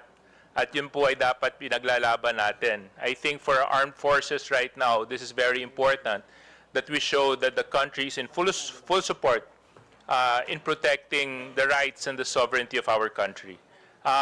That's all, Mr. Chairman. That's the only questions I have for Commodore Tariela. And baka pwede pong humabol ng isang pakiusap Alam mo, campaign period ngayon eh. Kami mga kandidato nakikiusap. Baka ang pwede ko ipakiusap sa inyo, sana maging boses din po kayo sa Twitter, sa Facebook, sa TikTok, o anumang medium ang ginagamit ninyo na let's support the Philippines and let's support our claim to the West Philippine Sea. Maraming salamat. Mr. Chair, Yes, Honorable Abante. gusto ko lang pong sabihin kay Commodore Tayel, saka yung NBI, no? Because you mentioned na these are dummy accounts, di ba? Dummy accounts po ito. And you also mentioned that it's possible that they are being used by the Chinese, no? To speak against the West Philippine Sea. So, Mr. Chair, gusto ko lang pong i-manifest dito, kung dummy accounts yan, walang pinagkaiba yan nung panahon ng hapon. Oo, yung makapili na mayroong bayong, mayroong bayong hindi nagpapakilala. Oo, walang pinagkaiba yan sa mga makapili. Kaya yung mga vloggers natin dito, na mga makapili, palagay ko, merong kalalagyan din yan. Siguro, no? NBI. Meron din, ano? Ha? So, it means that you could be able to really identify those makapili today. No, NBI. Kaya, no? Mr. Chair, if I may. Yes. Yes, Your Honor. As long as makumpleto po natin yung mga verification. But still, we depend on the information na kayang ibigay sa atin ni Meta as well as yung kayang ibigay ng mga telco sa atin na information.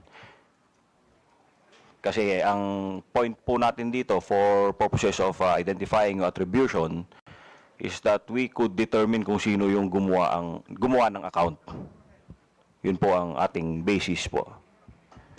Well, the fact na, Mr. Chair, that our bloggers are here with us today, hindi po ito makapili. Mga Pilipino po ito that they're appearing with us today to be able to help us craft a legislation finally, to be able to put a stop to this fake news, especially those people who are using dummy accounts. Finally put a stop to it, Mr. Chair. Yun lang po gusto kong sabihin.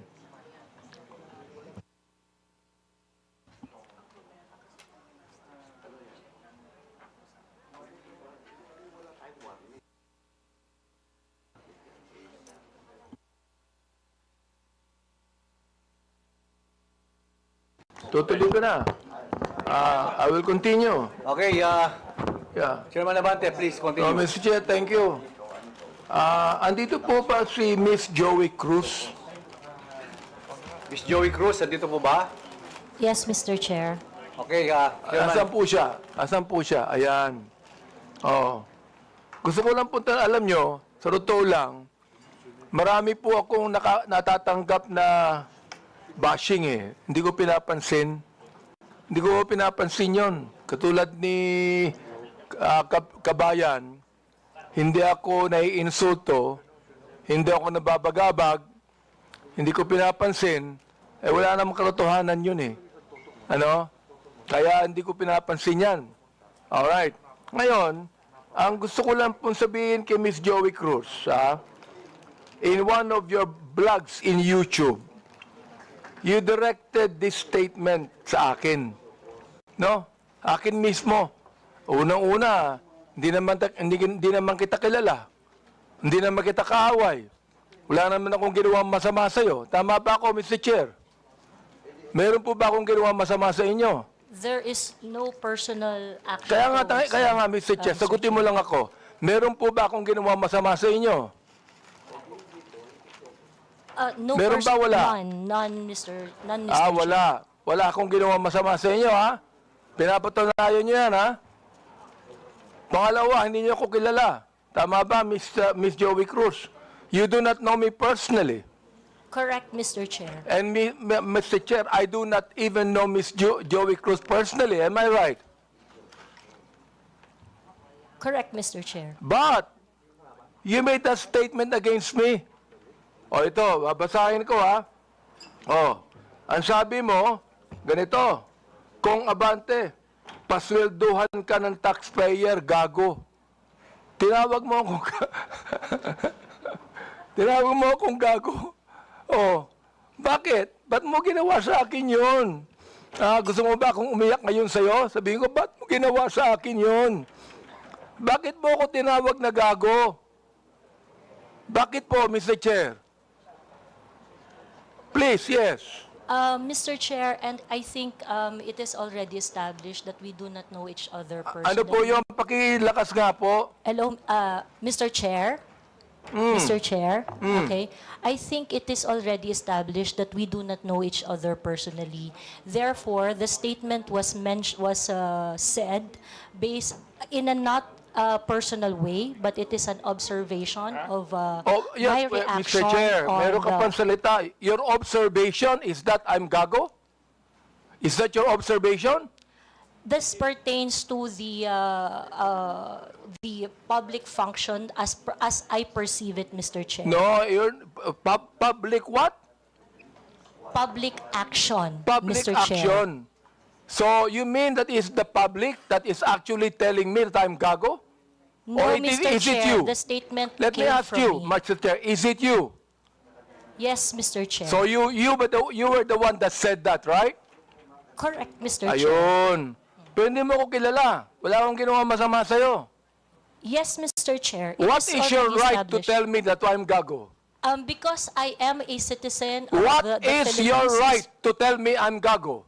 That is part of my freedom of speech, Mr. Oh, Chair. is that right? Yes, Mr. Chair. So your freedom of speech is to tell a person that he is gago? Freedom of speech ba yan? My freedom of speech, part of my freedom Ang of galing speech is mo. to react Ang on the galing mo. action of Ito a pa, public official. sinabi mo ha, in another post, ito sirahin mo. Pero alam mo, kaya tayo nagmi-meeting dito, parami na mention ko ito, no? Pero sa totoo lang, hindi ko pinansin yan, matagal na yan eh. Di ba? Hindi ko pinansin yan. Ito ha, ang sabi mo, you know, Kong Benny Abante, I can find all of this. Isasampal ko ito sa pagmumukha mo. Is that still freedom of speech? Mr. Chair, I am not very familiar. Yes on or that no, post. Mr. Chair? Is that still, you think, freedom of speech? When you said, isasampal ko ito sa pagmumukha mo. Mr. Is Chair, that freedom of speech? yes, Mr. Chair. Ganon. Oo. So, ibig sabihin, ganito. If I tell you right now, sasampaling kita, freedom of speech yan. That's part of your freedom, Mr. Chair. Pag sinampal kita, hindi na freedom of speech yan. Of course, sir. It's overt Hindi action na. already. Yes, Hindi sir. na, no? Yes, sir. Oo, ang galing. Mahusay ito.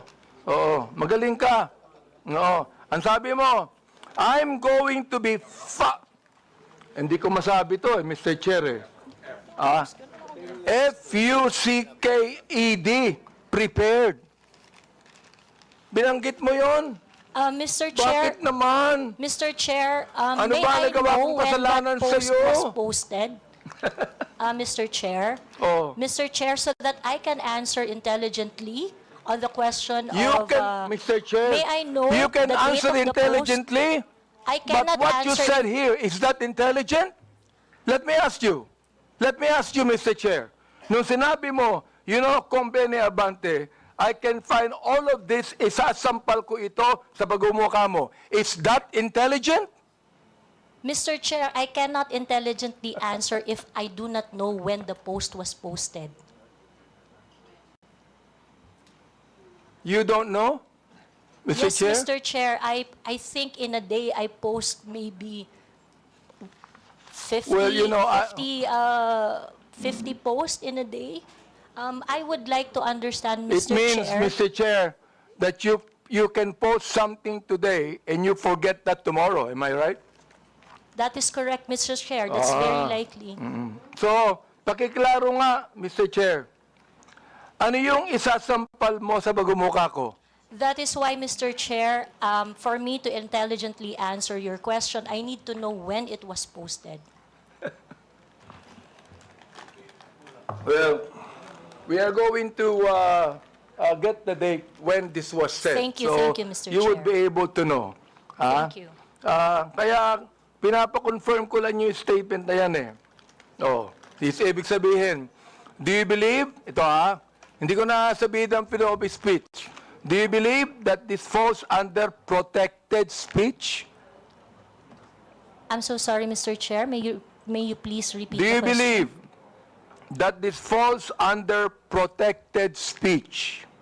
Mr. Chair, like I said earlier, I would like to know first the context of the post. But rest assured, Mr. Chair, that when I post in my platform, I make sure that it is a reaction on the news or public action. As a political observer, I always practice. Ms. Cruz, is this a political statement? You were saying a political observer. Is this a political statement? Do you believe that using profanities, insults, and malicious accusations online represent fair and respectful, intelligent discourse? Except as part of your statement, Mr. Chair, the malicious imputation you said, I accept that. The rest that you said, yes, it is part of the healthy public discourse. It is part of what, Mr. Chair? Healthy public discourse. O therefore, pag binanggit natin using profanities, insults, and malicious accusations, that is, anong tawag mo doon? Part of the healthy discourse, Mr. Chair. Healthy discourse. Healthy discourse ba yun? Yung Yes, profanities, Mr. Chair. Yes, Mr. insults, and malicious statements, healthy discourse sa'yo yun. Yes, Mr. And that's Chair. the reason why, Mr. Chair, that we should now actually craft a legislation to put a stop to Ms. Joey Cruz, who seemed to be intelligent, and a woman using profanities, malicious insults, saying it is healthy. Yes, Mr. Chair, I stand by my statement.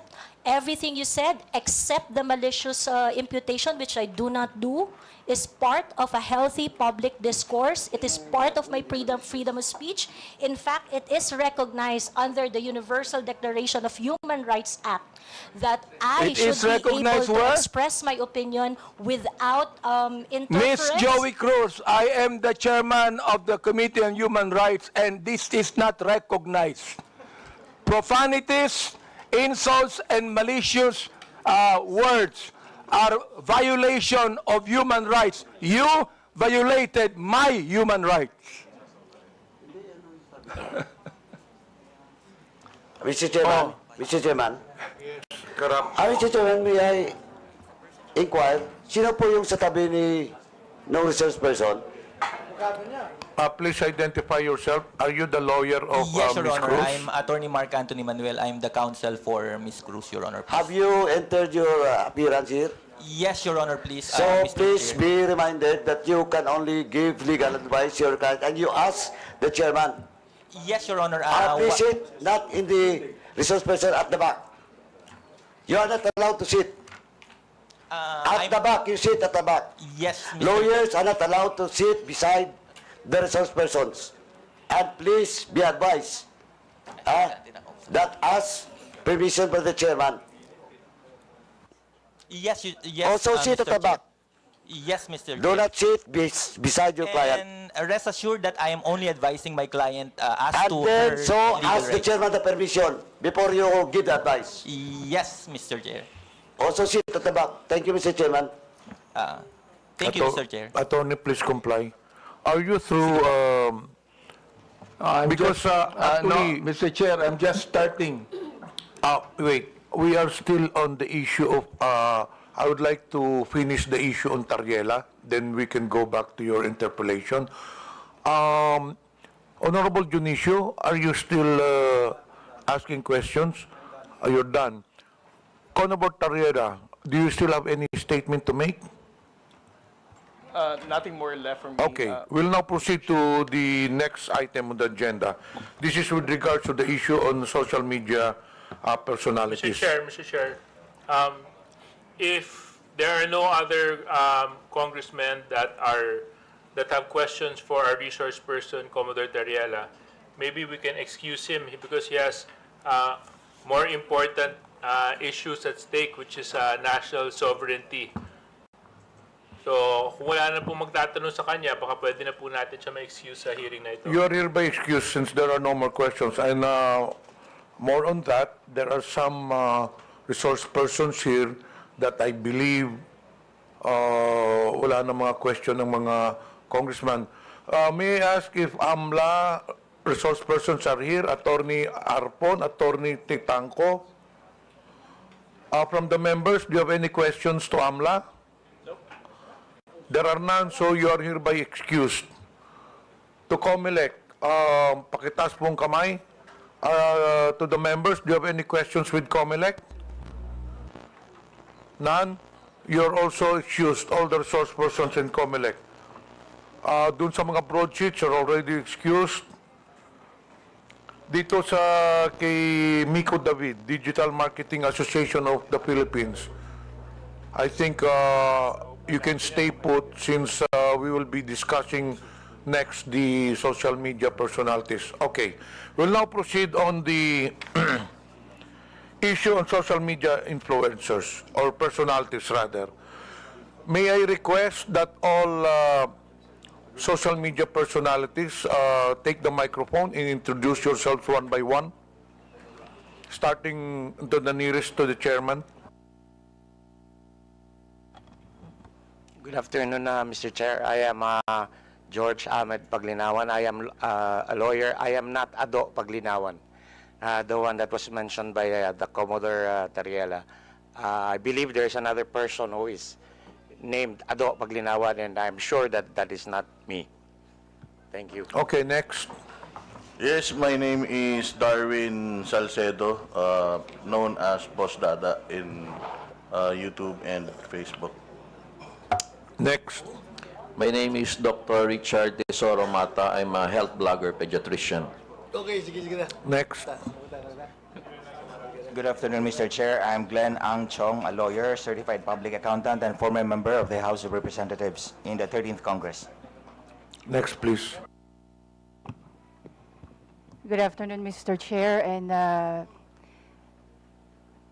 my name is Zain Batalya. I'm the person behind I Am Sean Wayne.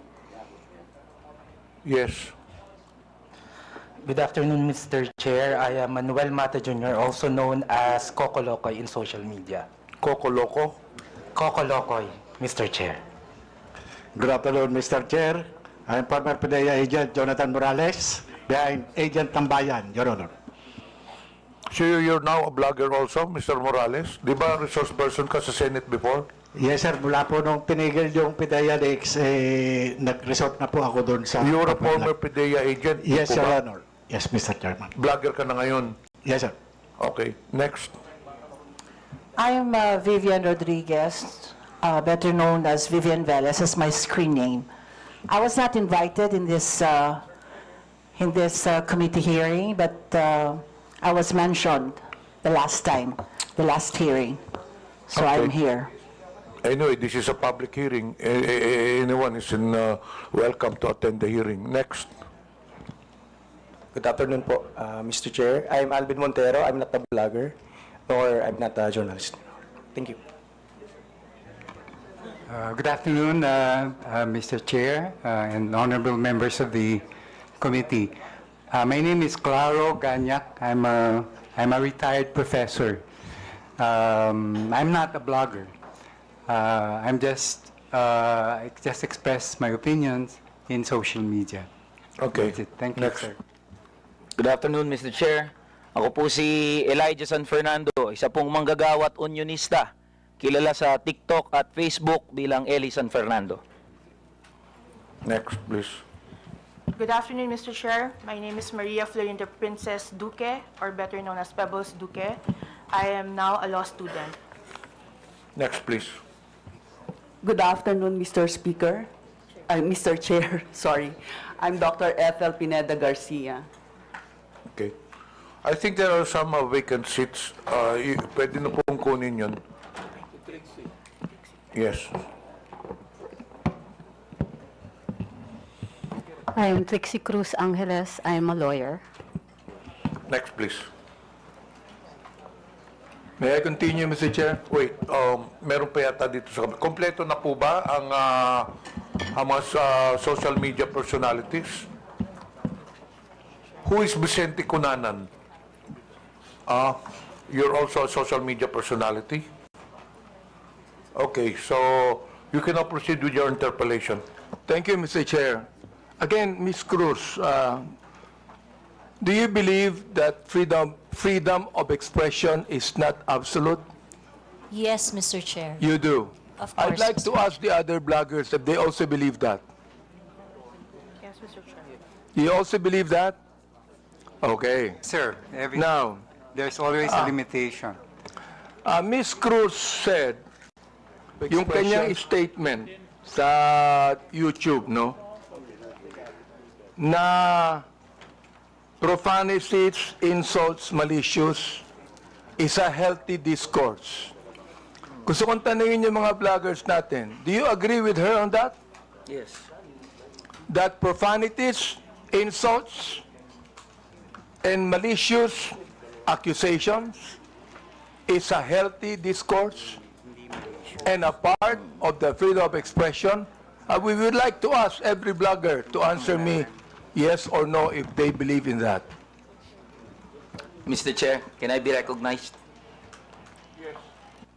Mr. Chair, no other than the highest court of the land has repeatedly said na hindi po masama ang pagmumura, lalong-lalo na sa mga pampublikong opisyal, especially kung ang pinatutungkulan po ay yung official functions nila. Not the person, but their official functions, Mr. Chair. So yun po ang paninindigan, lalong-lalo na po namin bilang mga manggagawa, dahil kahit meron pong TikTok, Facebook o social media, sa komunidad po, yan ang lengguwahe ng mga manggagawa at ordinaryong Pilipino na nagagalit. Hindi po kasalanan ng mga vlogger o ng mga gumagamit ng Facebook, TikTok, X o kung ano pa mang social media platforms kung bakit merong ganito na mga pagmumura o profanities. Ito po ay lengguwahe ng mga manggagawa at ordinaryong Pilipino na nagagalit. Mr. Elijah, hindi ko binabanggit yung lengguwahe ng ordinaryong Pilipino. Ang binabanggit ko, lengguwahe ng vlogger. Hindi ka ordinaryong Pilipino. Mr. Chair. Tatandali lang, kasalala pa ako eh. Alright. Hindi ka ordinaryong Pilipino. Tama, mali? Ordinaryong Pilipino ako, Mr. Hindi, Chair. hindi ka ordinaryong Pilipino. Vlogger ka eh. No, I'm a manggagawa ako, Mr. Chair. Lahat pa ng ordinaryong Pilipino, vlogger? Mr. Chair, manggagawa ho ako na may platform ho. So, ordinaryong Pilipino ho ako, Mr. Chair. Mr. Chair, point of order. We have our rules here. I think the resource person cannot answer without being recognized by the chair. Sorry, Mr. Chair. Okay, to all reminder to all resource persons, let the interpolator finish his line of questioning in his statement, and resource persons can only talk when the chair recognizes them. Okay. Nabanggit mo kanina na yung profanities, yung insult, yung malicious accusations, kung yan ay sinabi sa kanyang, ang tawag doon, functions bilang public official, okay yun. Yung sabi mo, di ba? But not on a personal basis, correct? Ayan. Yes, Mr. Chair. Sabihin natin, naniniwala ako dyan. Pero, hindi naman niya sinabi yan sa akin on my public functions, official functions. It is a personal accusations on me. Mr. Elijah. I cannot, Mr. Chair, can I be I cannot speak on behalf of Ms. Joey, Mr. Chair. Inaano ko lang yung sinabi mo. Yes, Mr. Chair. Okay, now I'd like to ask Ms. Joey, Ms. Cruz, are you insulting me on my public official functions, or it is a personal accusation on me? It's not a personal accusation, Mr. Chair, and I think we have agreed early on that we do not have any personal relationship. So Yes, that that's is right. just- Pero ito, ang sabi ni Elijah, okay lang yon kung yan ay sinabi in my official functions as a public servant. Alam mo ba yung official functions ko? Yes, Mr. Chair, and Alam mo. So therefore, hindi ka naniniwala sa aking official functions, kaya tinawag mo akong gago. no, Mr. Chair, the observation that I uttered to describe your performance of your official action, that is my observation. That is what I felt. Well, inobserbuhan mo ba yung aking official functions? Yes, Mr. Chair. Inobserbuhan mo I watch your hearings. Since I won in 2019? No, Mr. Chair. I closely monitored your performance as a congressman in the 19th Congress. And you hated me for that? No, not really, Mr. Hindi, Chair. gago. Just in the Binagit mo 19th sa akin Congress. gago, so you hated me. Mr. Chair. Ano ba ibig sabihin nun? Binanggit mo, gago ako. Binanggit mo, isasampal ko ito sa pagmumukha mo. Binanggit mo, I'm going to be... Hindi ko babanggit eh. Okay. If you prepared, binanggit mo yun eh. May Oo. I respond, Mr. Chair? Therefore, you hated me. Hindi pwedeng sabihin mo sa akin na you love me. Is that the person that you said that you love me? I love you, and because of that, isasampal ko ito sa'yo. May I respond, Mr. Chair? Yeah, go ahead. Sige, Mr. Chair, go ahead, respond. At the very most, I do not like your performance as a member of the 19th Congress. But hate is such a powerful word because we established earlier that we do not have any personal relationship or any personal Mr. Chair, affiliation. binanggit mo yung human rights. Yes, binanggit Mr. mo yan kanina, Chair. di ba? Correct, Mr. Therefore, Chair. Mr. Chair, you violated my human rights. Why? Because when you said those profanities, those insults, yung gago, yung isasampal ko ito sa pagbubuka mo, you violated my human rights. You did. May I respond, Mr. Chair? Teka, Mr. Chair, hindi ako nagagalit sa'yo. Okay? At wala akong pakialam sa'yo. Kahit na anong sabihin mo, okay lang sa akin. Alright? Pero itong ating pinag-uusapan ngayon, merong kinalaman sa mga legislation na aming gagawin later on. That is why I am asking you right now. Sapagkat napakahalaga nito.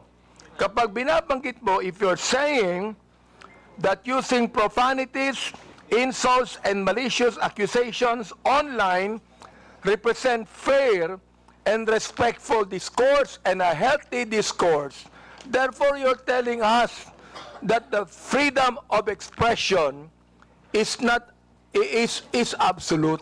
You can say anything you want, and that is freedom of expression. Yun ang sinasabi ko, Mr. Chair. May I respond, Mr. Chair? Pag binanggit mo, if you said that freedom of expression is not absolute, therefore, there are certain things that you cannot say. Yun ang ibig sabihin nung freedom of expression is not absolute. May limitation yun. Di ba? Oh. Go ahead. You can answer now. Okay, thank you very much, Mr. Chair. Mr. Chair, in the universal thoughts and ideas, there would always be a limitation. The freedom of speech is not absolute. And the limitation of freedom of speech is well defined. Under the law, under the jurisprudence, there are things that you cannot say. There are things that Mr. Chair, you what cannot... jurisprudence are you talking about? Supreme Court decisions, Your Honor. Can you tell me what law? example of law that limits your Yes. freedom of expression? For Can you example, tell me Mr. the Chair, jurisprudence? yes, Mr. Chair. For example, Mr. Chair, there is, I cannot specify the specific law, Mr. Chair. There but is a law what on libel. Yeah, law There on is libel. a law on slander. There is a law. Is it okay, Mr. Chair, if I give my example? Okay, thank you very much. One example, and I think this example is very demonstrative, is very illustrative of the limitation of freedom of speech. Right now, it is election, midterm election, and it is not allowed that people are going to campaign on the day of the election day.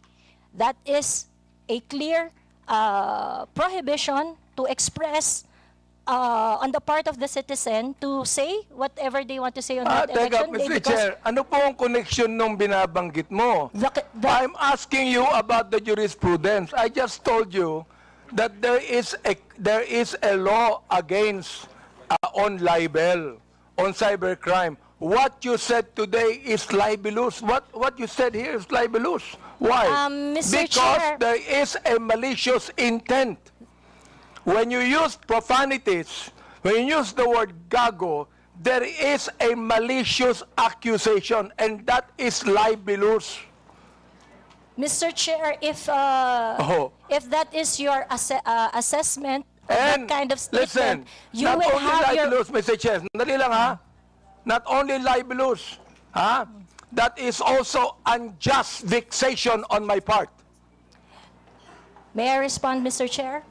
Go ahead. Okay, Mr. Chair, if you think that you are violated by my exercise of my freedom, you would have your right and No, be no, in court Mr. Chair, so that, don't so worry. that the maliciousness of Mr. that Chair, statement don't can be worry. I'm sorted not out going in the to charge proper you in court. authority. Don't worry.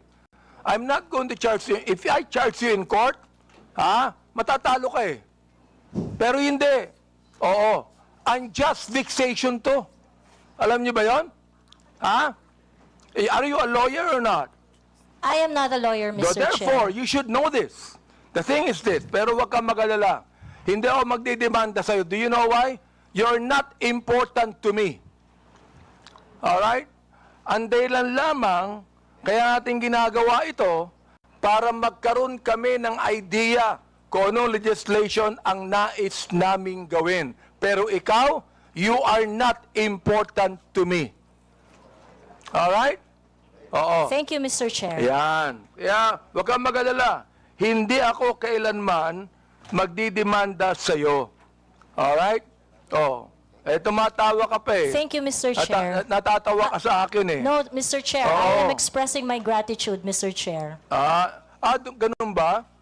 Mr. Chair, tumatawa ka and you're expressing your gratitude by your sarcastic laughter? I am not laughing, Mr. Chair. It's just a natural smile, Mr. So Chair. gusto kong tanungin po, itong ating vloggers na ito, kayo po mga vlogger natin, do you agree with what Miss Joey Cruz said? Every one of you could be able to answer, if you agree. I have a lawyer there. Attorney Trixie.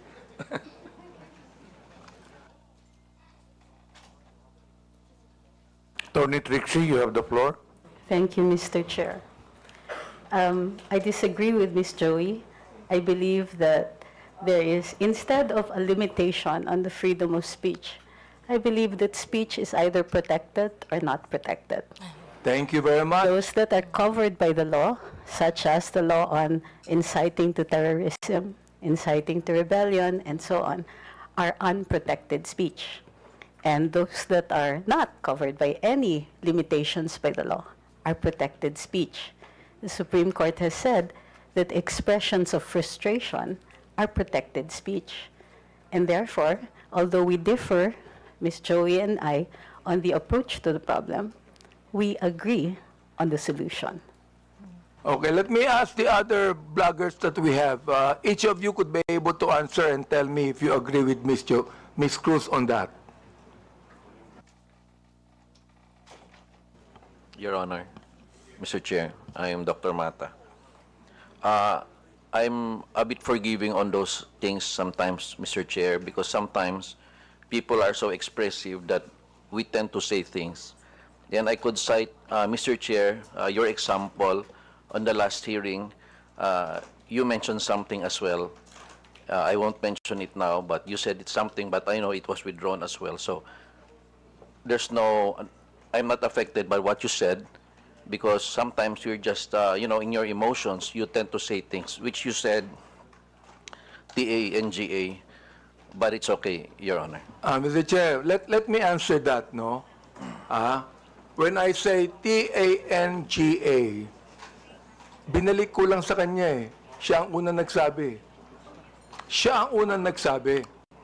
Para bang pinukul ka ng balisong, nasa lubog yung balisong, binalik mo sa kanya.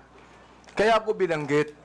Hindi ako ang unang nagsabi. Ang unang nagsabi, yung vlogger mismo.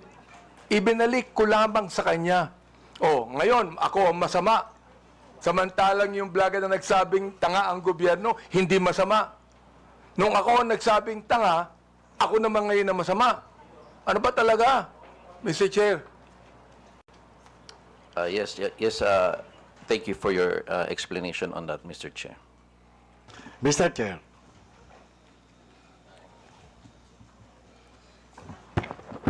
Yes, was that? Mr. Chair. Mr. Morales, please proceed. Yes, sir.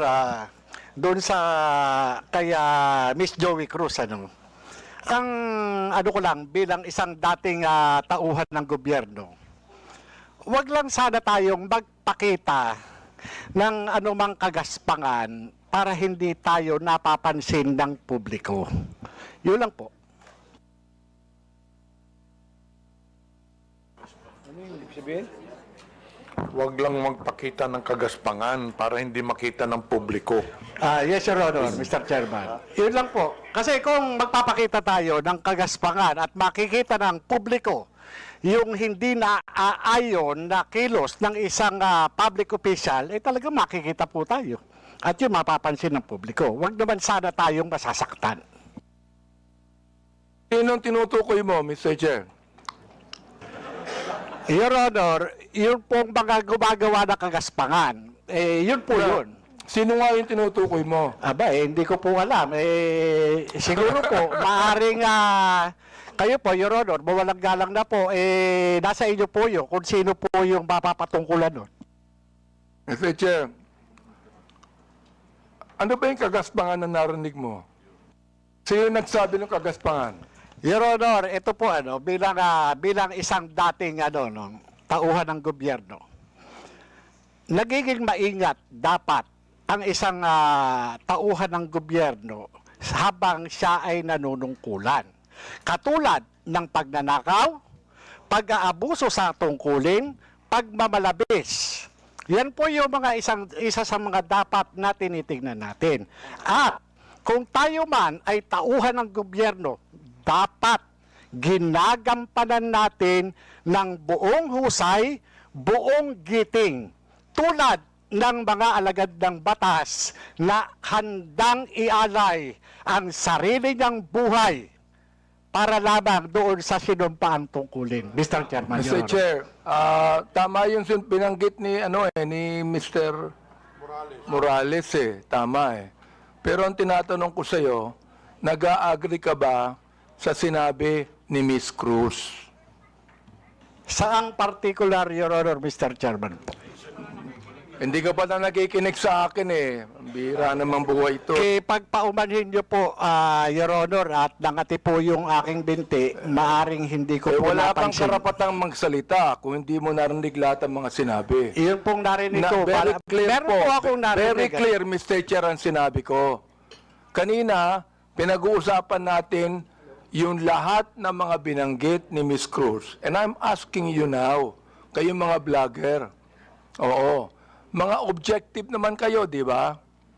Ano ang palagay nyo rito? Palagay nyo ba na itong malicious, ulitin ko para malaman mo, itong malicious, profanities, at insults, accusation, na ibinigay po ni Miss Cruz, ay Kasama po yan sa tinatawag nating protected discourse o kaya naman healthy discourse or freedom of expression. Yun po pinoprotektahan ng batas. Ito po yung pong opinion o saloobin ng isang mamamayang Pilipino patungkol doon po sa pagkukulang ng isang public officer. Yun po hindi pinoprotektahan ng batas. Ito po yung pag-iingganyo ng paggawa ng illegal o labag sa batas. Yung pagkukulang, Mr. Chair, ay kung walang ginawang illegal, may karapatan ba siya? Kung walang ginawang illegal, Your Honor? Depende po Depende po sa napapansin at kung po sa nagbibigay ng opinion, Your Honor. Miss Joey, meron po ba akong ginawang illegal? Meron po ba? Nothing that I said in my Yun, blog. wala akong ginawang illegal. Meron ba akong ginawang immoral? There are things that I may not agree. You because may of not agree, differences. that's fine Yeah, with me. Yeah. Pero ang tinatanong ko, meron ba akong ginawang immoral? Differences I in agree values, that there Your are Honor. some things that you do not agree. Okay lang yun sa Differences in akin. values, Your Honor. Di ba? Pero wala akong ginawang immoral o illegal. You said that yourself. So therefore, anong ibig sabihin ng profanities, insults, and malicious accusations you gave to me? Yun ang tinatanong ko. Ha? May I answer, Your Yes, Honor? go ahead. Okay. First of all, Your Honor, I would just like to take exception once again that I never agreed to anything, any statement that is malicious as part of freedom of speech. It's not. What I said are not malicious. Those are observation on my end, and the profanity is part of part of my expression of discontentment, disgust, because my expectation for a public officer is not Therefore, met. Mr. Chair, when you're saying that a public official who is not doing anything illegal or immoral, and you said something malicious, insult and profanities, Again, that is your observation. And you have the right to say that. Again, Mr. Chair, I am taking exception on the malicious statement. My statements are not malicious because my statements are always pertaining to the exercise of the public duty of the officer I am responding to. So therefore, when you said reacting to. gago, that is not malicious. That is not malicious, Mr. Chair. Okay. That is not malicious, ha? Yes, Mr. Chair. Oo. Pero ako, Miss Cruz, kahit kailan, hindi naman kita kilala, hindi ko alam ang ginagawa mo, wala akong karapatang tawagin kitang gago. And I respect your opinion, Mr. Chair. Not my opinion. That is my belief. I Iba yung respect your opinion, belief, Mr. iba Chair. yung belief. Okay. I'd like to ask the other vlogger if they agree with Miss Joey on that. Una po, I agree po na this is not malicious kasi na-establish na po na hindi po namin kayo kilala personally. And kung sabihin namin mahal namin kayo, it is because of your work as public official. Hindi po ibig sabihin mahal po namin kayo bilang kung ano pa man, malisyoso. And when we say we don't like what you are doing, it is also not malicious. It pertains to your job as a government official. So I think magkaiba din po kasi yung sukatan sa public official and also private citizen. So, I think it's important for us to understand the difference of and the limitation doon sa public official and sa private citizen. And I agree po. Lahat po ng sinasabi namin sa inyo, because we don't know you personally, are not malicious. It's not personal. It's about your job lang po. Sometimes, Mr. Chair, I'm not onion-skinned, ayan, kilala ako ni Congressman Glenn. Kaibigan ko yan. I'm not onion-skinned. Ang ibinabagit lamang natin dito is how do we limit this? How do we regulate this? Yun ang aming inaanong batas. How do we regulate this kind of statements, na masyadong personal to eh. Diba? Hindi ko na nga pinapansin eh. Oo. Kung hindi lang binigay sa akin itong mga bagay na sinabi eh, makikita ko ba to? Hindi ko nakita to eh, Miss Joey Cruz eh. I don't even care about that anymore. Hindi ako apektado dito eh. Di ba? The thing is this, kayo makakatulong sa amin for us to be able to craft a better legislation to what? To tell you that the freedom of expression is not absolute. Yun ang nais naming sabihin dito. Oh, so, yung the rest of the bloggers, if, yes, Attorney Glenn, go ahead. Thank you, Mr. Chair. While we recognize the plenary power of this Congress to enact legislation to limit freedom of speech or expression, I would just like also to exhort the members of Congress, the honorable members of Congress, to remember that the exercise of free speech, public officials should not be onion-skinned. I know hindi po kayo onion-skinned, Congressman, Honorable Abante. Public officials should not be onion-skinned, and that free speech serves as a scalpel that removes the abscesses of officialdom. I quote the jurisprudence. It's a landmark decision of the Supreme Court. So we have to make a tight balance between limiting the freedom of speech and, of course, when it comes to public acts of public officials. Yun na po, Mr. Chair. May we hear the others, Mr. Chair? Go ahead. Yes, Mr. That Chair. handsome man right there. Ako po, Mr. Chair. May I be recognized po? Mr. Chair, sundan ko lang po yung binanggit po ni Attorney Trixie about protected speech. I don't know the specifics of what Ms. Joey said. Be that as it may, Mr. Chair, kung yung pong mga binanggit niya ay nakapatungkol po sa official function, then it is warranted. If it pertains to the personal po na buhay, then it is unwarranted. Naiintindihan po namin yung predicament, Mr. Chair, ng mga congressman natin, ng mga public official natin na talagang nasa scrutiny ng taong bayan. Pero hinihingi rin po ng taong bayan, lalong-lalo na ng mga manggagawa, ang pag-intindi po ng ating mga congressmen doon sa kung ano yung nararamdaman at ano yung pakiramdam, emosyon ng mga tao patungkol doon sa function po ng ating mga public official. I believe yung mga binanggit po ni Ms. Joey, it is part of protected speech. And I think doon po pwede tayong magkaisa. That's all, Mr. Chair. Meron pa. Yes, Miss,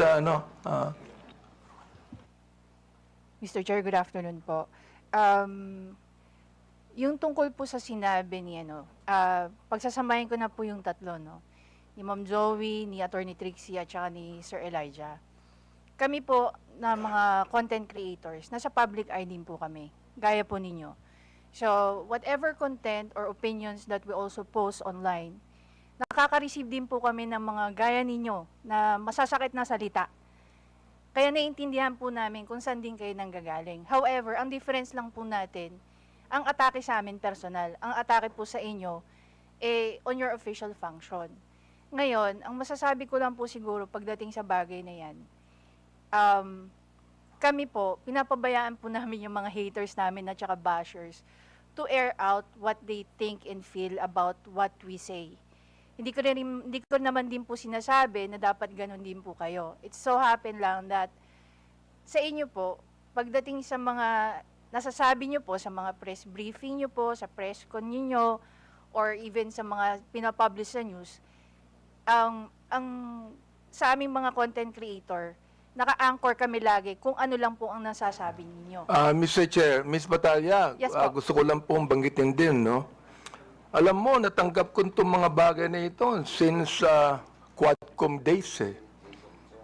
Hindi ako binabas ng sino man bago ang Quadcom. Bakit kaya? Di ba? Mr. Chair, if I may, hindi ako nababas, eh. Oo, ngayon lang talaga. Hindi ko alam kung bakit eh. Oo, yun ang gusto kong sabihin sana sa inyo. Diba? Yes, Manuel Mata po. Mr. yes, Chair, Mr. Mata, yes. that is exactly the point kung bakit hindi po tayo nakafocus dapat dun sa mga protected naman na speeches ng mga tao. But the reason of frustration, ano po yung context bakit po nasabi yon ni Miss Cruz? Para alam po natin kung bakit siya na-frustrate, bakit niya po nasabi yun, and yun po yung masolusyonan natin. I think dun po sana tayo nakafocus, and I think yun yung rason kung bakit sinasabi ng batas natin na dapat hindi onion skinned yung mga government official para nakafocus tayo doon sa totoong problema and cause of frustration ng mga tao. Mr. Chair, sinabi ko na hindi ako onion skin, di ba? Yes po, Mr. Chair. The fact that you are here talking with us Yes. with this kind of respect is, I agree. Kaya, Mr. Chair, hindi ko talaga, since the time na yung Quadcom, hindi ako nagsalita ng anuman sa inyo o nag-vlog sa akin. Miss Joey, hindi ka nakarinig sa akin anuman salita, di ba? Miss Joey, you have never heard me say anything against you or about you. Am I right? Yes, sir. Yes, Mr. Chair, we do not know each other personally. Ayun. And then, ganito. I have never said anything about you, nor anything that you have said against me. Am I right? Sorry, Mr. Chair? I have never said anything about you or anything against you, even if you said something against me. Am I right? That is correct, Mr. Chair. Yun. Yun ang gusto kong sabihin sa inyo. I'd like to give way to my good friend, Congressman Acop. Before I recognize Congressman Acop, admin matters, there are several resource persons here who have been here since early this morning, and I believe some of the members have no questions anymore.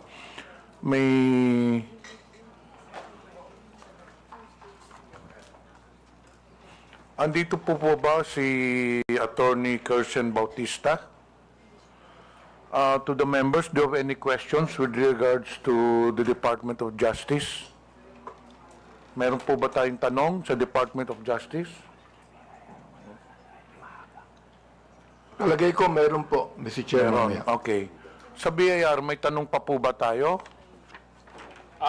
I do have some questions to the BIR, Okay, Mr. later. Chair. Okay. Andito pa po ba ang PIR? Okay. So, hindi pa pwede po kayong umalis. Okay. Sino pa ba ang... Sa NBI, may tanong pa po ba tayo? Do you have any questions sa NBI? Kayo? Baka meron pa, Mr. Chair. Bunusan Okay. ulit. Sa PNP, meron po ba kayong tanong sa PNP? Yes? Okay. What about sa KBP?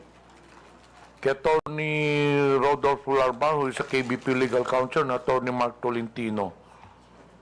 Do you have any questions with KBP? But of course, you are free to stay, no? If you want to stay. May tanong po ba tayo sa KBP? Wala? Kung walang tanong sa KBP, then KBP is allowed to be excused. But as I've said, you're free to stay. Sa Digital Marketing Association of the Philippines, kay Mr. Miko David, may tanong pa po ba tayo? Anyway, you can stay, but you're allowed to be excused. Sa Global AI Council, Mr. Antonio Mauricio, andito po ba? Your Honor, umalis na, Your Honor. Okay.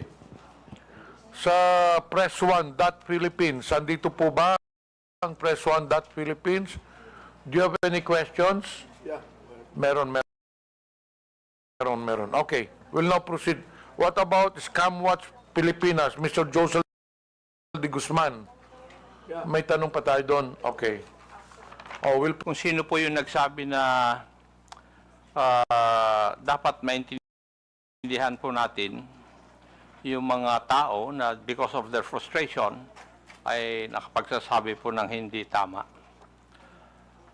Gusto ko lang sabihin na yung frustrations wouldn't give you the right to violate the law. Hindi po nakapagbibigay ng karapatan sa isang tao na mag-violate ng law because of his frustrations. Because there are avenues, legal or provided by law, para ma-express nyo yung frustrations ninyo. That is precisely the reason why the freedom of expression is not absolute. Thank you, Mr. Chair. Okay, thank you. Before we proceed, may I know if Ms. Vicente Cunanan has taken her oath? Wala pa. Please rise. Comsec, please administer the oath. Please raise your right hand. Do you swear to tell the truth, the whole truth, and nothing but the truth in this inquiry? Please respond with I do. The oath has been administered, Your Honor. Thank you. Honorable Abante, you have the floor. Mr. Chair, meron po bang ibang vloggers na gustong magsalita tungkol dito?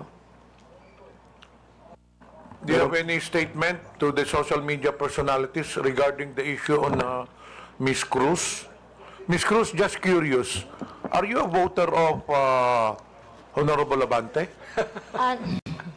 No, So Mr. you're not Chair. a registered voter in the district of Honorable Abante? No, Mr. Chair. And as you have said earlier, you do not know him personally. Yes, Mr. Chair. And he does not know you personally. Correct, Mr. Chair. So, bakit na nyo naisip na atakihin si Honorable Abante? Just curious.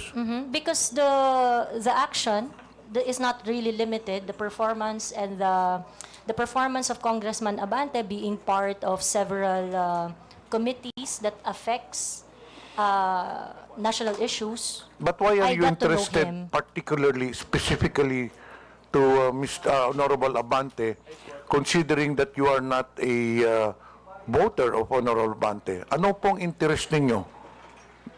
The issues that he tackles in his committee memberships and chairmanships are issues that are affecting the Philippines at large. So in short, you have something against him because you have singled him out. There are 314 congressmen here, pero mukhang ang paborito mo si Honorable Abante. That is incorrect, Your Mr. Chair, Honor, paborito Mr. din niya Chair. sa Ace Barbers. Because there are other congressmen that I give my observations to, and it's not limited to Honorable Congressman Abante. So he's not singled out, Mr. Chair. Mr. Chair, plugin sinasabi ni Ms. Cruz yung observation. I hope, Ms. Cruz, you know, okay lang yung observation. For example, like, I hate Congressman Abante. Okay yan. I do not like Congressman Abante. Okay yan. I don't agree with Congressman Abante. That's fine.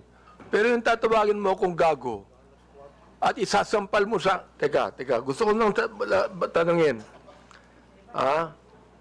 Gusto kong malaman, ano ba isasampal mo sa akin? Sabi mo isasampal ko ito sa bumumukha mo.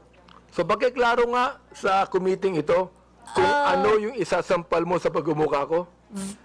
Like I said earlier, Mr. Chair, I would like to know when that was posted. And perhaps, it's very likely, Mr. Chair, That I was posted posted on YouTube.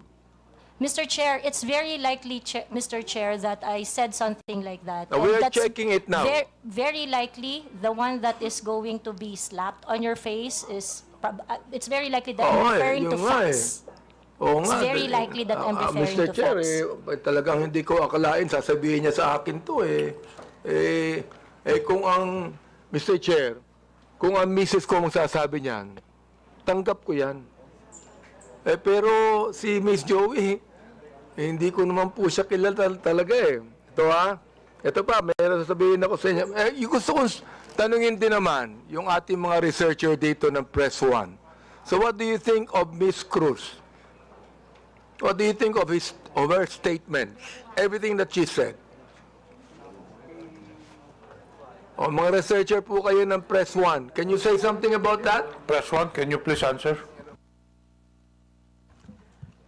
Mr. Chair, we were confined with the facts as researchers. So I think as long as if Miss Joey Cruz is giving her opinions and her opinions alone. No? I think it is beyond our capacity to it is beyond our capacity because she is entitled to her own truth. But again, if it's something to do with the known facts, no, I think we can debunk what is being said.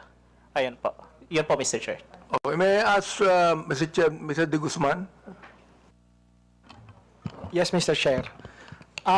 Well, in my opinion, Mr. Chair, it's basically as a reputation management practitioner, I think in that aspect, it's not really a matter of freedom of speech, but it's a matter of, number one, respecting for others.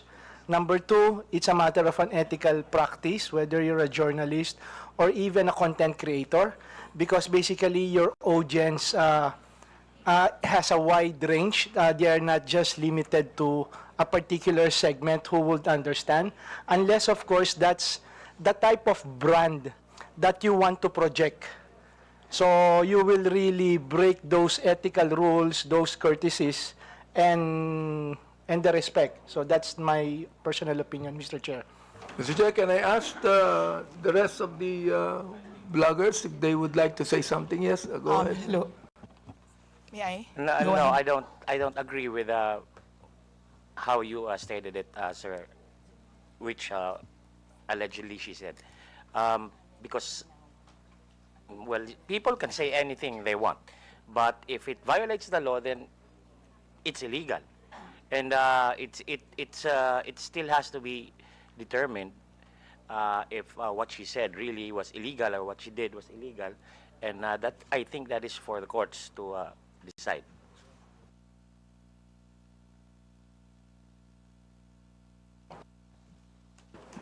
I think we have already heard the other Mr. Chair. bloggers. Those who wish to make a statement, you can do so. But to those who have already made their statement, pwede na siguro yun. Mr. Chair, Permission to speak. gusto ko lang pong sabihin kay Miss Joey, yung batas tungkol sa unjust vexation. Supreme Court has defined unjust vexation as any human conduct without violence that unjustly annoys an innocent person. Yan. Yan ang batas. Oh, the elements of unjust vexation are: there is human conduct that unjustly annoys or irritates another person. Such human conduct was not attended with violence.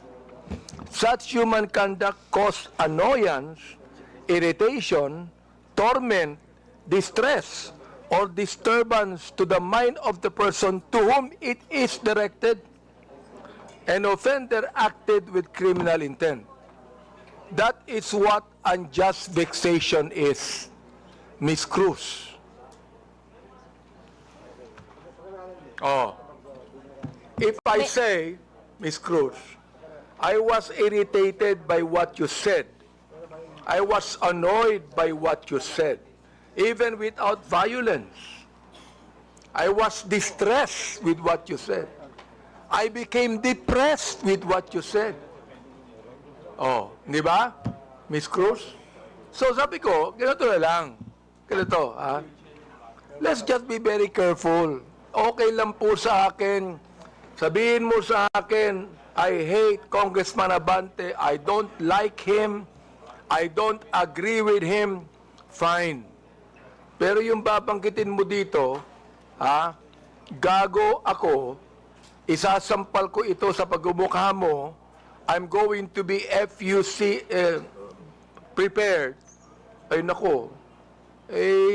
Palagay ko, very irritant yon sa pinagsabihan mo. Tama ba ako, Mr. Joey Cruz? May I respond, Mr. Chair? Go ahead, sige. Thank you. Mr. Chair, I understand that it may come across as something that you may not feel comfortable with what I said and things like that. And again, if you feel that you are aggrieved with what I said, I will welcome any action remedies from your end. No, the thing, On the other hand, Mr. Chair, You would while welcome what? While, You would welcome what? Any remedy that you may seek, Mr. Chair, any against legal me. action, is that what you're saying? That is Mr. correct. Chair? Any remedy, not limited to legal action, No, Mr. Chair. I'm not going to resort to any legal action anymore. Ha? Bakit? Magbabayad ka pa ng abogado mo. Maglilitis pa tayo ng matagal na panahon. That would also be irritant to you. You do not want that to happen to you, am I right? Huwag mo Yes, sabihin Mr. sa akin Chair. that you welcome any legal action. If you, because you enumerated the elements of the Oo. unjust vexation, Siguro, Mr. Chair. ang pinakamagandang sabihin mo sa akin because I'm annoyed, mag-apologize ka sa akin. Kapag ka sinabi mo ito, oo, hindi ba? O ngayon, kung ayaw may mo, I okay lang respond? sa akin. Ayaw mo, okay lang. Walang problema doon, Mr. Chair. Walang problema We can doon. agree ha? on that, Mr. Oo. Chair. Basta makikita nyo na lang na we are going to craft legislation that would actually regulate what our bloggers is trying to say. Let me ask our DOJ people, ano bang palagay nyo? Sinabi ni Miss Joey Cruz. Andiyan ba po ng DOJ? Mr. Chair. Go ahead. Mr. Chair, right now, the only legislation we have on malicious statements being made is on libel under the revised penal code and on RA 10175 on online libel. All right. Salamat po. Can the NBI also say something about that, Mr. Chair? Yes, Your Honor. Well, Your Honor, for purposes of discussion, we have what we call the doctrine of fair comment. So under the doctrine of fair comment, it means that every discreditable imputation publicly made is deemed false because every man is presumed innocent until his guilt is judicially proved, and every false imputation is deemed malicious. So under this doctrine, as a general rule, when the discreditable imputation is directed against a public person in his public capacity, it is not necessarily actionable. What we are talking here is whether or not it is actionable or not actionable. But as an exemption, if the discreditable imputation to a public official is either a false allegation of fact or a comment based on false supposition, it is actionable. So dito po sa doctrine na to, it's up to the person being attacked whether he wants to file a complaint or not. If he wants to file a complaint, then evidence must be submitted in order for the prosecutors to assess the evidence as well as the court kung sasampa man dito sa korte. Thank you, Mr. NBI. I'd like to also say, sapagkat marami ring bashing ang binigay ni Ms. Cruz kay Congressman Ace Barbers, di ba? Ms. Cruz, marami rin Mr. Chair, I would just like to inform the court that there is a pending action that I have against Ace Barber. So I would like to invoke the sub judice rule on that matter. Invoke sub judice? Wala namang kasong final. Wala namang kasong final No, Mr. Chair, I filed a libel suit against Congressman Barbers. Kay Ace Barbers. Yes, Mr. Chair. Oo. Huwag ka na mag-file ng libel suit sa akin. Wala naman akong sinabing masama sa iyo. Yeah, we agreed. We did not say anything personally on each other. Okay. Well, in your numerous blogs, Ms. Cruz, you criticize the government and specific personalities. But you have not released any content addressing the West Philippine Sea issue or taking a stand against China's actions. Why is that? It is Something that is beyond my competence, I would Okay. say. It is something that I do not know much. Although I would like to correct you, sir, that you said I did not release any content, but I actually do. In those contents, when I'm going to talk about the West Philippine Sea, the South China Sea, I talk about it in such a way that I try to figure out the issues, the facts, and ask. My platform is very interactive. And so my platform is always visited by professionals, professors, experts on their fields, real people doing their real job, sharing their 2 cents on what is going on. So whenever I'm going to talk about the South China Sea, international relations and things like that, it is always an interactive one, an exchange of idea from different point of views. Thank you, Mr. Chair. What is your, Tito, gusto ko lang tanungin, no? What is your current source of income? Ms. Cruz. We have a family business, Your Honor. Family business. Well, That is correct. are you monetizing your social media content or receiving compensation for your blogs? Yes, Mr. Chair. You are. Yes, Mr. Chair. So it is also some kind of a business to you. It is really not, Mr. Chair. In fact, if you're going to look at my vlog, it's very unprofessional. I do not have a studio. It is very casual. I do not have regular time. I'm going to vlog whenever. But how many followers do you have, Mr. Chair? On YouTube, I think I have around 79,000. In Facebook, I have my Facebook account with 143,000 followers was taken down a couple of days ago, and my social media accounts are usually they don't really last that long because it would usually be reported or taken down. Ilan po yung social media account ninyo, Ms. Cruz? I have TikTok, YouTube, and Facebook. So, ibig sabihin nun, you're getting money out of that. Parang sa'yo, that's a source of income, correct? It is a source of income, but Good. it is not a job for me because I can not vlog if I want to. Ano yun, Mr. Chair? I do not have to vlog if I want to. Mr. Chair, I do not have specific schedule when I do vlog. Sa akin, So, let me advise you, Ms. Cruz. Huwag ka na mag-vlog kasi naiinis ka din eh. Naiinis ka din, hindi pwedeng hindi ka mainis sa sinasabi mo eh. Di ba? Naiinis ka din.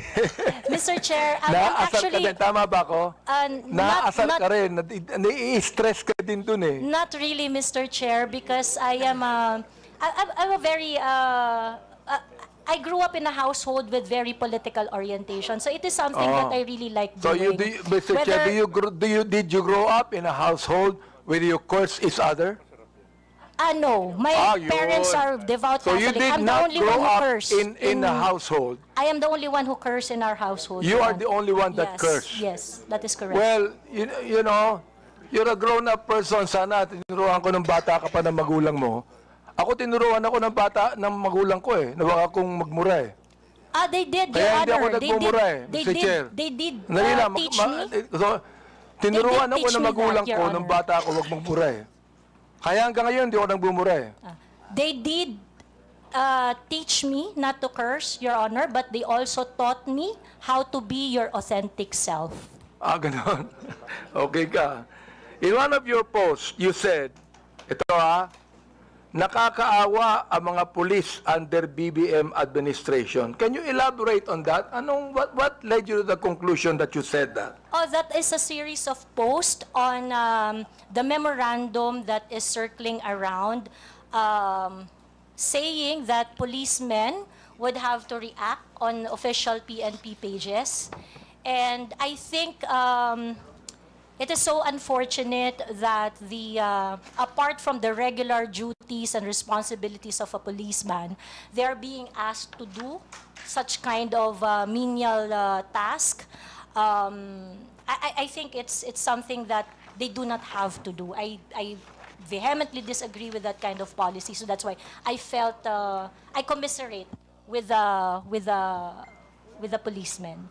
You what? You commiserate. Yes, Your Honor. So when you commiserate, you can tell the policeman, police patola kayo, wala kayong kwenta. Is that how you commiserate? I never said that, Mr. Chair. Nabanggit mo yun eh. Mga pulis, wala kayo na-solve na problema. Nabanggit mo yun. Kaya nga gusto ko nang tanungin, are these statements based on any verified data? Do you have a data on that? If I know the Or time they when are I simply your posted it, personal opinion? Mr. Chair, like I mentioned earlier, so that I can intelligently identify the reaction I posted on my Facebook, ito pong kaibigan ko. I would need to know the Miss time Ako, Miss when I Ako. posted it, so that I would know the exact Miss Cruz, news. Miss Cruz, ito pong kaibigan ko si Congressman Akop, naging general po ng pulis to eh. Oo. Kaya, ano mo, pag you begin to generalize, pangit, hindi ba? Let That me is ask correct. our police people there, what do you think of the statement of Miss Joey Cruz? Thank you, Mr. Chair. Oo. Pulis patola ka ba? No, of course. Hindi. No. Wala Your kang Honor. kwentang pulis, ganun ba yan? No, Mr. Oh, Chair. you tell us about that, Mr. Chair. Well, the data will probably speak for itself that the PNP has done so much. And I think that was the statement of Ms. Cruz, but the numbers will really speak for itself, Mr. Chair. Okay. Now, ito na lang, no? In your other blog, Ms. Joey, or post directed against the Quadcom, mga members tungkol sa pag-iimbestiga over bloggers spreading fake news. Itong Tricomm po namin. You dismissed them and said something along the lines of what? Sabi mo, para kayong mga bata, tangiya nyo. Hindi ko nga masabi. Di ba? Yan ang pag pinapasweldo kayo ng sambayanang Pilipino, pinagputahan ng mga tao, including ng mga vloggers, sagutin nyo mga tanong. Do you confirm this statement? Yes, Mr. Chair. Why did you say that? Because in any rants or bashing or issues I raised in my Facebook, I never really got a response. So pakiklaro mo nga yung sinabi mong pinagputahan ng mga tao. Will you please make it clear to us, anong ibig sabihin nun? Kasi hindi ko alam ibig sabihin nun eh. Yes, I will explain, Mr. Chair. Yes, please. Pinagputahan ng mga tao means pinagtrabahuhan ng manggagawang Pilipino ang nagpapatakbo ng bayang ito, ng kongresong ito. So therefore, the public officials should listen when there is a grievance being raised, petition being submitted by the people, especially when they are expressing dismay or standards not being met. Pinagputahan ng tao means pinagtrabahuhan ng matindi ng mga tao. Mr. Chair, yung mga taong nagtrabaho, tinatawag mong PUTA. No, Mr. Chair. Ayun ang nabanggit mo eh. And Mr. Chair, sa Katagalugan po, ang ibig sabihin po niyan, dahil nga po ang tao ay nagtatrabaho, ang isang hardworking na tao ay nagtatrabaho ng long hours, they would always express ng frustration dun sa kanilang pang-araw-araw na challenges. So that is why, ganun po ang Bulakenya po ako, Mr. Chair. I would just like to inform so that you would also have a proper context on my vernacular. Mr. Chair, marami kong kilalang Bulakenyo na hindi ganyan ang mga salita. Yeah, marami po. Marami rin po Please, ako. wag mong banggitin ang pagiging Bulakenya mo dito. But Baka it is- sabihin po ng mga Bulakenya, lahat yan, ganyan ang salita nila. I am Please, under oath, wag Mr. naman. Chair. It is like that. Mga disente po ang mga Bulakenya. Bulakenya po ako, sir. So I can speak for my people. Isa ka, Mr. Chair, sa Bulakenya hindi disente. Now ito last question, Mr. Chair. Yes, can you wrap it up? We still have other issues. Given your consistent use of offensive language, not only against me, against others, for example, personal insults, unfounded allegations, you cannot even verify it with your data, Do you believe your actions are still protected under freedom of expression? I take exception, Mr. Chair, Or have on you crossed the line alleging unfounded accusations because... Or have you crossed the line into abuse of your right? I understand my right, Mr. Chair, and I understand that I have no right to abuse my right. Good. So ibig sabihin doon, you have no right to use abusive language against a person you do not even know personally. Using profanity is not necessarily abusive, Mr. Chair. Well, you made that in a personal way. So let the people judge it, no? Because Correct, a lot Mr. of people Chair. are watching Agree. now. Let the people Agree, judge Mr. it. Chair. So siguro, yun na lang, Mr. Chair, ang may atanong ko kay Ms. Joey, siguro ngayon, makakilala na kami ngayon, siguro magiging close na kaming dalawa. Baka kayo ng sunod na love team. Kung ako, please recognize. Thank you, Mr. Chair. May I know if Mr. Vicente Bencalo Conanan is present this afternoon? Yes, she just took her oath. Would he be the same as Miss Pebbles Conanan? Yes Same. po. Your Honor, Yes. Thank you. I have here a sinumpaang salaysay. Paige, could you please present it to her?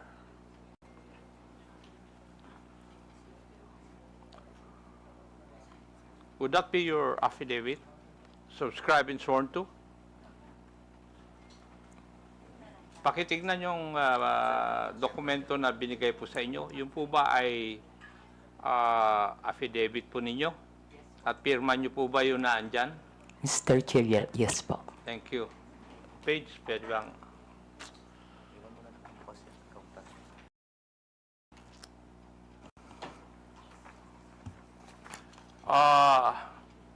Would you mind if I just call you Pebbles in this hearing? Mr. Chair, thank you po. Okay. Hate ko po yung Vicente. Okay. Thank you, Pebbles. Pebbles, itong sinumpaang salaysay mo ba is ginawa mo ba ito ng kusang loob at wala pong pumilit po sa inyo na gawin at pirmahan ito? Yes po, Mr. Chair. Thank you. May I proceed, Mr. Chair? Ikaw po ay isang vlogger, Pebbles. Tama po ba? Yes po, Mr. Chair. At ito po ba ay full-time mong ginagawa o part-time lang? Part-time? Minsan po kasi hindi po ako nag-vlog for a month. So it's not your main source of income? Yes po, kasi hindi po ako monetize. Okay. Hindi monetize. Pero meron po kayong ibang trabaho? Online seller po, Mr. Chair. Okay, online seller. Pag kayo po ay nag-i-engage sa pagbablog, ano po ang pangalan na ginagamit po ninyo? Pebbles po, Mr. Pebbles. Chair. Kasi nga po, hate ko po yung Vicente. Opo. Halata naman dahil ayaw mong gamitin Ano pong social media platforms ang ginagamit po ninyo? Facebook po. Facebook lang? Meron din po akong ex, pero hindi po ako ganong nagpo-post doon. At ilang taon na po kayong nag-vlog? Since 2014 po, Mr. Chair. 2014, that's about 11 years. Opo. Okay. Thank you. Now, dito po sa affidavit po ninyo, meron po kayong binanggit tungkol sa isang Maisog rally sa Hong Kong noong July 2024. No, Mr. Chair. Yung pong Maisog event sa Hong Kong, that was July 7. July 7. July. Ay, wala naman nakalagay dito yung date. Ako lang ang naglagay para malaman ko kung magsasabi ka ng totoo o hindi. Pwede po bang ipaliwanag po ninyo sa committee ito kung ano po itong maisog rally? Yan po yung normal, Mr. Chair, na ginagawa ng TOPS Coalition, yung may isog event na sa iba't ibang lugar, katulad ng sa New York, sa Vancouver, maski dito po sa Pilipinas, sa Liwasan. Yan po yung maisog rally na sinasabi. At ginagawa ito sa iba't ibang lugar ng Pilipinas at saka ibang bansa? Opo. Thank you. Ikaw ba ay kusang loob na pumunta doon sa mga maisog rally na yan? O sa mga lugar na ito? Kapag ini-invite po ako, Mr. Chair, nagpupunta po ako. Pero pag hindi po ako invited, hindi po ako pumupunta. Pag ini-invite ka? Opo. May sumasagot po ba sa iyong pamasahe? Meron po. Meron. Pati yung accommodations po ninyo? Yung pamasahe lang po, pero yung accommodations, kapag isang beses pa lang po kasi ako nakapunta ng abroad na maisog rally. Saan po yun? Sa Hong Kong. Sa Hong Kong. Okay. Doon po, yung friend ko po yung nag-sponsor sa akin ng airfare and hotel. At pwede ko po bang malaman, masabi po ninyo dito sa committee ito, kung saan ka nag-stay at saka ilang araw ka na natili doon sa Hong Kong?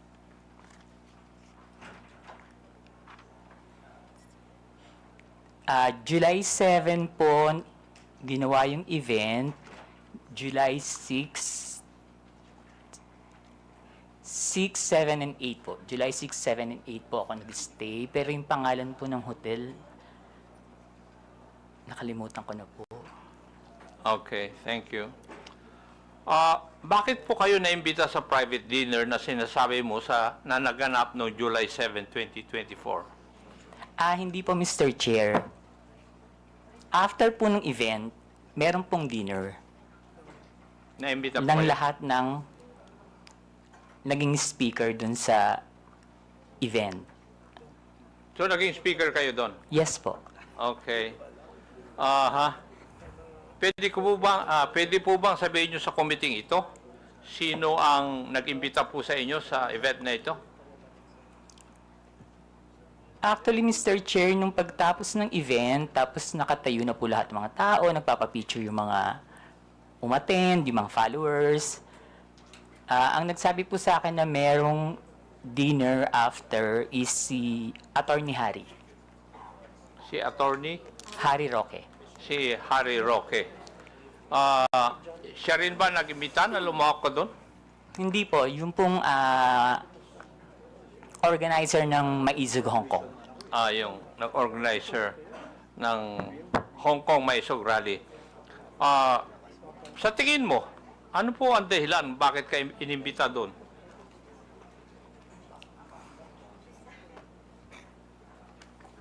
Kapareho rin po nung mga ginagawang rally dito sa Pilipinas na sabihin lahat ng ginagawa ng gobyerno na hindi namin gusto kasi that time kalaban po ako ng gobyerno. Liwanagin po natin yon. Kalaban ka ng gobyerno?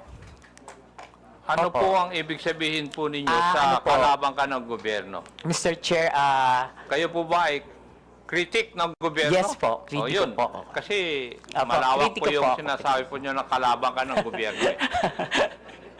Sorry, kritiko po ako ng gobyerno. Kritiko ka ng gobyerno. Okay. Meron akong meron pong binabanggit sa iyong affidavit na pagkatapos ng nangyaring maisog rally sa Hong Kong, ikaw ay naimbita na dumalo sa isang pribadong dinner kasama ng mga iba pro-Duterte vloggers at personalities. Meron akong ipapakitang litratong ito sa screen. Sagot lang kung pakisabi lang kung ito po ang sinasabi po ninyong dinner na nangyari. Yes po, Mr. Chair. Comsec, please flash the photo on the screen.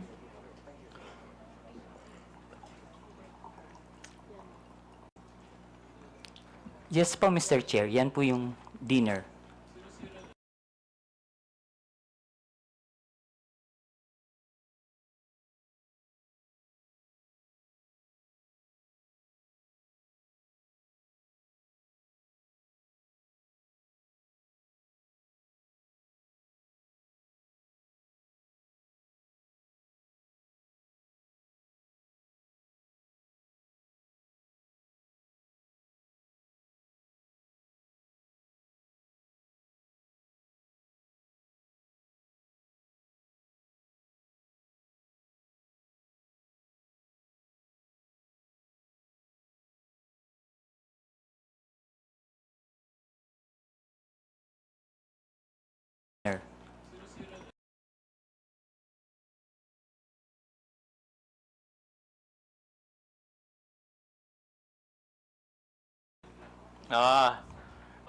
Pwede ba?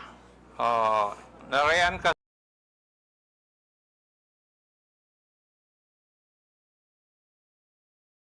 Yes po, Mr. Chair. Try ko po lahat. Yung kakilala ko lang po, ha. Opo. Yung pong nakaupo from left side is si Tio Moreno. Yung nakatayo po na Tio Moreno, yung nakaupo dito sa kaliwa? Dito po. Naka-black? Hindi po yung naka-brown. Naka-t-shirt? Yes po. Ay, ipag doon po kasi ako tumingin. Oh, kasi nasa left sa photo, yes. Okay. And yung nakatayo po na white is si Miss Sas Rogando Sasot. Okay. Ako po yung kasunod. Sumunod po si Miss Joey. Next si Sec Trixie, si Attorney Vic. And then yung nakaupo pong green is si Prof. Ana. Uy.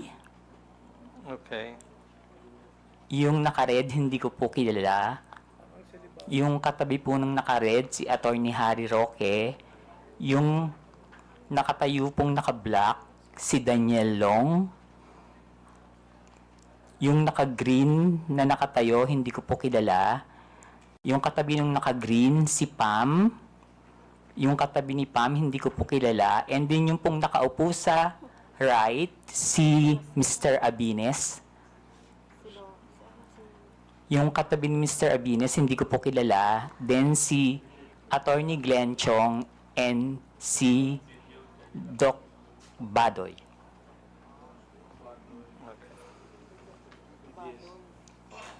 Alam mo ba, Pebbles, kung sino ang nagbayad sa dinner na yan? Ang pagkakaalam ko po si Attorney Harry.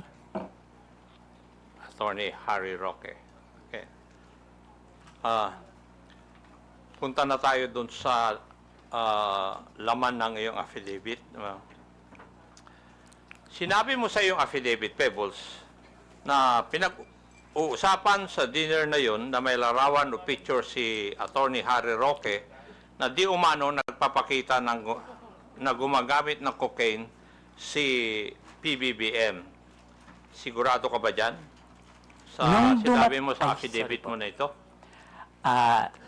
Late po kasi akong dumating, Mr. Chair. So, mga 1 hour na silang nandun sa restaurant, nag-uusap. Bago po kami dumating ni Attorney Vic and ni Pam. So, mini-message na po nila ako na nasa na daw po ako, marami ng chikahan. So, pagdating ko po, yun po yung topic about the Pulburon video. Okay. Sinabi mo rin sa iyong affidavit, Pebbles, na walang pinakitang picture si Attorney Harry Roque doon sa pinag-uusapan po ninyo. Pero base po sa iyong obserbasyon, mukha bang yung ibang mga kasamaan mo ay alam na ito o first time din nilang narinig ang tungkol sa larawan na yan? In fairness naman po dun sa mga kasama ko, hindi po nila alam. Wala po kaming alam lahat. Okay, thank you. Dito rin sa affidavit po ninyo, pinag-usapan din ninyo sa oras po na yon sa dinner kung paano i-release yung sinasabing picture na hawak ni Atty. Roque. Tama Yes- po ba? Yes po, Mr. Chair. At napagkaisahan na mas maigi na yung photo na yon ay pa-release sa isang foreign influencer para mas kapani-paniwala. Mr. Chair, hindi naman po na pagkaisahan, pero nagbibigay po sila ng mga opinion na dapat siguro sa international blogger dapat na maglabas, or yung Australian reporter na nag-interview kay PBBM, pero hindi po siya napagkaisahan. Kumbaga nagbibigay lang po sila ng mga opinion. Okay, thank you. Pebbles, kung totoo man ang picture, bakit kailangan pa maghanap ng foreign influencer to release the picture? Bakit kailangan bigyan ng some semblance of credibility ang pag-release dito? Siguro po, Mr. Chair, para mapanood agad international. Bakit kailangan ng semblance of credibility? Dahil hindi tunay yung litrato or yung photo? Bakit kailangan ng grupo po ninyo na magkaroon ng semblance of credibility yung litrato o yung photo na yon?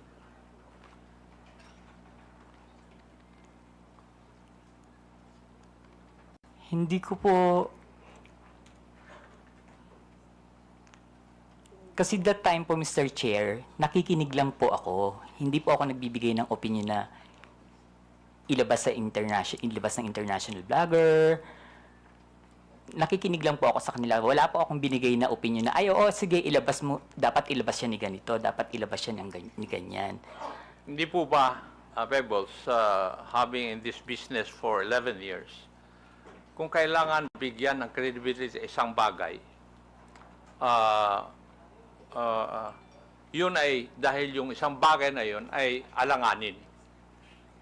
Yung bang pwedeng hindi totoo? Yes po, Mr. Dahil Chair. kung totoo yun, hindi nyo na kailangan na bigyan ng credence o credibility. Yes po, Mr. Chair. Yes, thank you.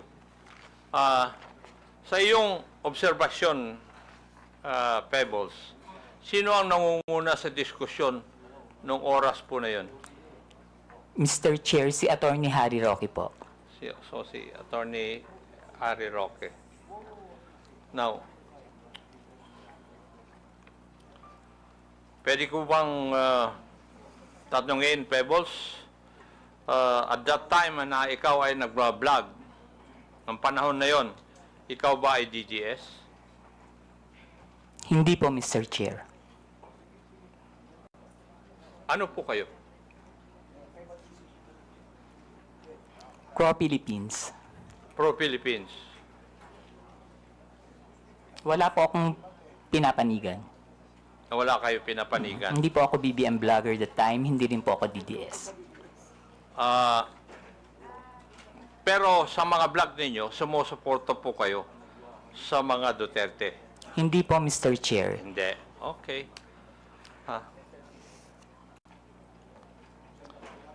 Dito rin sa iyong affidavit,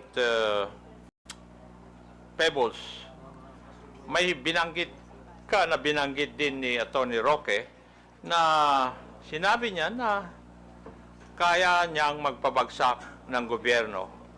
Tama rin po ba ang pagkabasa ko dito sa affidavit po ninyo? Yes po, Mr. Chair. Ang exactly sinabi niya dyan is nagkamali sila, magaling akong magbagsak ng gobyerno. Aha. Oh. Sa tingin mo, kaya po ba niya talaga? Mr. Chair, hindi po, kasi nagtatago po siya ngayon eh. Tama. Meron. Yung,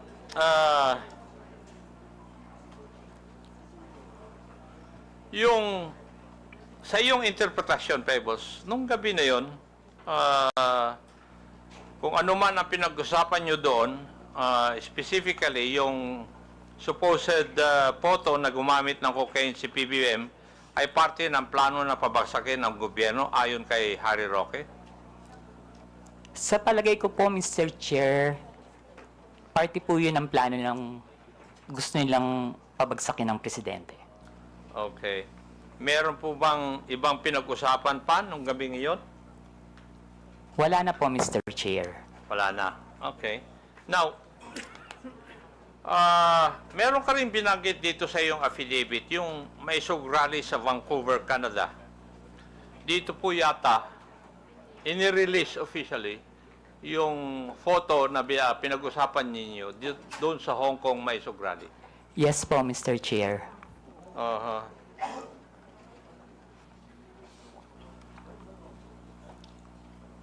Comsec, paki-plus po ang video clip na nagpapakita ng pag-release ng Pulveron video sa rally sa Vancouver.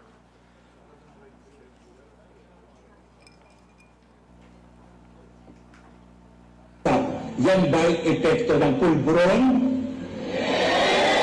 Kailangan sumagot siya ng tama, lalong-lalo na mukhang mailalabas na ang pulburon video.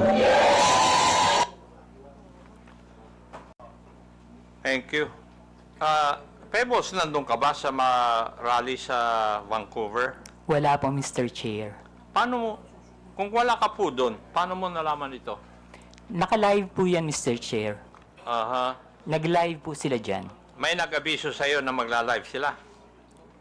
Wala po, Mr. Chair. Pero kasi, pag binuksan niyo po yung social media, yung Facebook, yan po yung trending. Yun ang trending.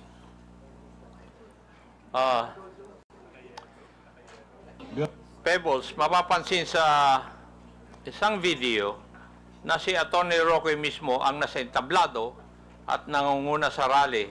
Tama? Yes po, Mr. Chair.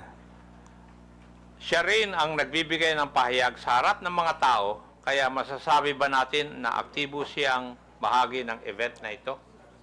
Yes po, Mr. Chair. So, malinaw na si Atty. Roque ang isa sa mga pangunahing personalidad sa rally kung saan inilabas ang Pulveron video. Yes po, Mr. Chair. At base sa video, siya mismo ang nasa sentro ng kaganapan. Tama rin. Yes po, Mr. Chair. Ngayon, ayon din dito sa iyong sinupang salaysay, isa sa mga dumalo sa Vancouver Mysog Rally ay si Maharlika. Yes po, Mr. Chair. Pwede po bang sabihin mo kung sino itong si Maharlika? Si Maharlika po yung isang vlogger niya taga-US. Taga-US. Ayon din dito sa iyong salaysay, parang alam na ni Maharlika ang nilalaman ng video bago pa ito may sa publiko. Bakit po ninyo nasabi ito? Paulit po, Mr. Chair.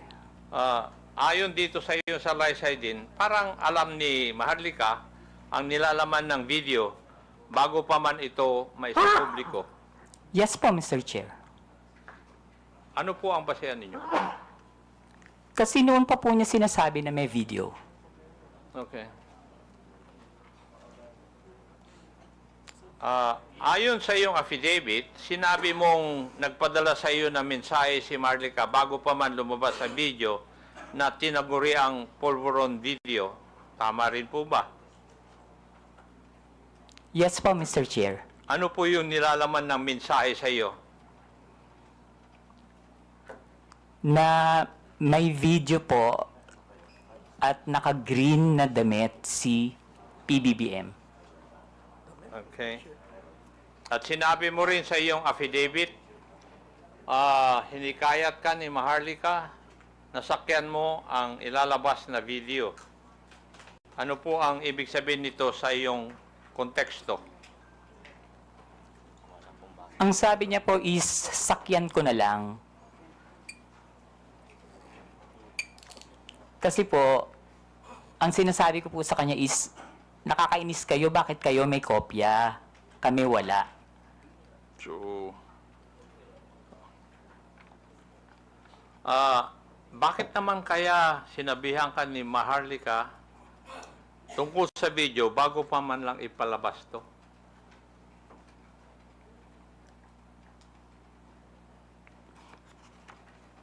Hindi ko po alam, Mr. Chair.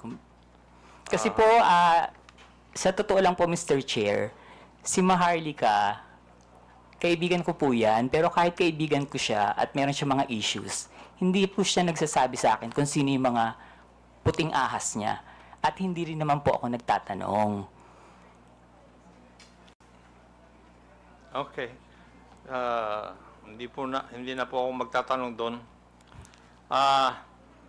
May ipapakita akong video. Paki-plus po yung video na sinubmit ni Pebbles bilang Annex B ng kanyang affidavit. COMSEC. Ito po ba yung video na pinag-uusapan po natin na Pebbles? Yes po, Mr. Chair. At yan din ang video na pinadala sa iyo ni Maharlika noong July 22? Yes po, Mr. Chair. Ito rin po ba ang tinaguriang pulburon video? Yes po, Mr. Chair. Pwede po bang ipaliwanag nyo sa akin? Ano po bang sinasabi o nakikita dito sa video na ito? Naggumagamit po ang presidente ng droga. Okay. Meron din dito sa iyong affidavit. Binanggit mo yung isang raw version at yung enhanced version. Pakipaliwanag po sa amin. Ano po ang ibig sabihin nito sa iyong affidavit? Yung raw version po kasi, kapag tiningnan nyo, hindi nyo siya masasabi na kahit na hindi po siya talaga, hindi nyo rin po talaga masasabi na si PBBM. So, in-enhance po nila yung video para mas maging maliwanag at mas makita. Okay. Ang ibig nyo bang sabihin, na-edit yung video? Yes po, Mr. Chair. Version? Maski po yung raw video, hindi po ako naniniwala na si PBBM yan. Ano po yung inyong basihan? Kasi po... Mr. Chairman, pwede pakiulit yung sinabi mo kanina, Miss Kunanan? Alin po, Mr. Chair? Yung indisi, ano yun? Sino yun? Sa raw at saka enhanced version? Hindi po si PBBM yan. Indisi? PBBM, hindi po yan yung presidente. Thank you, Mr. Chairman. Ano po yung basihan po ninyo, Pebbles? Kasi po, Mr. Chair, hindi naman po talaga yun yung mukha ni PBBM. Noon ko po pa kasi siya kilala. And kung yung edad niya that time, kung titingnan po mabuti yung nasa video, kung 30 plus pa lang siya or 40, parang wala pa po yatang cellphone nun. Mm-hmm. Okay.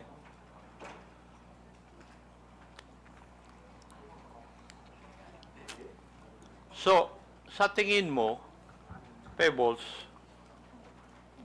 merong sinadyang alteration sa video upang manipulahin at ang itsura ng taong nasa eksena. Yes po, Mr. Chair. Yun. Ibig sabihin,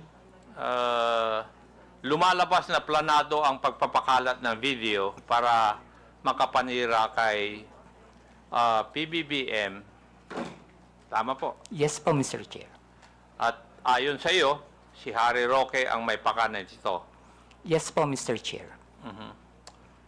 Pero hindi lamang si Attorney Roque ang high official na nasa meeting na yun. Tama po ba? Yung sa Hong Kong po, Mr. Chair? Yes. Politician po ba? Picture siguro.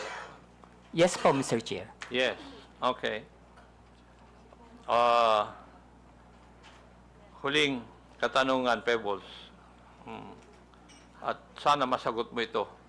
Bakit ka nagsasalita ngayon at bakit ka pumirma ng isang affidavit? Para itama po ang mali. Para itama. Aha. Okay. Thank you, Mr. Chair. I would just like to manifest that Polvoron video, according to the Philippine National Police Cybercrime Office and National Bureau of Investigation, which have conducted a video spectral analysis, and these officers concluded that the tragic nuts and anti-tragus or parts of the ear of the man individual did not match those of the PBBM.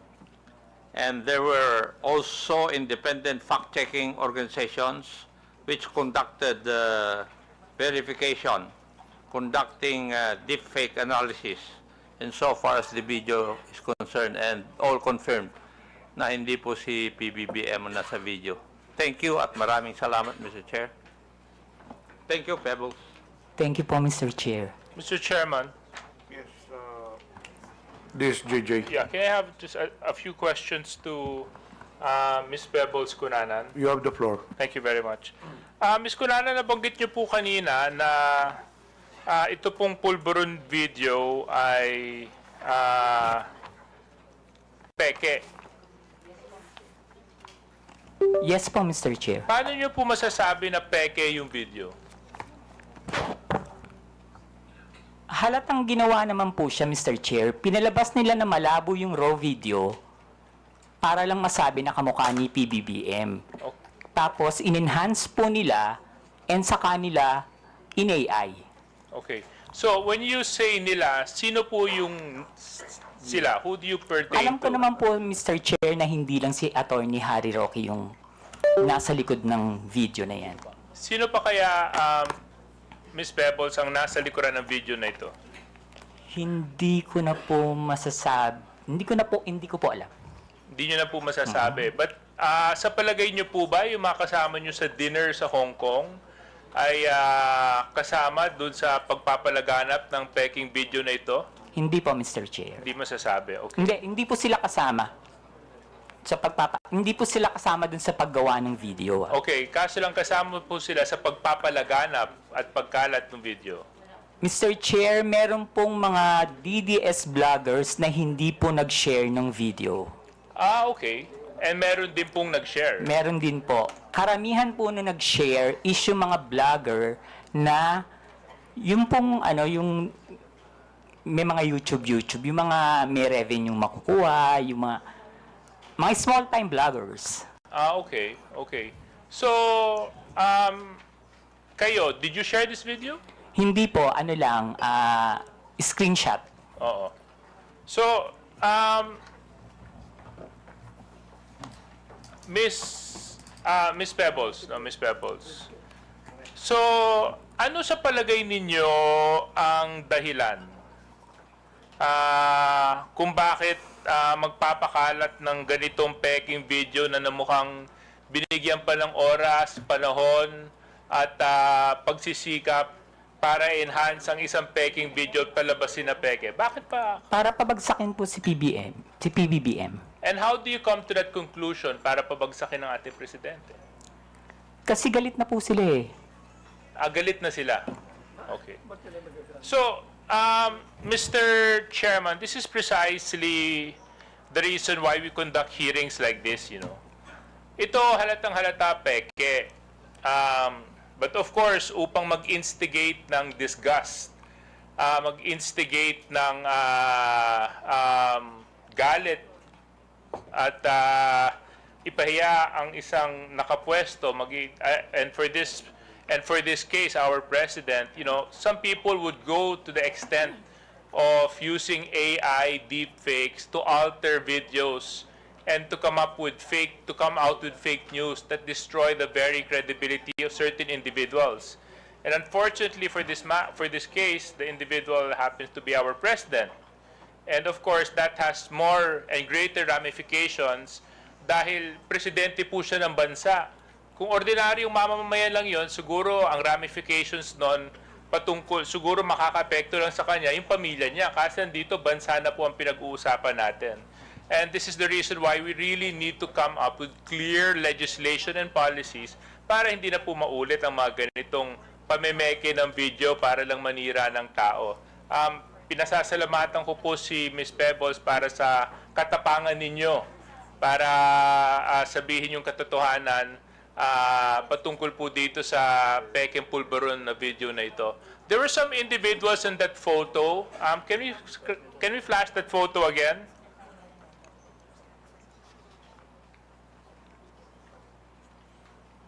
Comsec, yung photo dun sa Chinese restaurant or restaurant sa Hong Kong. Yan. Okay. Miss Pebbles, nabanggit niyo po kanina at ito naman po ay pwede niyong sabihin sa akin o kung sa palagay niyo pong very private yung information, pwede naman pong hindi. You stayed for 3 days in Hong Kong and that trip was sponsored, correct? Yes po, Mr. Chair. Do you mind sharing the details to this committee on who sponsored your trip? My friend po, hindi po siya, involved sa politics. Okay. So basta inilibre ka niya para Opo. pumunta doon sa rally na ito. Okay.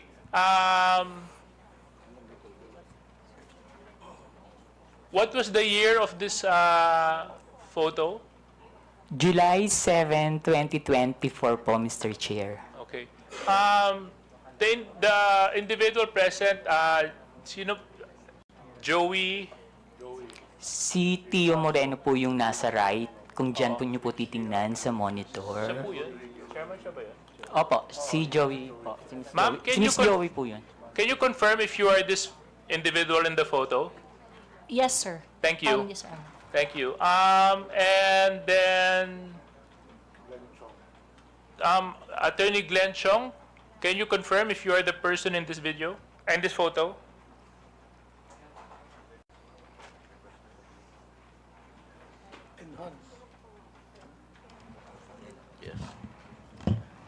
Mr. Chair, I can't see clearly, but I confirm that I attended a dinner in Hong Kong. Attorney Trixie, yes, do you confirm that you are the individual in this photo? I am. Okay, thank you very much. Attorney Vic Rodriguez, hindi, wala po siya dito, no? Sino po yung nakapula? Hindi ko po kilala, Mr. Chair. Baka sa kanila po mayroong nakakakilala. Attorney Trixie, can you identify the individual wearing the red shirt beside Attorney Harry Roque? Sorry, not from this distance, sir. May I? Yes, you can come closer. Of course. Dapat pala nilagyan namin kayo ng TV dyan sa harapan, no?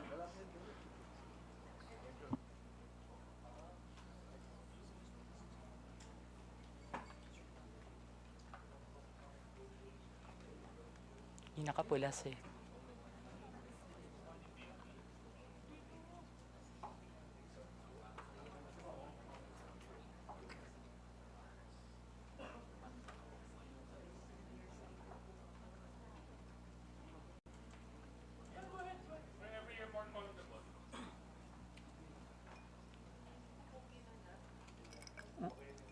Mr. Chair, hindi ko rin po kasi siya talaga kilala.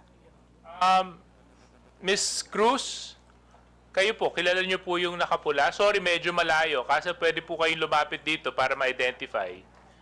Yes, And Mr. Chair. Attorney Glenn Chong, pwede I rin will po kayo approach lumapit para ma-identify yung individual na nakapula at nakaberde. We just want to identify the individuals present in the dinner.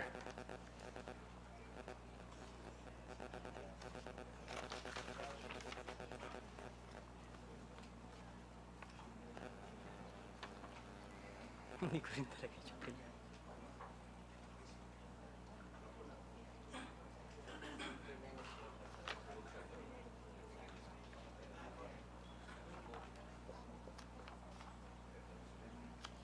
Kilala nyo? Hindi? Hindi nyo rin kilala? Baka Chinese yan. Sponsor.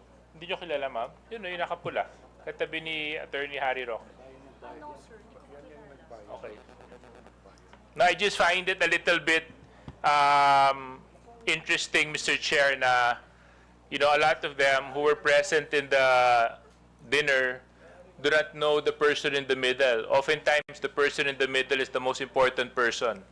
Mr. And, Chair, pwede pong sumagot. Kasi nung time po na nasa event kami, wala naman po siya. okay. Hindi, kaso lang nandyan siya sa picture. Eh. Nung dumating po kasi ako, nandiyan na po siya. Nandito na siya. O. At nung dumating ka, inabutan mo na rin yung ibang mga... Lahat po sila dyan. Nandun na sila. Okay, NBI. Nandito po yung NBI. Oh, can you please, Comsec, can you please share the photo to the NBI? Maybe NBI can help us identify who these individuals are. So, Pebbles, thank you so much for sharing that. Actually, there's been so much talk about this whole Pulveron video and issue. We all know that it's fake, but it's been circulated. In fact, yun yung dapat kong i-raise dyan sa Meta kanina. Kasi sa totoo lang, yung Meta, isa yan sa mga platforms na nag-share ng fake videos na ito eh. So, dito po sa mga vloggers na nandito, meron ba sa inyo nag-share ng video na ito? Can you raise your hand if you did?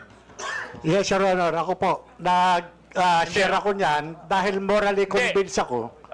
Dahil ako yung nag-imbestiga po. Tinatanong ko lang kung sino sa inyo ang nag-share. Hindi nyo na po kailangan ipaliwanag kung bakit. Gusto ko lang po malaman sa inyo Ako na po nandito. nag-share po. Okay, isa po kayo. Yes, okay, Mr. Morales. Thank you for informing the committee. And who else? Mr. Chair, I shared the video showing the video, not the video itself. You shared the video. The video showing the video, not the video itself. You showed the video showing the video. Yes. Which is pretty much showing the video. But not the video, Your Honor. Okay. Okay, sino pa po sa inyo?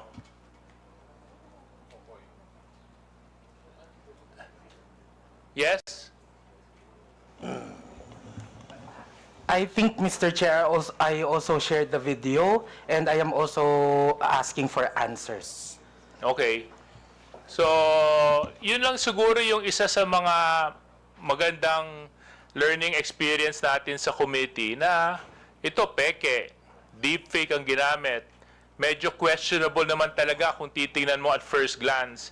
Maybe we should have used a little bit of caution and a little bit of prudence and practice a little bit of responsibility when sharing this video. Kasi pwede nyo naman po ipa-verify, pwede nyo naman po malaman kung totoo o hindi bago nyo ipakalat, bago nyo ilagay sa wall ninyo, bago nyo ilagay sa page ninyo. But you were reckless enough to post it regardless of the fact, not knowing and not verifying the truthfulness of the video. Now, some of you may say we were looking for answers. Some of you may say na hindi dapat mangyari ito. Kaso lang, siguro may iba namang pagkakataon para malaman, di ba? I'm sure kung kayo po yung tao na nasa kabilang banda, hindi nyo rin po magugustuhan na gawan kayo ng deepfake video at palabasin na gumagawa kayo ng isang bagay na labag sa ating batas. So, with that being said, Mr. Chair, I just like to wrap up my questions by asking BIR. BIR, nandito po kayo? O nakaalis na sila? Oh, you, ma'am. He went out for a while. I think he had a bathroom break or restroom Okay, break. thank you for letting me know. So when he comes back na lang, Mr. Chair, tatanong ko lang yung BIR kung dun sa documents na hinihingi namin ni Kong Romy Acop kung na bigay na nila dito sa committee. Thank you very much, Mr. Chair. Mr. Chair, Yes. I just would like to make a manifestation also and ask the DOJ, sapagkat noong nakaraang linggo, ilan sa ating mga kababayan ang inabala, pinastos, hinaras at ginulo ng isang YouTuber na nagngangalang Vitaly Dorovetsky, isang dayuhan. So, meron po tayong news clip dyan na gusto ko sanang ilabas din dito noong mga nangyari noong isang linggo tungkol sa YouTuber na ito na isang foreigner, ano po, sa atin. Vitaly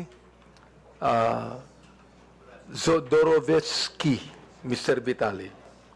Meron po siyang 10.2 million subscribers sa YouTube, 7.6 million followers sa Facebook, 758,000 followers sa Instagram, at 600,000 followers sa .x, dating Twitter. O ibig sabihin, kanyang karaming interesado sa kanyang mga posts. Kaya pwede po ba na ating panoorin ng news clip na ito? Ang pambabastos niya sa mga gwardya at empleyado sa Taguig City.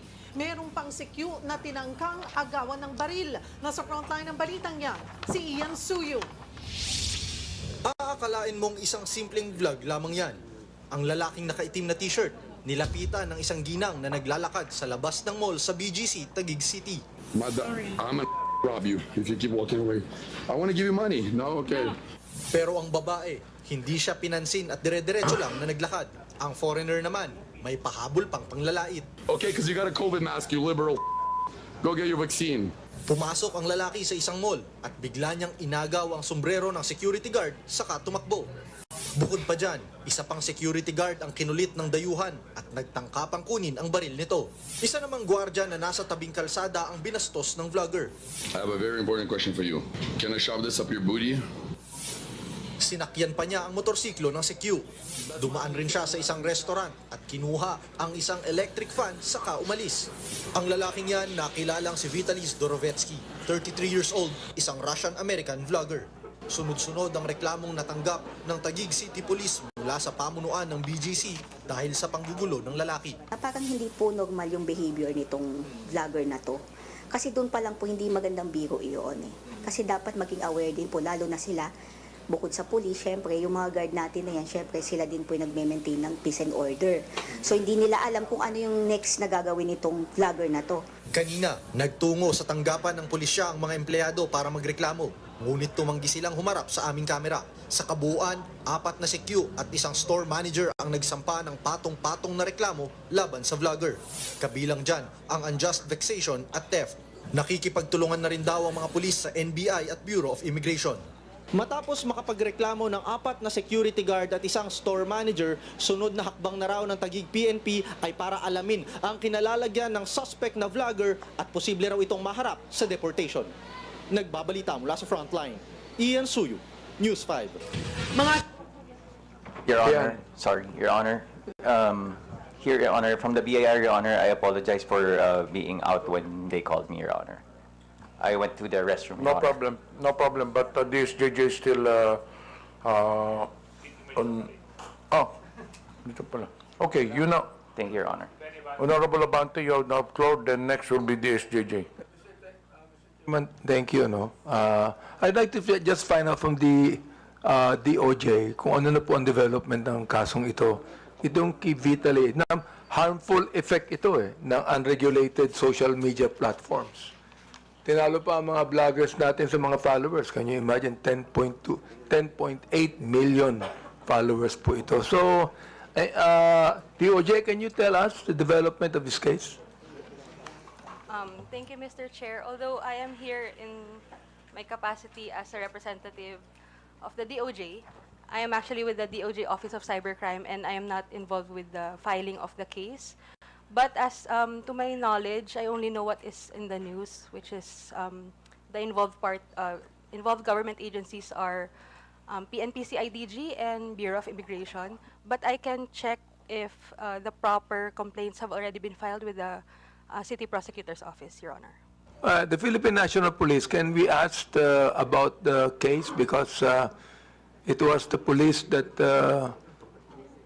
people went to file charges against this crazy and brutal and harmful and malicious Mr. Vitaly? Sir, thank you. Sir, actually, I believe the Taguig City Police Station take cognizance of that case. And I think it was the case was already filed by the Taguig City Police Station. And they have coordination with the Bureau of Immigration. Mr. Chair, I think what this guy did should be a an eye-opener to all of us, especially our bloggers here, na pag hindi natin po ito niregulate, we are not just going to have one foreigner that will come here to give harmful effects on regulated social media platforms na ginawa nitong taong ito, but we're going to have more, Mr. Chair. So, if left unchecked, masakit mang tanggapin, ngunit magkakaroon tayo ng mas maraming Mr. Vitali sa ating bansa. So, Mr. Chair, I just would like to make a manifestation here exposing this Mr. Vitali. I hope that our law enforcement agencies would really do something about this at atin pong i-check pa ang ilang mga foreigner bloggers natin na gumagawa ho ng malaking kalokohan dito po sa ating bansa. At pinapanood po ito ng 10.2 million subscribers sa YouTube, 7.6 million followers sa Facebook, 758,000 followers sa Instagram, at 600,000 followers sa X, Mr. Chair. Gusto ko lang pong sabihin dito sa ating committee na meron tayong dapat na gawin. The law enforcement agencies should really fast-track this case and find out kung sino pa ang mga foreign bloggers natin na gumagawa ng itong klaseng kalokohan. Thank you, Mr. Chair. Yun lamang. Deputy Speaker J.J. Suarez is recognized. Yes. Mr. Chair, very quickly lang sa BIR. BIR, have you submitted to the committee the documents that we have requested from you last hearing? Your Honor, we have yet to submit the documents, Your Honor, but we have it already, Your Honor. As to the, Your Honor, as to the taxability or the compliances of the, are we talking about the platforms, Your Honor? Like the Yes, Facebook? yes, the taxes that the platforms contribute. Yes, Your Honor.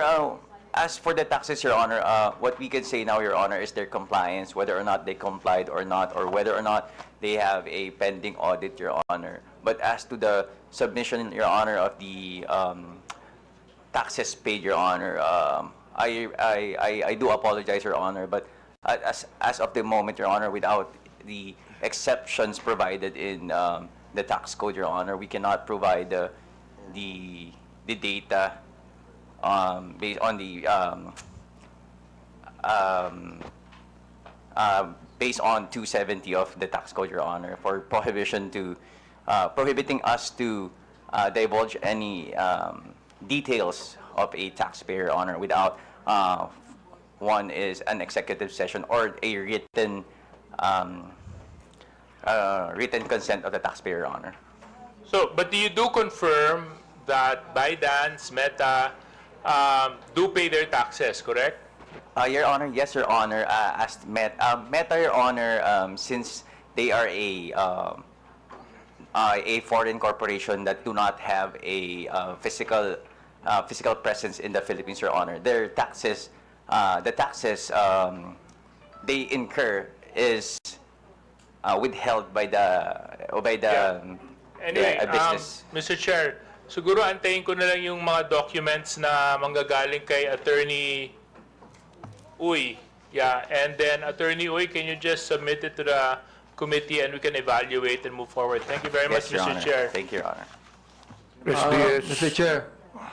Yes. I'd like to tell the BIR also that sabi nga dito ng Meta, they gave us a briefing on Meta's policies and enforcement that they have invested, no? Invested. Na ibig sabihin, they should be really paying taxes, no? Because they have invested, sabi nila, are estimated to enable $34 billion in additional GDP and support creation of 380,000 jobs in the country upon completion. So they have the Pacific Light Cable Network, Jupiter Cable System, Apricot Cable System, Bill Frost Cable System. Are these 4 companies in the listings of the BR? Your Honor, as to the specific corporations that you just mentioned, Your Honor, we will try to look with our system, Your Honor. It is the first time that we heard that names of the corporation, Your Honor. However, Your Honor, as to the counterpart Facebook Philippine Representative Office, Your Honor, as we check, Your Honor, they do pay their appropriate taxes, Your Honor. Who is that, Mr. Chair? Facebook Philippines Representative Office. Facebook Philippines. Representative Office, Your But Honor. these 4 companies I mentioned, you don't know anything about it? Not yet, Your Honor, but we will look into it, Your Honor. So please submit to us any kind of data that you have. Yes, Your Honor. We will As far do as these 4 companies are concerned, because they gave us a briefing and they made a statement that they have actually invested so much in the Philippines. Yes, Your Now, Honor. we know for a fact that Meta, who should be the regulatory agency for Facebook, is also engaged in business in this country. Because of this, they must pay the right taxes. Yes, Your Honor. We will comply with the request of the committee, Your Honor. Thank you very much. Thank you, Mr. Chair. Senior Deputy Speaker Don Gonzales is recognized.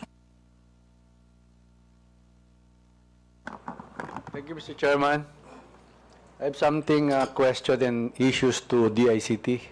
I have some questions. Nandito ba yung mga tiga-DICT, Mr. Chairman? Mr. Chairman, nandiyo ba yung DICT? Do we still have DICT? Wala na yata because accordingly they have a coordinating meeting considering that they have a change of leadership sa DICT. Well, Chairman, thank you, Mr. Chairman. Salamat. Kung wala na, next hearing na lang po siguro. Maraming salamat, Mr. Chairman. Do you still have questions to the members? If not, we will deliberate on admin matters. During the last hearing, we invited we issued subpoenas to 11 social media personalities. Only 8 appeared. So the subpoena was still in effect, as I've announced during the last hearing. And today, again, there are 3 personalities who did not appear while the subpoena is still in effect. Mr. Alan Troy Sas Rolando Sasot, Ms. Lorraine Marie Tablang Badoy Partosa, and Mr. Jeffrey Almendras Celis. So it's up to this committee to take action on this. Mr. Chairman. Chairman. Yes, Honorable Paduano. Mr. Chairman, on record, I have with me a letter from Ms.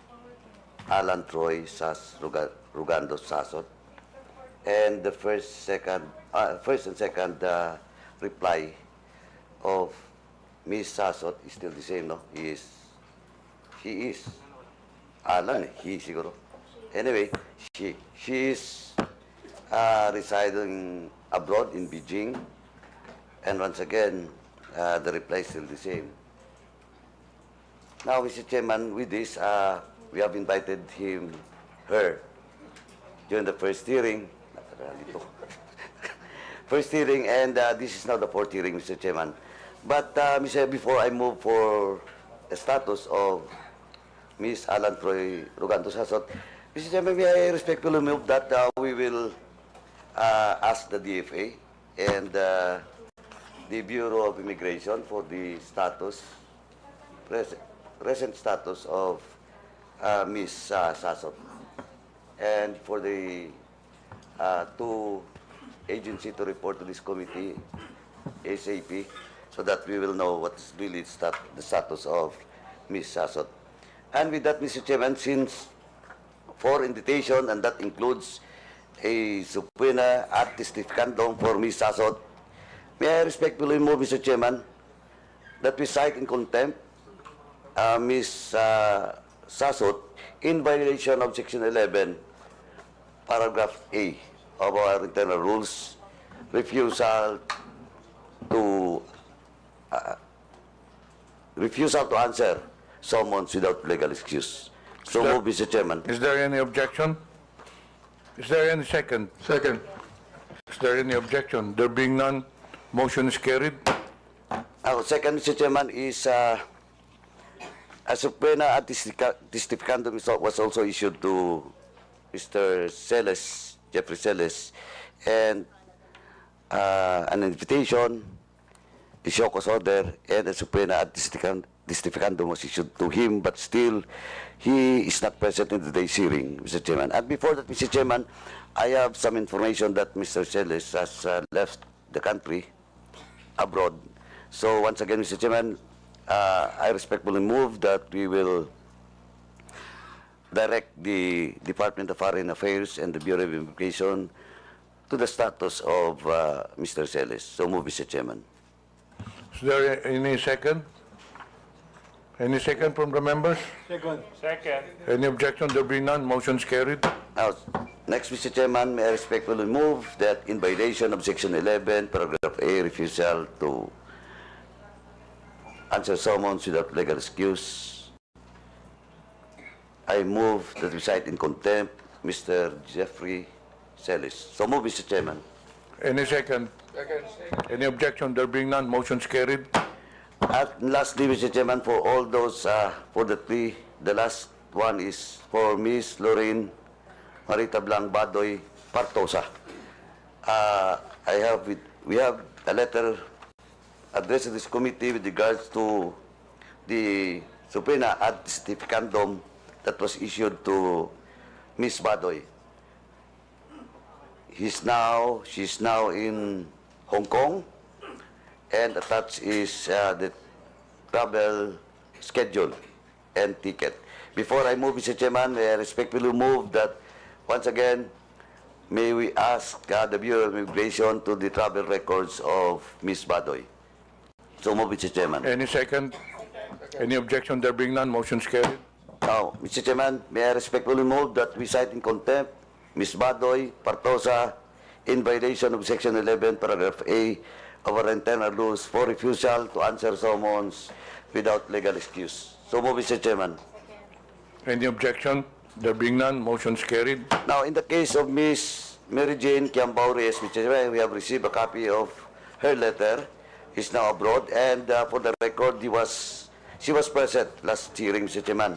And with this, Mr. Chairman, he was just invited into today's hearing, and I think the content of this her excuse letter is valid. So, may I as well invite Ms. Mary Jane Kiambao-Reyes for the next hearing, Mr. Chairman.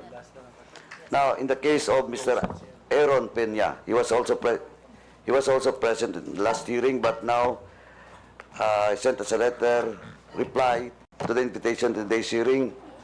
Nasa Davao po siya ngayon, tapos may event. No? So, since he was present last hearing, once again, Mr. Chairman, we will just invite Mr. Aaron Peña in the next hearing. Now, in the case of Mr. Ernesto Abines Jr. and Mr. Elmer Hugalbot, that was issued the subpoena last hearing, we have received a copy, a reply letter coming from both Mr. Abines and Mr. Hugalbot. And again, the reason why they're not present in today's hearing is all about their financial capacity to spend in attending this hearing. That's why, Mr. Chairman, I respectfully move that we will once again issue the subpoena ad testificandum to both Ernesto Abines and Mr. Elmer Hugalbot, and for this committee to address the issues of financial capacity of Mr. Abines and Hugalbot. Siguro, tayo na pong kumuha ng ticket so that in the next hearing they will be present. Now, Is that a motion? yes, Mr. Chairman. Any second? Any objection? There being none, motion is carried. Now, lastly, Mr. Chairman, once again, we'll just issue for all those unserved subpoena to Miss Catherine Binag, Miss Claire Contreras, Mr. Lord Byron Cristobal, Jeffrey Cruz, Alex Distor, Mr. Edwin Hamora, Mr. Julius Milanose Mawe, Mr. Joe Smith Medina, Mr. Cyrus Preglo, Miss Maricar Serrano, and Mr. Kester Ramon Jan Balibalos-Tan, for once again serve the subpoena ad testificandum because this is still unserved, and for the COMSEC to coordinate with the SAA and SAA to coordinate with the government agency, especially the PNP, for this subpoena ad testificandum for all those mentioned names to be served for the next hearing, Mr. Chairman. So move. Any objection? There being none, the motion's carried. May I remind the 11 personalities that was just mentioned, the subpoenas were issued to you last hearing, so the subpoena is still in effect. So I just would like to issue a warning that if you do not attend to the next hearing, then the next step for the committee to do is to cite you in contempt. And there are other 3 personalities to be issued subpoenas because they were already issued show cause order to this. 3 personalities but did not appear again. Mr. Alvin Curay, Ms. Maria Christine Cloud Curay, Mr. J. Yumang Sonsa.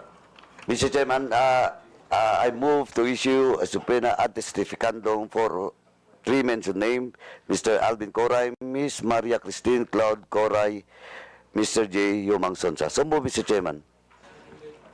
Any objection? There be none. Motion's carried. Now, lastly, Mr. Chairman, I'd just like to inform this committee that we have received a copy reply to our invitation for Mr. Mark Anthony Lopez. He was present at the hearing, and he refused to be present today for reason that he has already explained and discussed to us his participation as a blogger. But nonetheless, Mr. Chairman, for me, supposedly, he has all the time in today's hearing to explain why he should not be cited in contempt, because during the last hearing, Mr. Chairman, I already warned all those resource persons that be cautious not to issue statements maligning, attacking the ongoing investigation, Mr. Chairman. And I have a copy of the blog after the hearing, no? While I personally talked to him and warned him about a possible violation, no, for discussing, maligning and attacking this committee hearing. And I'd just like to read in toto, Mr. Chairman, the content of his blog. Point to ponder, and quote, "It was bluntly obvious that there was a concerted effort to humiliate us and bring us down on our knees, and when it was deemed a success yesterday, the ensimadas, Talianistas, Dilawans, Peking Pula, and even mainstream media are gleefully celebrating and pouncing on our forced breakdown and takedown in Tricomm hearing. Imagine all that effort, hype, and hysteria dedicated to a puny bunch of bloggers. Ewan ko ha, pero pwede naman kami ignore, di ba? Pwede naman kami baliwalain. After all, if we indeed are fake news purveyors, the best thing they should do is fight us with their own kind of information dissemination. For the admin, let your work, policy direction, and placement speak for itself. And let your social media army hype till kingdom come. Pero kami talaga ang priority at national interest.